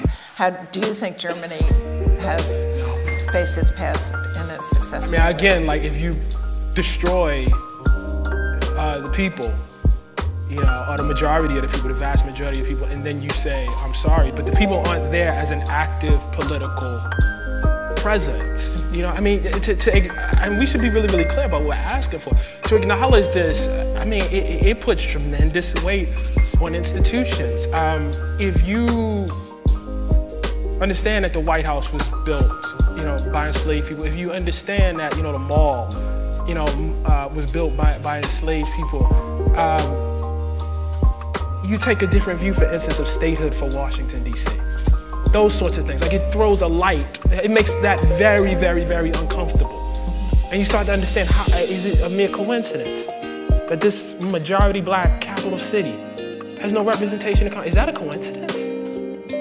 Or is something else going on? So it disturbs like all sorts of other attendant, you know, myths and realities in a way that if you've murdered the vast majority of that populace, it does not. So what can we do now? Washington, D.C. is no longer majority black. Oh, well, sorry about that. You know, so it makes, I think the difference is that you have an act, and I suspect it was the same for, you know, to a lesser, in a different way, but for, you know, the reparations that was made on behalf of Japanese Americans, it wasn't the sheer numbers, you know, existing as, this is a country that had a black president, you know, largely, no, not entirely, through the voting strength of black people. So African Americans, and we sometimes, you know, don't quite grasp this, but they're a very potent political force, you know, in this country. Not omnipotent, but a very, very potent force. And so the notion that you would hand over more power to that force, I think is very, very disturbing to people. So that is not an analogy. I think the notion of system is so important here. When I used to teach a course on the Old South, I always talked about how it was a system. Right. So you had to understand white family relations, policing, everything based on the presence of substantial 4 million numbers of unfree people in that society. So to understand those connections does seem to be critical because it does define. It does enable you to ask questions about what else, what else comes here. And I think like part of it is like, I think maybe our artists bear some responsibility here. We're getting better about this, but I think depictions of the South, obviously, I mean, this is obvious to you guys, but depictions of the South, you know, the antebellum South, are part of why people don't know. You know, is Gone with the Wind the second most popular book after the Bible? I think it's some crazy, and that's not a mistake. You know, it's not a mistake. You know, you think about film history and Gone with the Wind being such a revolutionary film, and the most revolutionary film, you know, being, you know, Birth of a Nation. I mean, this is not a mistake. It's not a mistake, you know, and so doing the work of altering that, altering how people see themselves in the past through the arts, I think is actually also, really, really important. I think another important development in history over the past couple of decades has been the growing acknowledgement and research that is the foundation for that of the systematic presence of slavery in the North. Right. Because it was always the great alibi for the North, as Robert Penmorn put it, oh, you were the bad ones, and we were free, and we're exempt. Therefore, the nation, in some sense, is exempt, because it was only that little bump in the road. Sectional. Yeah, it was sectional. Yeah. So I think that's made a real change, too. Yeah, no, I agree. Let me ask about the concept of reparations and how you think about it. You have the article, The Case for Reparations. Then you have another article called The Case for the Consideration of Reparations. I don't even remember. Yeah. I'm sure it exists. I'll be the great expert on Ta-Nehisi and his oeuvre. But in that little piece, it's much shorter than the other one, in case you forgot, since you forgot. But in it, you talk about the importance of the discussion as well as whatever outcome. And you shy away a little bit from being specific about an outcome. So the word reparations, to repair, is the origin of it. How do we get to repair, to the place where it is repaired? And is it the process that gets us there? Is it and you've been resistant to say it should be X or Y or this payment. Yeah, and I have, because I think what people do is,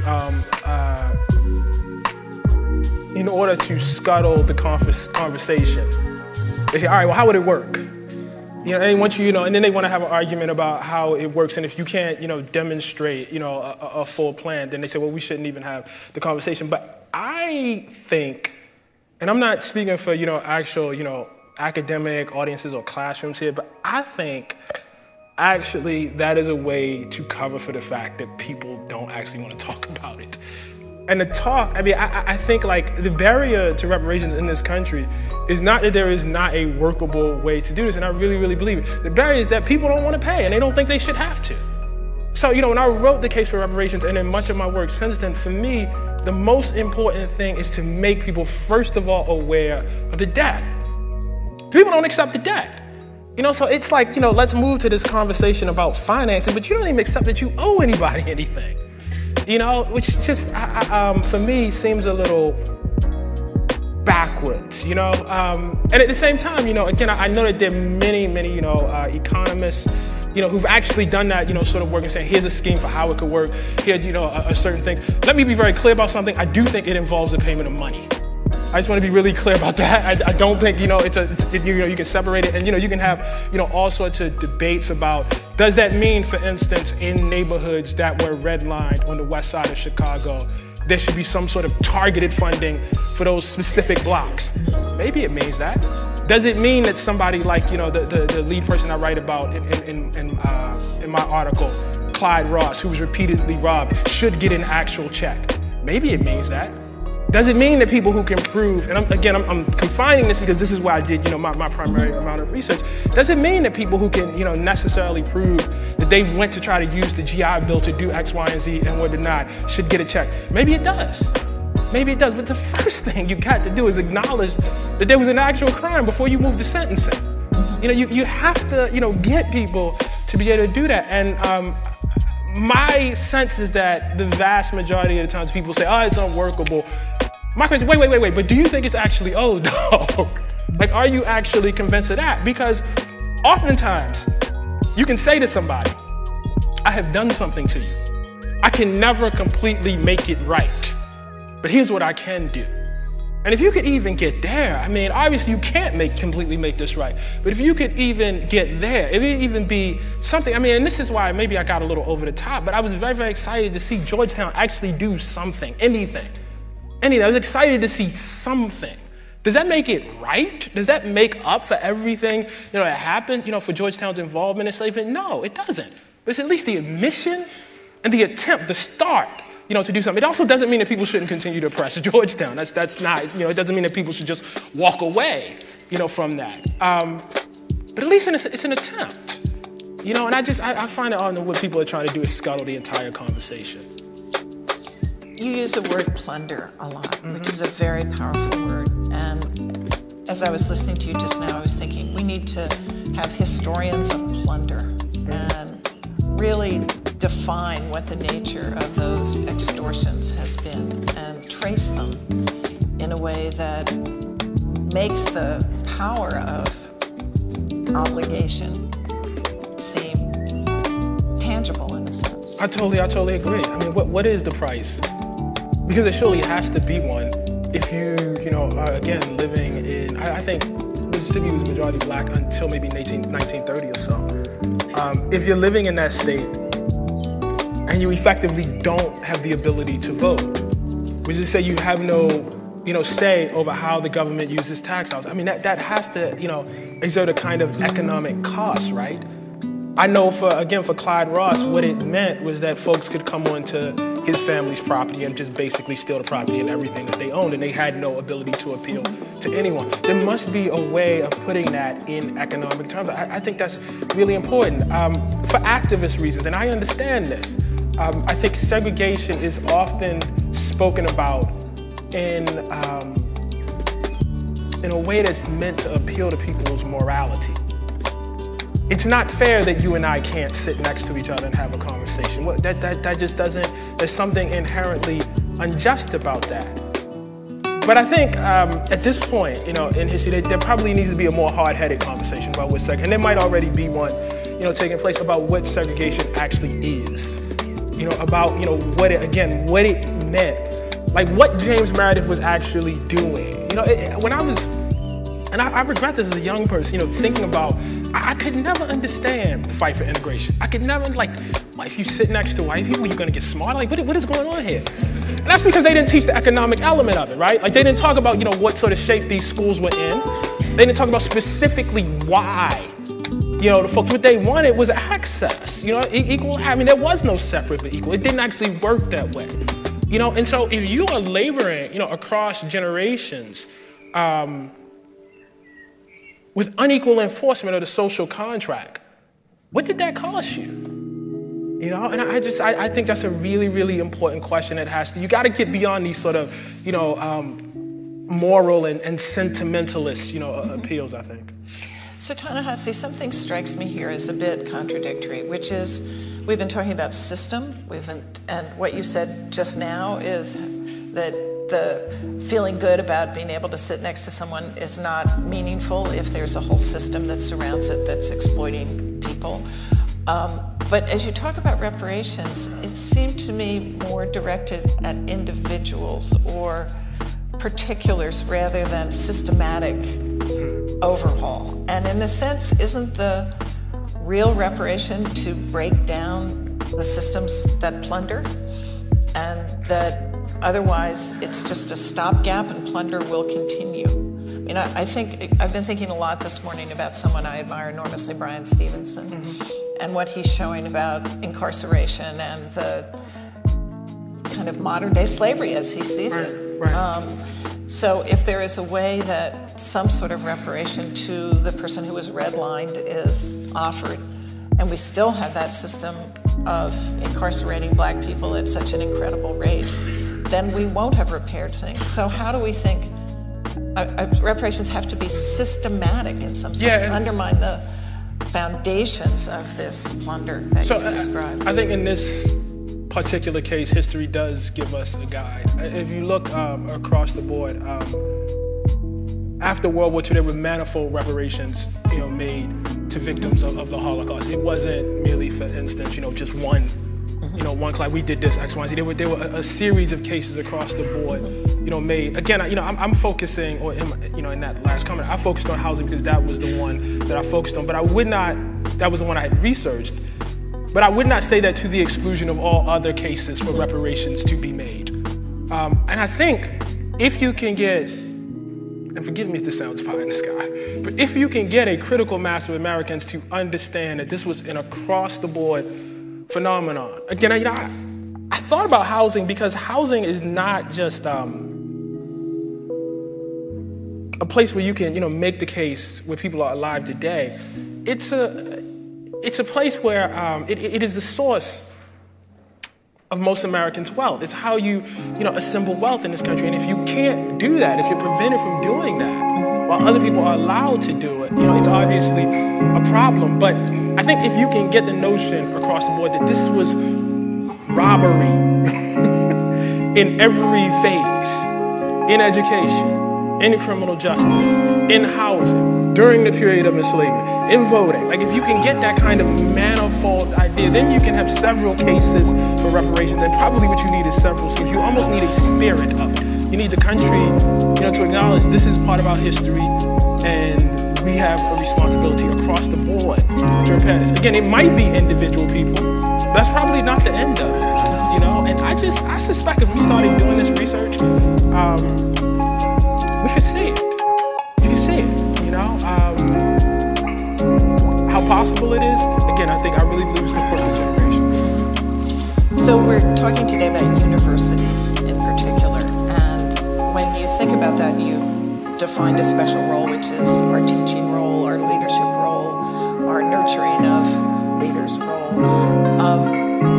But there are many other institutions in our society as well that have had pasts that are embedded with slavery in one way or another. Do you see other institutions that have particular obligations in this space? Yeah, certainly so. And I think they might have begun to do something about this, but certainly if you think about what happened in the genuine mass resistance, you had people responding to Brown versus the board by effectively shutting down the public school system. Certainly that injured, some folks. When you think about, I'm talking about micro cases, micro quotes here. When you think about, I believe it's North Carolina, where they, were sterilizing, folks. And I think this is actually, they recently were very, very successful, with that. When you think about John Burge in Chicago, where he was, spent years just torturing people, they made a successful reparations claim against, the crimes of John Burge. But you look at, Chicago, and you see that, and this is what happened. You look at what happened with something like with Laquan McDonald, and you see the tape of him being shot down. And you know that the officers who were there covered that up. And you know that the person who was chief of police at the time covered that up. And you know that the cover-up extended all the way up to the mayor's office. That folks knew, is there something systemic going on there with the police department? That's an institution. So I really think that you could probably go across the board and study. Now, I'm putting particular pressure on the institutions because you guys know. You guys know, you have a knowledge that maybe, the Chicago Police Department does not have yet. And so I think it's just incumbent on you to act, and to convince, places like that, and to convince leaders, who will go off to be like mayors of Chicago and, corporate leaders in big cities, that this is a real thing, not just here, but that it's systemic, it's across the board, and they really should have a responsibility to address. I think it would make governance for people who are fair-minded and good and just don't really have an understanding of history a little bit more manageable to understand where this stuff comes from. I think it's a challenge for universities because we are more likely to have open discussions, we're more likely to have scholars who want to do research and dig into these questions and debate them. And so thinking about how we can influence institutions that are less likely to do that and don't see it as part of their mission will be an interesting challenge that you've put before. Yeah, I think like y'all said, the easiest place to start with is the students. Obviously there should be more, but I think that's the, I was talking to Craig Wilder, who's over here earlier, about, his book, Ebony and Ivy, and he was saying they had taken it up and it was a class at Columbia now on Columbia and slavery, and I asked him, do they mandate reading the book in the freshman class? Because I don't, this is just I'm not a university president, I'm just talking here. But I kind of think if you're gonna, come to an Ivy League school and you're going to profit from that education, and you have not read that book, you have done yourself a disservice. So if I were president for the day or for the year, I might mandate that every freshman class read that book. Or if not that book, something like that.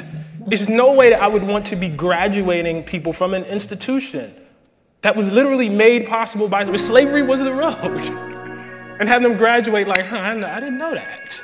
Now listen, if they want to be, if ultimately they want to be aggressively ignorant or just affirmatively ignorant, there's not too much you can do about that. But I wouldn't want the institution to be able to say, we did not make a sincere effort to expose every student who came through our doors to this history. It shouldn't be optional. It shouldn't be optional.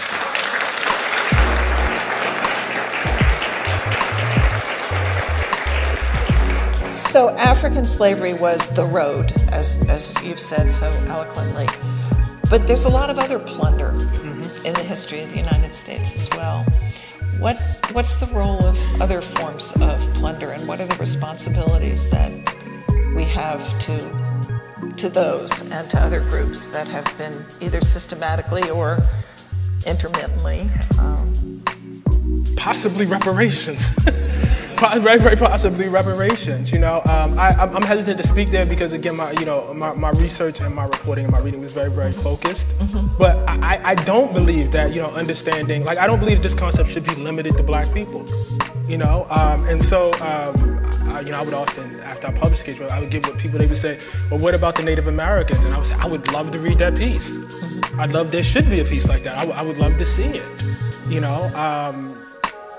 So I don't think it's my suspicion is that anytime you have a hierarchical relationship, you're probably taking something from somebody else. That it's not incidental, it's not just, a mistake. That's what I think. That does not rise to the level of a publishable piece or something like that.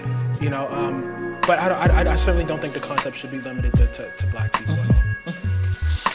Nor should it be, by the way, I just want to be really clear about this too, because I know this is going to come up later.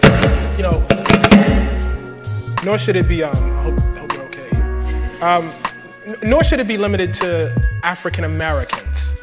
Again, my research was very, very specific. I wanted to make the most direct and specific case I should, but I do think it's worth asking a question about the Western world as a whole. I think that's a fruitful and an important, line of research.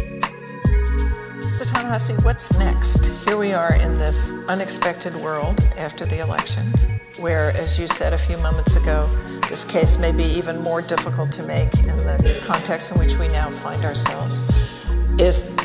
How do you see your writing and your mission, in a sense, in the months to come? What is it, to continue to make the case for reparations specifically? Is it to branch out from that? Probably not. Probably not. Well, I'm a little confused, right? I'm just being honest with you. I'm a little confused right now because, not by your question or anything, but just, and just you gotta have to bear with me through this. I didn't expect any of this. I certainly didn't expect all of this. It's certainly an honor to be here. I really appreciate being here, but you have to, I started this as a really, on a relatively, at the time, obscure blog in an attempt to understand the Civil War. It was my attempt.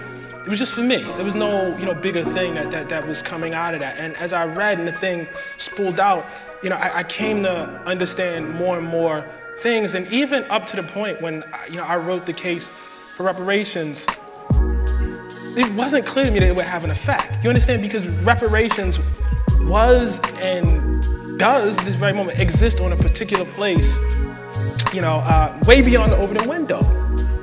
And so the notion that, it would be, read and taken seriously and become as successful as some of the things I write would end up where they were was not something that I foresaw. I always tell people writers have to prepare themselves, and academics too, not to be read. Not to be read. So I was a little ill-prepared for this moment, and I think if there's anything I'm struggling to get back is, and I don't want anybody to take this the wrong way, I didn't begin this to advocate for reparations. And that's not really how writers work. I began with my own native curiosity, and I'm trying to get back to that. I think it's really, really important that I do that. I think I'm not an activist, I'm not an advocate. Doesn't mean I'm not in sympathy with activists and advocates, but I think my work is at its best when I am answering a question that is really, really burning inside of me. The question of reparations isn't too much. I think the answer is pretty clear, actually. And you wrote this extraordinary piece about President Obama, and were given unparalleled access to him. You had several long interviews with him. Would you reflect on that piece just for a moment and how you see it in the trajectory of your understanding of race in America as you think about the meaning of that first black presidency? It was important, and just to direct it to why we're here today, I got to ask him about reparations. Which was he talked about it. Like, we talked about it for like a good. If that interview went on for an hour and a half, we probably talked about reparations for 30 or 45 minutes. And although as Sandy says, Professor Sandy Duddy says that his answer was not to my mind sufficient. He did say, listen, you can make a case for it. That you're not crazy for saying something actually was taken and something was over. To hear an American president actually say that was tremendous to me. It was huge. Again, and I gotta be really clear about this. When I say that it was tremendous, when I say it does not mean that you don't critique people, it does not mean that you back off, but I think you also need to acknowledge the steps forward that you actually make.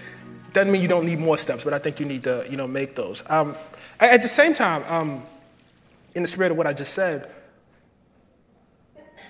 I felt like he didn't, how do I explain this?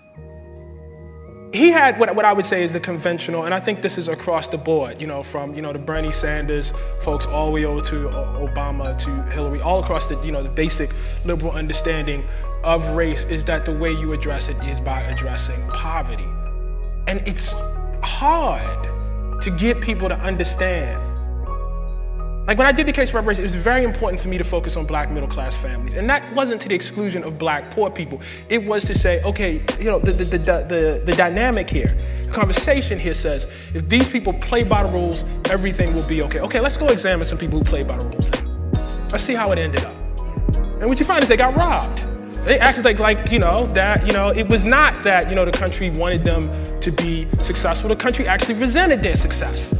And that's old. I mean, that's Du Bois and, Reconstruction. It's the same thing. It's a resentment of your success. It is not that, hey, if you would just, marry and get a job, everything would be okay. No, you marry, get a job, save your money, and you will be robbed. It sets you up to be plundered. It was very, very important because it cuts against a dominant liberal theory that there is nothing specific about black people as a class of people in this country. There is not a specific thing that needs to, be addressed. And to his mind, he thought, basically, if you would construct a decent, social safety net, a more, liberal, more European social safety net, if you could, very, very, directly, enforce anti-discrimination laws. I'm for all of them, for both of those things.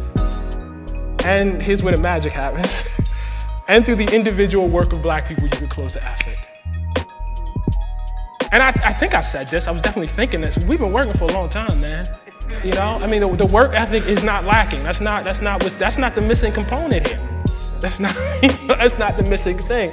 And that was hard to get across. I was very, very grateful for the exchange, but at the same time, it to me points out how far we have to go. I engaged, Senator Sanders on this during the election, because if you have a candidate of the left, of the radical left, who can't even see this, long way to go. Long way to go. I'm struck as you're speaking that, in a way, Obama's presidency is another embodiment of your argument. He played by the rules. He did. He thought he could preside over a post-racial moment. You remember all the discussion about we're in a post-racial moment. And so what rules did he get to take advantage of? Well, he didn't get a Supreme Court nominee because somebody said, we're not playing by the rules, and the whole birther stuff. So in a sense, the argument you had, or the disagreement you had with him, I think you won based on the nature of his own. Yeah, he would disagree with you. I thought so too, by the way, and I raised that. I raised all of these incidents, and I very much said, listen, and his argument, and maybe to be a politician, you ultimately have to believe this, and I don't mean that in any sort of derogatory way when I say politician, but if you're about the business of convincing people, you have to believe that not just the majority of people are decent and non-racist, but that not even an actionable or significant minority are. And so if you talk to him, he would say, well, the problem was Fox News. You know, it was, and I agree, yeah, that was part of the problem. You know, but I think I asked him, I said, yeah, but why are they watching Fox News? There's a ready audience, you know, for this kind of argument. It came up again, you know, in the election with, you know, Hillary Clinton and the whole, you know, deplorables. And it's like, wait, we have numbers on this. We have actual data. When you have 40% of your voters who believe black people are more criminal, that's kind of deplorable, man. You know, when the majority of your coalition believes against all evidence that, you know, the president of the United States, you know, is a Muslim, and by Muslim they don't simply mean, you know, thinks the Quran is very important, but means something else, it's kind of deplorable, you know? But we can't get ourselves there, you know what I mean? We just can't, and I think what it is we are, maybe if we acknowledged all of it, like we would go crazy. Like maybe we just would like cease to be able to function. Like it's just too, it's, you know, it's too, is it really, really that bad? Was it really, really, yes, it was really, really that bad. You know, and maybe, because I have to think, you know, from some perspective, obviously I'm arguing for reparations, but you know, I don't think it's sufficient to say you're ignorant, you don't know, but why? Why? Like why? Like if I'm in that position, why would I not want to know what kind of pressures, what kind of stress, you know, to bring upon, you know, the belief system, you know, that one functions in to actually acknowledge the debt, you know, to say nothing of actually doing something. What does it actually do? So we are almost at the end of our time, and I just wanted to know whether you come to all this at this moment with a sense of optimism and dynamism about where it can go, or if you feel burdened by it in the way you know, if you knew too much, it would be unbearable. Well, I don't feel burdened. I mean, I'd rather know than not know. I'm one of those people. But I just have to say it's extremely ironic for any historian to ask me if I feel optimistic. Because I go out and talk, right, and people say, why you don't have any hope? I say, have you spent any time around any historians at all? Like, you're talking about me? Do you read the stuff these people are writing? I mean, Jesus. No, I'm not optimistic. I mean, how could you? I mean, I'm not pessimistic. I mean, that's sort of, it almost feels like a question of optimism and pessimism, and like, it's almost beside the point. You know, it is what it is, and people need to act. You know, whether I think they're, you know, likely to act or not. And when I say this, and I've said this before, I root myself in the very, very real tradition of enslaved black people in this country. 1619, folks are enslaved. I'm pretty sure they know it's wrong from the moment they're enslaved. And they say it all through the page. Listen, 250 years is a long time. That's a lot of generations. You know, you can be at certain points and look to the past and see that all your ancestors, as far back as you can see, are enslaved. And all your children and grandchildren, descendants, as far forward as you can see, will be enslaved. And in the midst of that, people acted. They did things. You know, when Frederick Douglass, you know, abolitionists stand up and they say, you know, this is wrong. They're not the first people to do that. Now, we focus on them because it actually turned out to be successful at the end of the day. So it's easy to focus on the successes, but I'm much more interested in the failures. I think about Ida B. Wells, you know, who with so much courage, you know, argued and pushed and tried to coax, you know, the American Congress to do this anti-lynching bill, which it did not do in her lifetime, and didn't even apologize until like 2004 or something, long after Ida B. Wells was dead. Does that mean that her actions were worthless? Does that mean it was meaningless? You know, certainly in hindsight, you could say, well, one should have been pessimistic about those prospects. That's beside the point. You know, you have a moral responsibility to act, to do, to think, to know. What a great way to stop. Thank you so much. Thank you.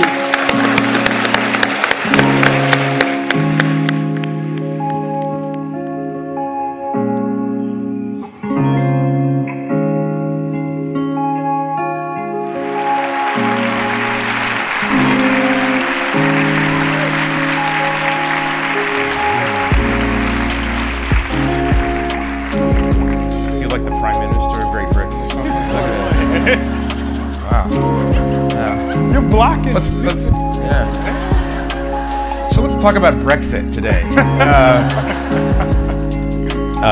Thank you all very, very much for coming. What? I'm telling you, when you run for president, just get used to it, right? It is kind of odd for you, right? Look at this, now people are walking up with their cell phones. It's all right. You're part of this? She's enthusiastic. Let her be enthusiastic. What's the difference? Thank you all very, very much for coming.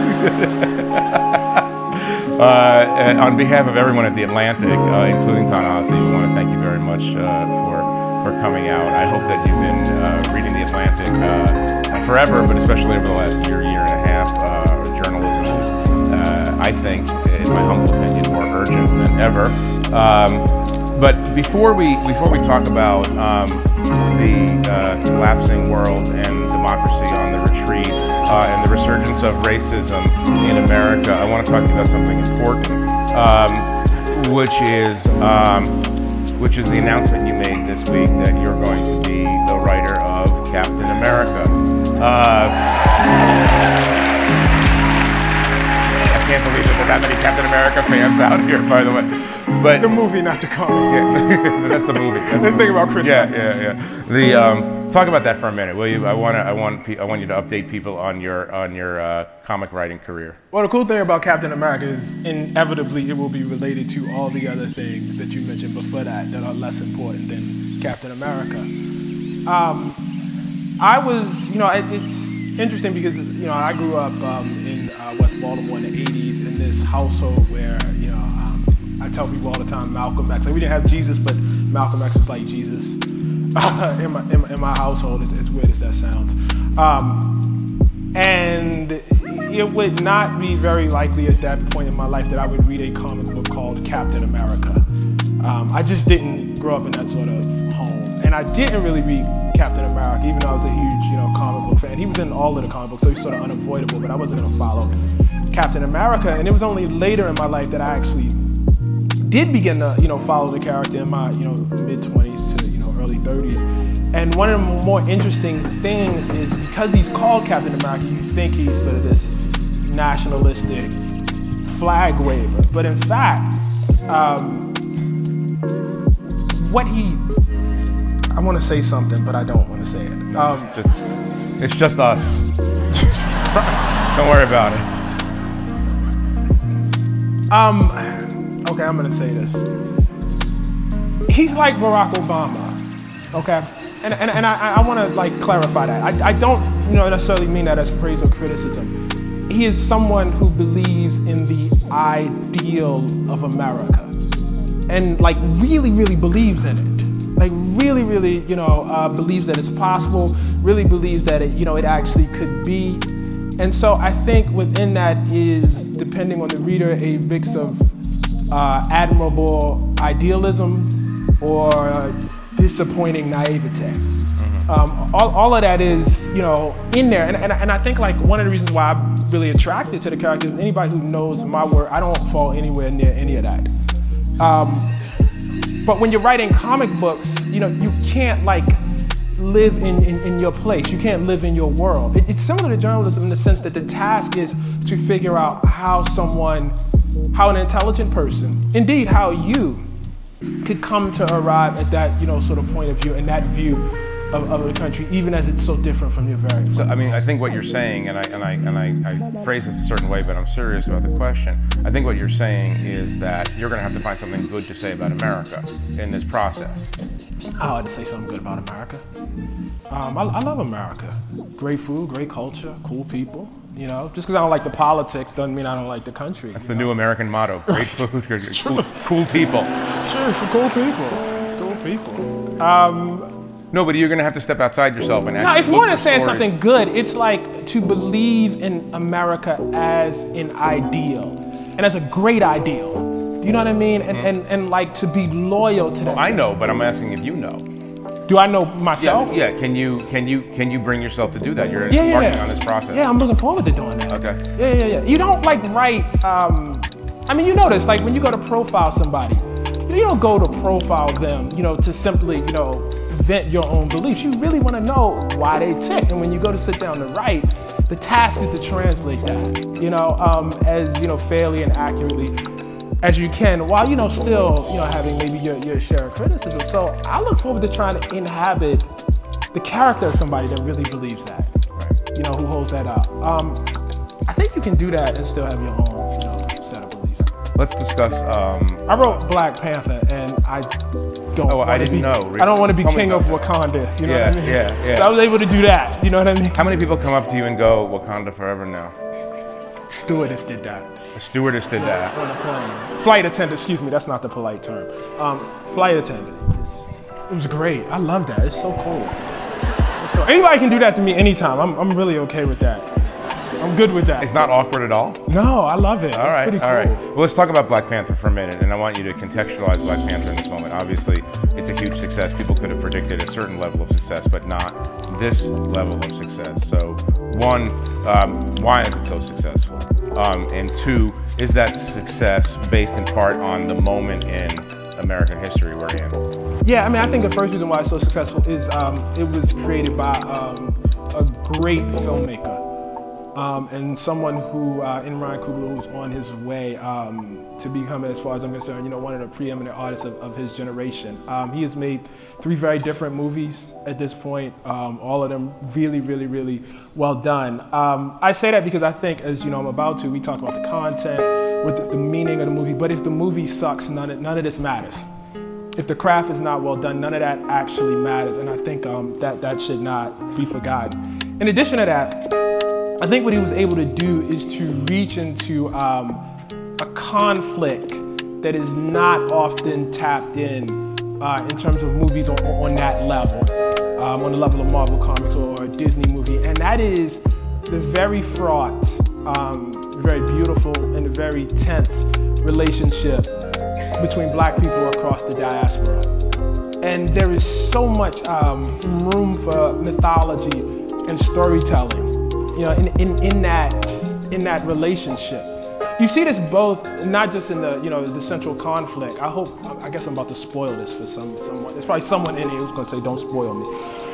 How many people here have seen Black Panther?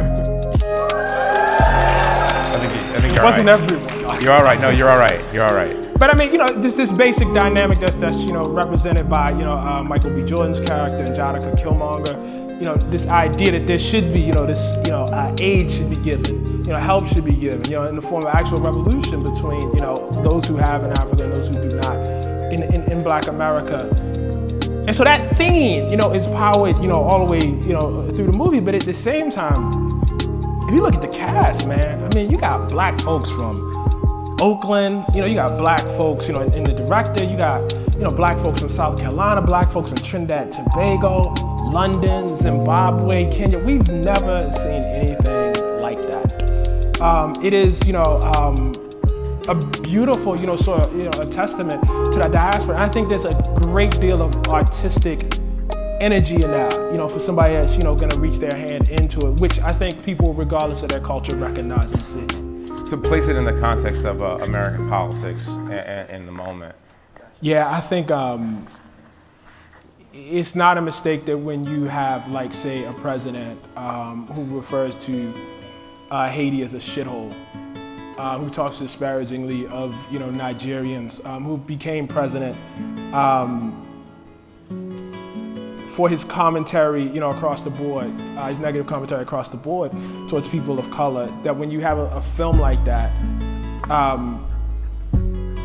that says what it says about Black people, that presents them as a literal royalty, that folks glamour that and folks want to see it. Look, I think if Barack Obama was president, that film still would have been successful. I want to be really, really clear about that.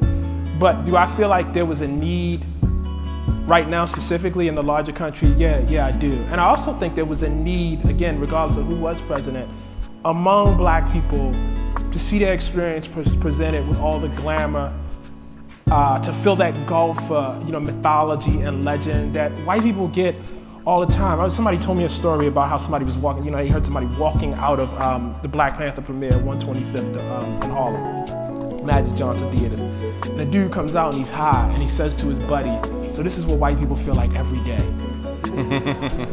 Because those stories are presented like that every day. If you think about it, across the board.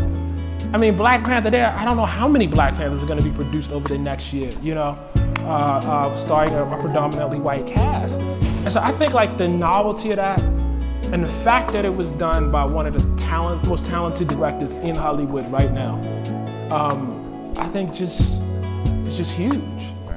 Let me shift to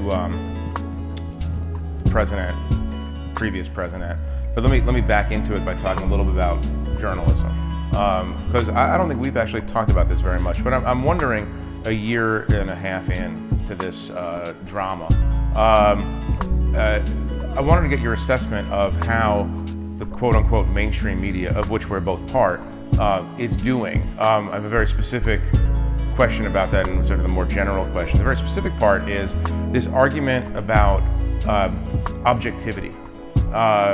The discomfort a lot of people in our industry still have about using the term racist to describe the sitting president of the United States. Just give me your feelings about that, and maybe broaden out the answer a little bit to talk about the role that we're playing right now.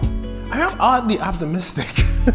That is extremely odd. If you know him, that's no. I actually, because I think like people are actually becoming more comfortable with, you know, like after the shithole comment, you know what I mean? I think a lot of people who, I mean, you have to, like, I've been making this argument, you know, about, you know, the centrality of racism and the centrality of white supremacy in the country and in American politics, you know, for a while now. And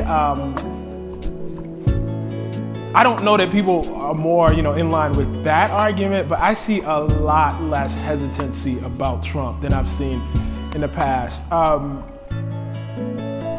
I guess a lot of people feel, you know, sort of like there are always negative feelings about how, you know, media covers, but I actually think like folks are doing a really, really good job. Like if I go through like the kind of and you have to remember, I don't like maybe if I, you know, watch more TV, like if I watch CNN and I threw MSNBC in this and Fox into this, I might feel differently. I can only, you know, like in this era, we judge by what we read, and I read newspapers, I read a lot of investigative, I read magazines, and I think a lot of that stuff is really, really bang up.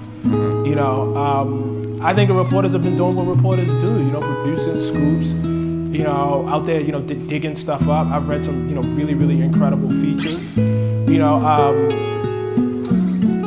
So I have an oddly optimistic, I think media is actually performing pretty well right now. Let me ask you sort of a breakout question from that. This has to do with... Oh, I could read less of these profiles that seek to go into quote-unquote Trump country and ask people, are they sorry yet for voting for him? I could... Why? No, why? Why?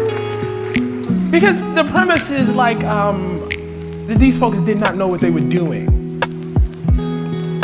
And they did, and that's what they always find out when they go. Like, people are not sorry. Because they knew what they were doing. And I don't say that in any sort of, in fact, I don't say that in any sort of condescending or disparaging way. I say that, in fact, out of, you know, incredible respect, you know, for their intelligence. They did know what they were doing. But less respect for their racism. No respect for their racism at all. No, because I mean, what you're saying implicitly is that these reporters are going out naively thinking that, oh, now you've seen that. Yeah, now you'll realize. But this is the premise of one of your recent articles, obviously, in our magazine, that no, actually race was central to the decision-making process. Yes, of and they voting. say it to the reporters when they go out there, and the reporters are shocked that that's what they're hearing. You know, it's as though they think like they misheard Trump or they didn't quite get what Trump was saying, that when, you know, he said about the judge, he's a Mexican, that somehow like that didn't... They wasn't meant as a compliment. No, He's it wasn't. Right. It's great. He's a Mexican. Yeah. That's awesome. No, I mean, I think, you know, people vote for people for all sorts of reasons, you know, and sometimes those reasons are not reasons that we like, you know. Let me come back to journalism 1 second. There's a big continuing controversy around the New York Times opinion page, which is a stand-in argument for the idea that there can be, you can have differing opinions appear in the same sort of publications. This involves us personally in a way because we have a lot of friends involved in this controversy, but talk about that, because it does seem as if there are a lot of people in America who want to make sure that their reading experience is pure in a kind of way. I think I have to say, it's so weird to say this to you. I think I have to say, in all fairness, I can't answer that question. And I can't answer that question because the editor of the editorial page is James Bennett, who is responsible for my career. He's one of our best friends. One of my best, yes, exactly, who I just had dinner with. I have gone through the experience of having my friends, or people who I thought were my friends, commenting on my life. It's not fun. It's not fun. So that doesn't mean that people shouldn't have their opinions about the Times editorial page and critiques. I'm not saying that at all. I'm not being a booster here. I'm just saying that my relationship with James... Well, let me push on this and maybe broaden it out. Okay. I mean, is there a problem in the media, in the press, in the quality press, whatever you want to talk about, of this idea that we're supposed to be big tents where you're supposed to have... I mean, we've had this discussion before at the Atlantic. You know, it's like looking for people who are pro-Trump in some way to write for us. There's a very, very specific problem in that for us, and I'm not saying this in a condescending or snarky way, but anything that appears in our magazine has to pass a basic fact-checking test, right. And so it's very hard. No, I don't. I mean, it's literally true. Yeah, it's literally true. Like you can make the argument for Trump, but you have to use a set of facts that are empirical, right. To make that argument. Nevertheless, well, yeah, I know it's a sad state of affairs when people are applauding for the idea that we should do true things, right? But here we are. But the question is, I mean, is there room in the media? Does everything have to be? Are you either in the resistance or not in the resistance? Well, let me put it this way: are you in the resistance? No, I'm a journalist. I'm a writer. No, I would never identify myself that way. I'm a writer. I think my opinions and my politics are very, very clear. But I have long felt that one can be in sympathy with the aims of activists. For instance, I'm in deep sympathy, obviously, with Black Lives Matter. I would not identify myself as part, and by the way, Black Lives Matter has not asked that of me, by the way, so I'm not, you know what I mean, it's not been an exchange that we've had, you know, from the leadership. But I just, like, my job is different. You know, my job is, you know, it requires something different. I think often even, like, it's often the people who you are most in sympathy with that you require the most distance from. Because they're the people who you love. They're the people who you want to win. They're the people who, you know, in your private moments, you're cheering on. And when you're called to write, even though you have your opinions, there has to be a kind of basic fairness, by which I do not mean objectivity and lack of opinion. But you have to have, you know, as you said, a kind of loyalty to facts, you know what I mean, that, you know, you construct your opinions out of. The job of activists is different. It's not so much that activists can, you know, lie or bend the truth or anything like that. It's that the job of the activist is to get people to do something. That just requires a very, very different approach to the world. I'm not trying to convince people to necessarily do a thing. I'm trying to interpret, you know, a problem as I see it, you know, and offer up, you know, my analysis of it. Enacting, for instance, the goal of, you know, say enacting, I don't know what, police reform in Baltimore City, you know, might require you to say certain things to the community, say certain things to, you know, the power brokers, approach them in a certain way in order to affect actual change. Writers don't really have to do that, you know. Writers are, you know, called to, you know, do something a little different. So you open the door and I have to walk in. We'll come to Trump and Obama in a minute, but Cornel West. Right. Part of his critique. How did I open that door? You opened that door. It's very obvious that you just... I think you opened that door. Huh? The door was open. I just walked through. I'm walking through.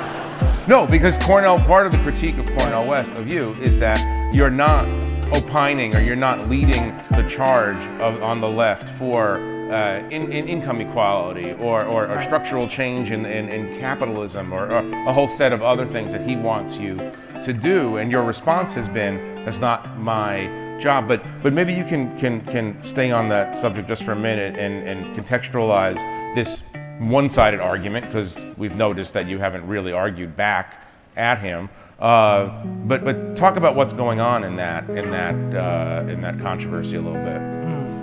And it might be the answer that I'm a writer and I'll do whatever I want, and people. I mean, that's the answer. I was hoping for more, though. I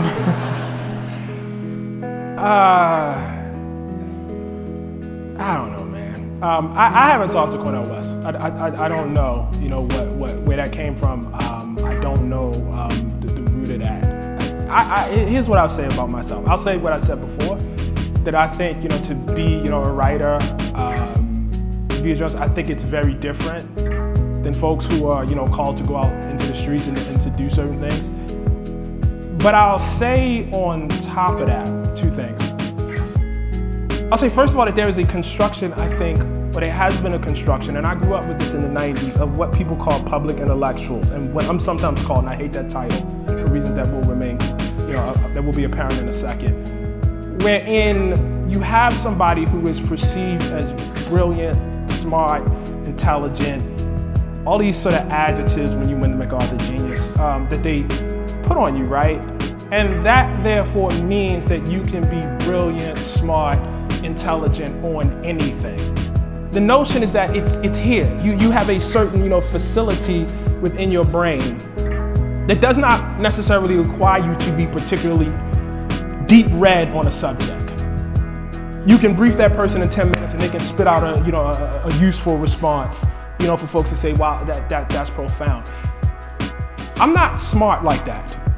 I don't possess that kind of intelligence. I possess a kind of curiosity that allows me to go deep on a particular thing for a long period. I joke with my wife about this all the time, like how I'm not like a fast reader. I'm not particularly fast. Do you know what I mean?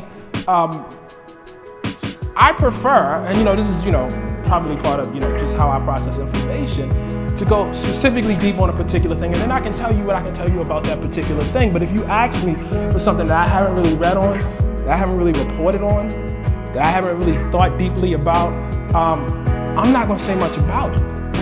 I'm just not, because I came up in an era where people spoke on all sorts of things. And it was quite clear, even if you didn't know much about those things, that person hadn't thought deeply about it. But the way the world is organized, the intellectual economy of the world is, you will be in a room like this and people will cheer for it anyway. I'm not saying you guys specifically, but when talking is your profession, do you understand? People, they cheer for you. Even when you haven't said anything, particularly, deep or profound or well-read. You can be, as, folks say all the time,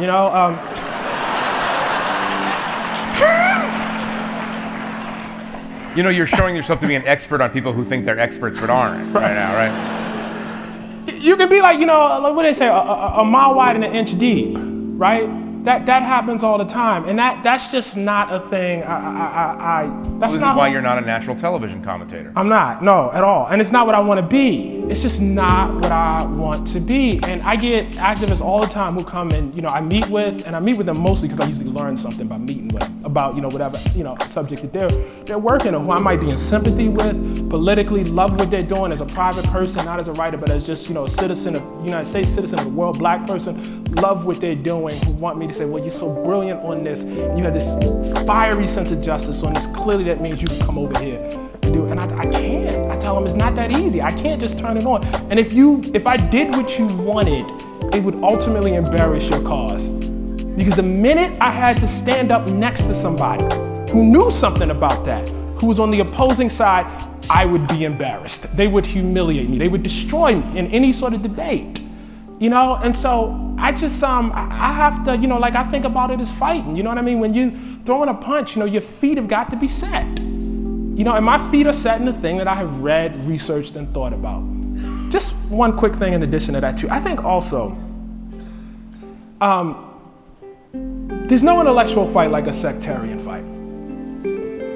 It is often the people who, historically, it's often when you have two quote-unquote thinkers, writers, whatever, who agree on 95%, who will viciously denounce each other on that 5%. I don't want to embarrass anybody, but I just, just to make this really, really specific. At the same time that, that sort of attack was coming in from, towards me from Cornell West and other people, he was touring the country with a gentleman by the name of Robert George, who's a professor up at Harvard, who thinks, for instance, that LGBT people shouldn't have the right to be married. They were appearing together. You know what I mean? They were in debate, but they were friendly with each other. They were, you know what I mean? And that was okay. And And it's just, sort of wild to see, when you have, someone who, is so obviously opposed on, basic rights, for a group of people. But somehow you guys can find common ground. But, we who are much more closely aligned, we can't. Like, we, have to do this, vicious denunciation back and forth. Is that in part because there doesn't seem to be enough room in the public discourse for many black intellectuals, sorry to use the expression, but public intellectuals? I mean, is it a zero-sum game? In other words, that people have to tear you down because they have to get back up on top of the hill? I don't know. I hate all this. I hate all this. Man, no, but you make an interesting point, going back to this New York Times point that you also won't answer. No, it's interesting, like there's sometimes the anger on the left toward the New York Times seems hotter than the anger on the left toward Fox News. In a way, because Fox News is just Fox News. Perhaps because you think the New York Times should know better. Yeah, that anger comes out of, and maybe that's the same thing with me. Right. Maybe that's the answer to the question I just gave, right? Like maybe it's closer to the fact is that you feel like the people who are closer to you actually really, really should know better. And you've almost kind of dismissed the folks that are over here. Like just completely, you have no real respect for them anyway, so it's okay. It doesn't make you as angry. Right. One of the critiques, and this is a difficult spot for you because one of the critiques is on some parts of the left is that you weren't tough enough on Barack Obama. I know somebody who believes that not to be true, and that's Barack Obama. He believes that you're tough enough. Or too tough. But I think it would be interesting for people to listen to you talk for a few minutes about your relationship with Obama. I don't mean just your personal relationship with Obama, but your intellectual relationship and how Obama is kind of the appearance of Obama and the success of Obama is the animating force behind so many of the pieces that you did in The Atlantic over the last 9 years, and of course the book. I don't know where you want to start on that. It's a big question, but it's fascinating to people. Yeah, I mean, as you said, it's tied to the question I won't answer. As I write in my new book, we were 8 years in power, we're still now. Oh my God! Everybody's selling. Everybody's selling. I came to The Atlantic through a piece, that I wrote on Bill Cosby, but that was overshadowed, by, the fact that it looked like, we had our first really, really serious, our first African-American nominee for president. And as I said before, James Bennett was the editor who did that. It was a life-changing event for me. The fact of Barack Obama, I think, for journalists across the board, not just me, writers across the board, it created an appetite, a curiosity about certain things. I had been practicing, that was 2008, I had been practicing for 12 years at that point. And at no point was anybody as interested, in what I was writing or, this area that I had been interested in as when Barack Obama became president. It just, opened an entire, room up, for journalists that weren't there before. What was that relationship like? I mean, so we don't blog anymore. I think that's a huge part of it, right? That's gone. But during, the period of time that he was there, I blogged, all the time. And one of the more, challenging aspects I felt of my task was to reflect the very real joy that the community that I was a part of, that I lived in, felt. And at the same time, to express my own, very, very specific opinions, of some of the things that, I found deeply disappointing. The Morehouse speech, obviously, is one of the things that immediately come to mind, his embrace of respectability politics. The basic notion that, of colorblind policy, which Barack Obama embraced and basically every, Democratic president before him embraced. That the best way to help black people who had been injured by policy that was not in fact colorblind, was through some sort of colorblind remediation, class-based policies as we call them. There was a huge area of disagreement, and I criticized him all the way through for it. At the same time, with my own politics, there was also the fact of there were people who felt that he was just a symbol. And that always, drew me up, right? Because it's like, again, I guess it's the flip side of that question about, all of these sort of, reporters who go out in the Trump country and say, are you sorry yet? The basic notion, again, is that voters don't know what they're doing. And one of the things, I concluded just talking to black folks, just watching black folks, is that, yeah, he is a symbol, but maybe that symbol's like really, really important. Maybe we underrate, and the Confederate flag is also a symbol. All those monuments that we're pulling down, these are also just symbols. These do not, in and of themselves, create the wealth gap. But maybe symbols actually have some sort of power. Maybe they make some sort of statement about your ambition. Movies, I mean, Black Panther, when we started this conversation, Black Panther in and of itself is not a piece of policy. It's not reparations. It's not gonna, in and of itself do anything about any of the social economic indicators. But we have always said that before Barack Obama, the fact that every single president was a white male had some sort of import. We knew that. It could not be that the simple symbol of Barack Obama had no import. And so there's always this conflict between, expressing, your disappointment in him in terms of, how he addressed black folks in a very, how shall we say, cautious way. He dealt with, racism, in this country. And the fact that the actual people who you were talking to, I don't know that there was a more popular person in Black America than Barack Obama. Did that mean black people have been brainwashed? Had they been fooled? Did they somehow, been hoodwinked? And as I said again, I would make the same case, for folks in Trump country. That's not my approach to the electorate. I think folks know what they're doing, and it's much more interesting to me to try to figure out the why of what they're doing. Go to your writing about Trump for a minute. Could Trump have become president without Barack Obama before him? Any chance at all? Trump could not have become president without the response to Barack Obama. And it's important to state it that way. And I don't think it's anything Barack Obama did except be a human being who happened to check African American on his census form.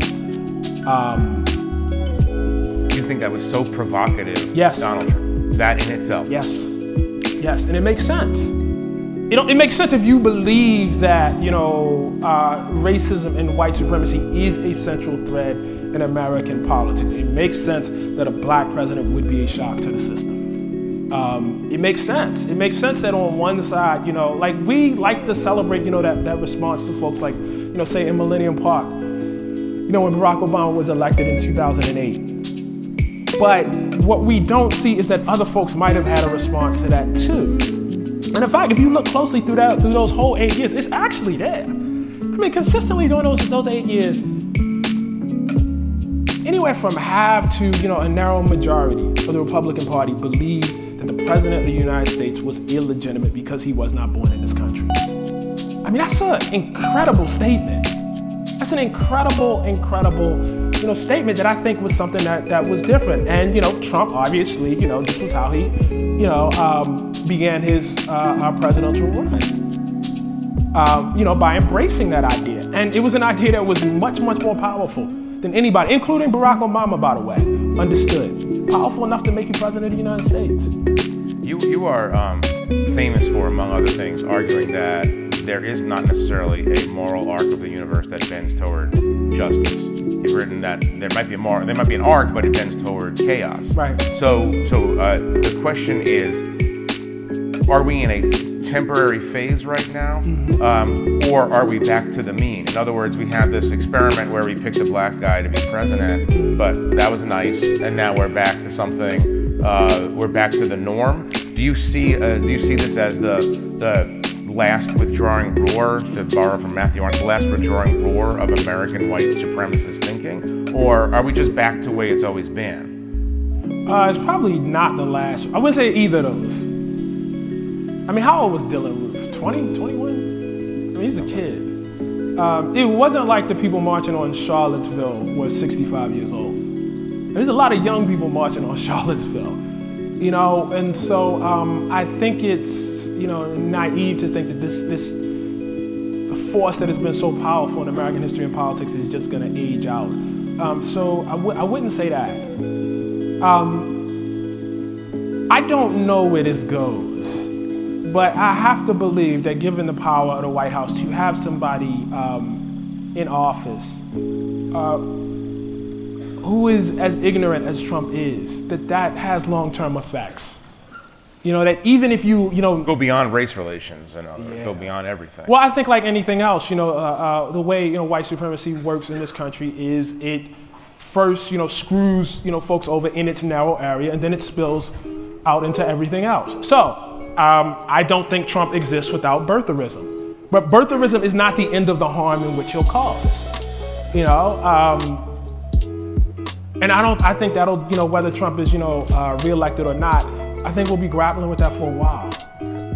A question a lot of journalists get, I get this a lot, is okay, so you guys in the mainstream media, you're doing pretty well now because people are reading you, people are subscribing in solidarity with the idea of free press, but how are you going to reach the, let's say, the hardcore 30, 35, maybe even 40% of America that seems to be,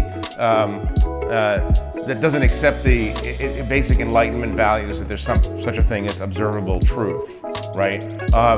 The question I have for you is, how do you, what is the answer to that question? Because I don't think anybody's come up with a really good one yet. How do you, as a journalist, go to people who still support Trump and still believe that he's going to deliver on the things that he promises, and say to them, well, actually, here are a set of facts, and you should be swayed by these facts?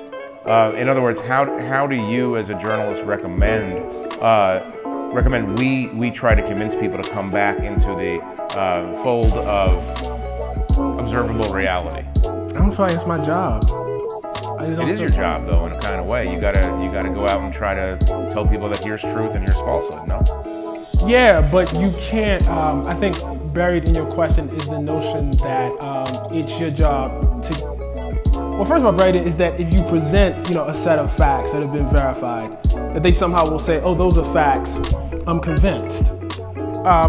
Oftentimes there are another set of facts that people are operating on that maybe can't be repeated in polite company. Well, that sometimes are actually repeated in polite company, as it turns out, you know, as we're learning.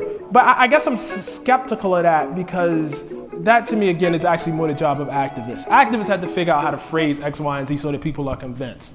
Because they're actually trying to move people. The job, you need somebody who has the ability to say the things that may not be digestible.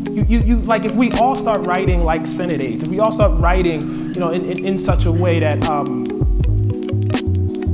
and I guess on top of that, you know, it has long been the way for black journalists and black writers to soften their words, to soften their blows so that white people will hear them. And to me, that just takes all the fun out of writing. Why write? Why write? Go lead a bunch of diversity seminars somewhere. I mean, what? Like, why? Right? The beautiful thing about writing is, you know, when you sit down at that computer, man, it's you and the white page. It's just you and that page. You know what I mean? And in this, you know, narrow... That's the horrible thing about writing. That is the horrible thing, too. Yes, it's both horrible and beautiful. You know, you can do whatever you want. You also can do nothing. Like that's, you know what I mean? Both of those things can happen. So I'm going to stipulate that there are many white people in America who don't like you. But are you ever surprised by the... He has Gallup polling this question on a daily basis, actually. Are you surprised? I mean, look at this audience. Are you surprised that there are so many white people who do actually agree with your understanding of where we're at? And does that give you any hope? Dare I use that word? I am, but I shouldn't be. There are hundreds of millions of white people in this country. There's a lot of white people in this country. And so that's room enough for a lot of white people to not like me and to a much smaller group of white people to like me and still have a room like this. So I shouldn't should be less surprised. I'm working on being less surprised. Less surprised that a relatively small group of white people like me. Why would you be surprised? Why would I be surprised? Yeah. I think because I write the way I just stated. I think like there's a notion that somehow if we explain things in a certain way to white people, if we hold their hands like kindergartners and walk them through Racism 101, they'll get it. And one of my motivating features, for writing was, I was talking to, a writer, this person at The Atlantic, and I was telling him the other day, the best thing, what I love about how he writes is he writes angry.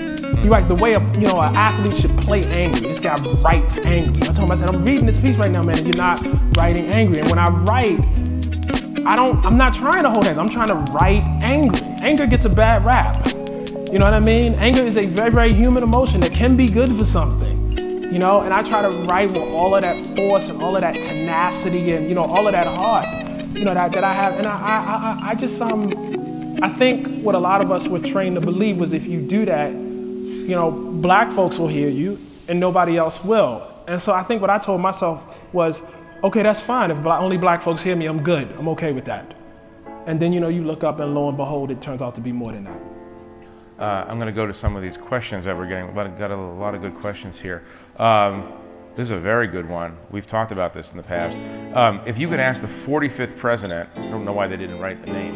I wonder who that is. Only one question, what would it be? I mean, this is horrible for a journalist to say. I don't feel like I have questions for Trump. No, you must. You're a profiler. I mean, among other things. But he's so blatant. Like, it's so, like, there's nothing, there's no dissembling. Like, he says it. Like, he fired the FBI director. Why'd you fire the FBI director? He said, I thought this Russia thing was bad, so I fired him. Like, there's no second level. It's clear. It's clear. Isn't that refreshing in a kind of way? I mean, it is kind of refreshing, but it's like, problem solved. Donald Trump, why don't you like Judge Curio? He's a Mexican. He said it, it's clear, he's a Mexican. Why can't we have people from Haiti? Haiti's a shithole country. I mean, okay, I know what you think now. I know what you think. But the why, though? Why? Like, don't you ever want to? I mean, I happen to be expressing my own personal fantasy that Ta-Nehisi Coates goes to the Oval Office and spend 2 hours with Donald Trump. What's there to say, though? Like, what's there to talk about? That would be a comic book. That would be a hell of a comic book. What's there to say is like, tell me your first experience with African Americans. Why, like, what was it like in Queens when you're growing up? I mean, why would that be interesting? I think that would be fascinating. I would like to hear him explicate. I mean, I'm assuming a level, again, I'm not trying to sound condescending here. I'm assuming that there can be a level of thoughtfulness in the interchange that would allow him to reflect a little bit on his early experiences with people from other groups. There is nothing about Donald Trump that strikes me as reflective. No, I mean that. No, I'm talking about Earth 2. I'm talking about Earth 2 right now. I got that. But I would think that would be an interesting thing for a reporter to try to do. That's all I'm saying. No. I guess that's not going to be, you're not going to be reading that in the Atlantic anytime soon, obviously. There are other, conservatives who I actually would, I think I actually would enjoy, talking to. I mean, anybody else, Paul Ryan, I mean, I'd have some questions for Paul Ryan. What would be your question to Paul Ryan? Do you really, really believe in this tax thing? Do you really, really believe this is, I mean, do you really, because like Paul Ryan, like there's some cover, right? Like there's actually some, you know what I mean? Like there actually is some, you know what I mean? Like, and I'm sure somewhere in there is some belief and somewhere in there's a little hustle, you know what I mean? And so as a journalist, you go and try to figure out which is which, but with Trump, it's what it is, man. It's what it is. I all made you very rich. You know what I mean? Like it's a straight, down the line. I could shoot somebody out in the middle of 5th Avenue. You know what I mean? Like it's just a straight, okay, all right, well, that's what you think. Got it. I'm gonna work on that Paul Ryan thing. Here's a question. You wrote an entire book about your son and his relationship to being black in the U.S. What would the ideal superhero look like to your son? Oh man, I don't know. I feel unqualified to answer that. I don't know. I have no idea. Because I mean, when you want me to like when I was a kid, my superheroes was Spider-Man, and I don't regret that.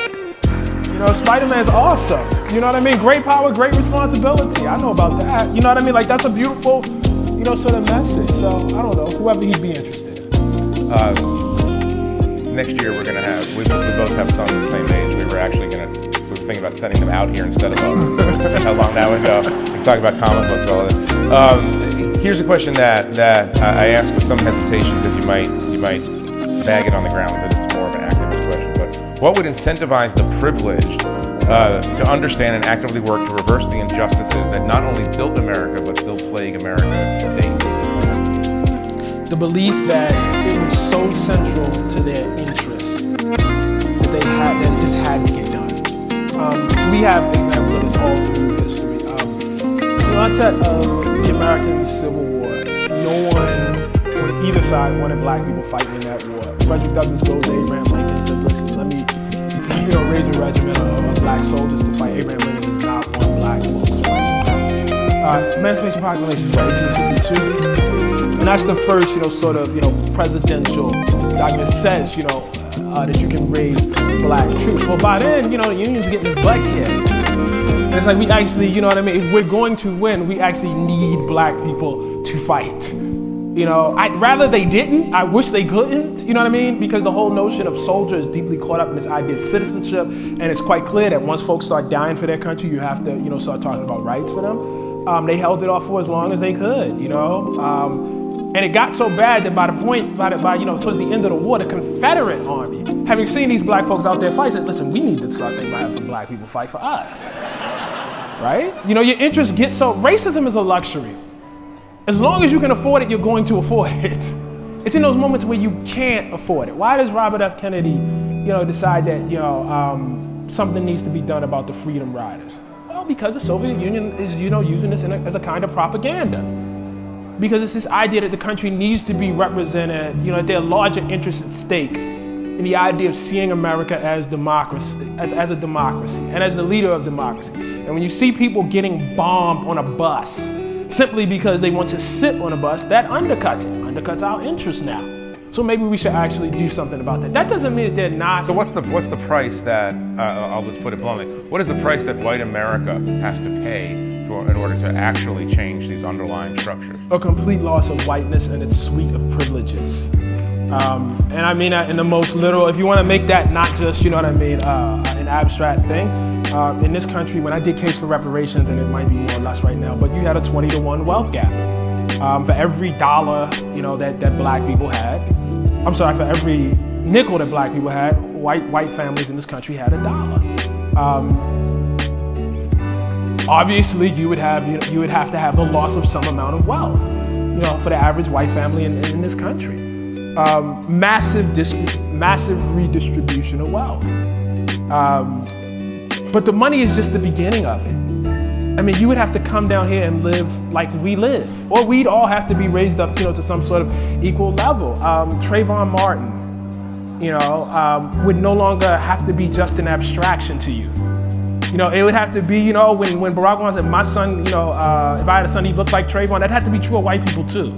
Like, they would have to actually say that and feel that in a way that black people, feel it. Beyond that, bigger than that, I mean, if you think about how status works in this country, it may be period for all humans, I don't know. The way you define yourself as, having some sort of, place, on the societal ladder, is that there's this bottom that you can never sink to. And the promise of whiteness in America has always been that there are a class of people, no matter what happens to you, no matter how many jobs you lose, no matter how many times your wife or your husband leaves you, no high school dropout, whatever, you will never be, excuse my language, a nigger. That will never happen to you. And I don't think you can undersell how much the loss of that, the idea that you actually could be on the bottom, that anybody could be on the bottom, the chaos that represents, for white people in this country, I don't think you should undersell how big that would be. Here's a really interesting question. In reference to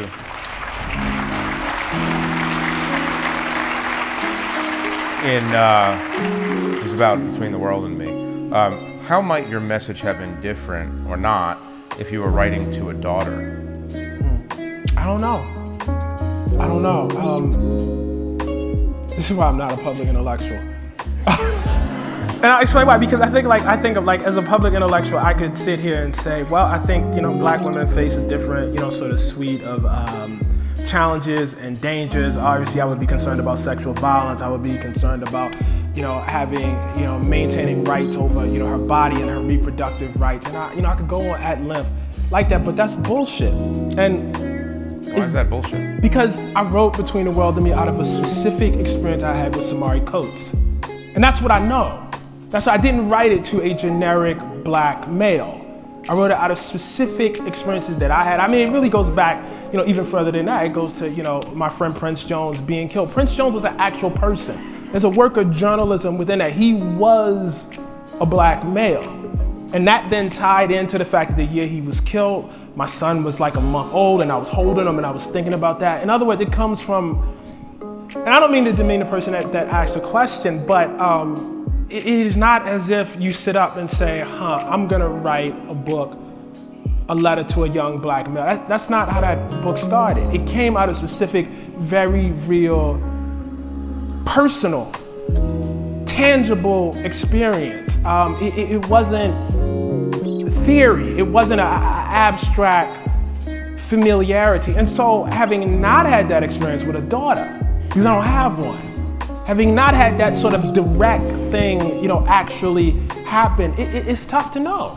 It's tough to know. It would have came out of whatever those individual, very, very specific experiences. It's like asking me, like if I asked you, Jeff, how would you have, written a story that you've never reported on? And you don't know, right? Because you don't know where, what twists and turns, might happen, as you go out and report. It's tough to know, in the absence of having actually done the work.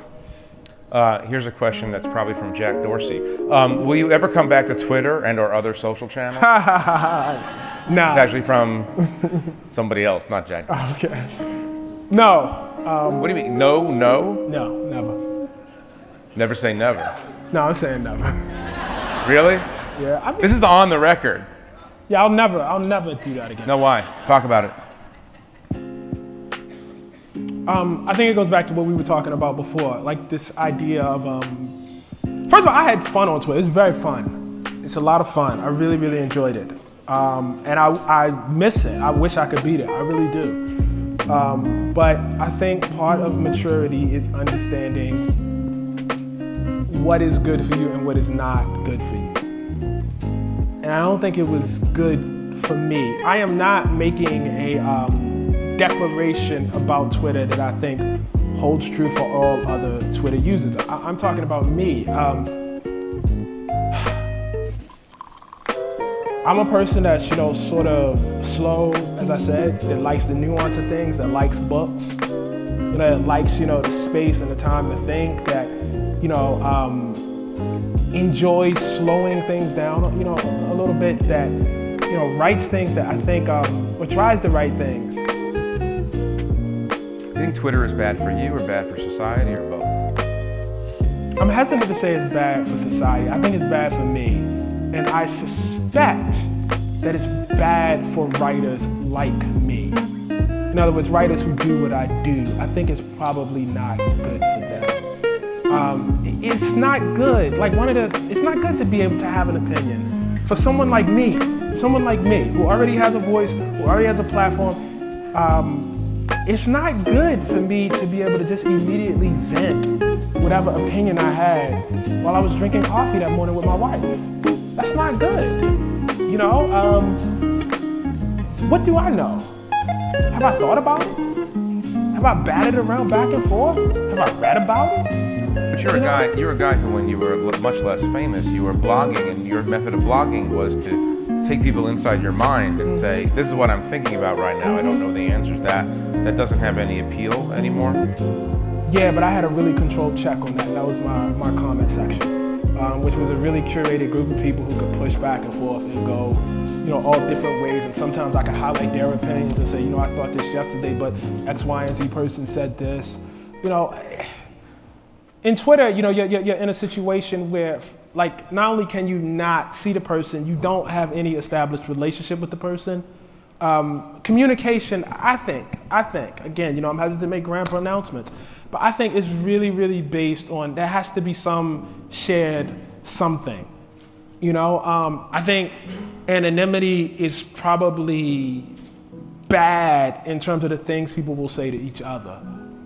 I think that's the first thing. And then I think, you know, even within anonymity, there can be, you know, some sort of relationship, the lack of real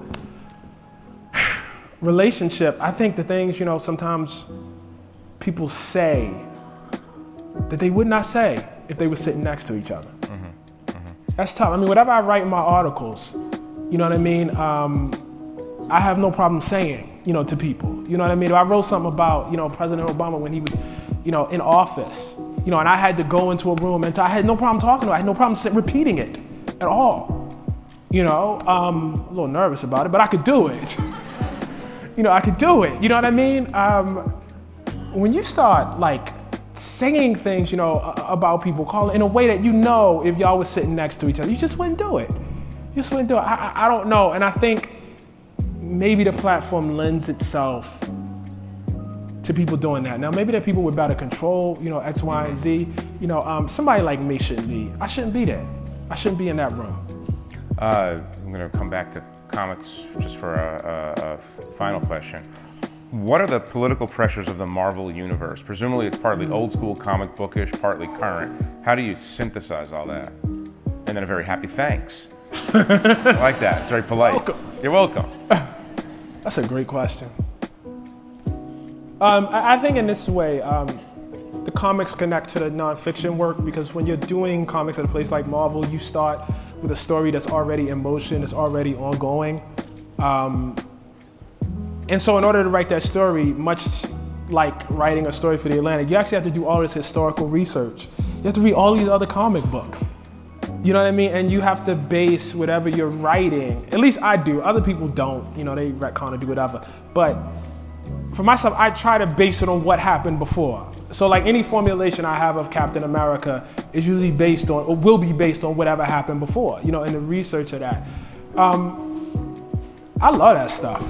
I think it's really, really cool. You know, I love, you know, being part of, you know, some sort of, you know, bigger, you know, arc and bigger story. It's a lot of fun for me.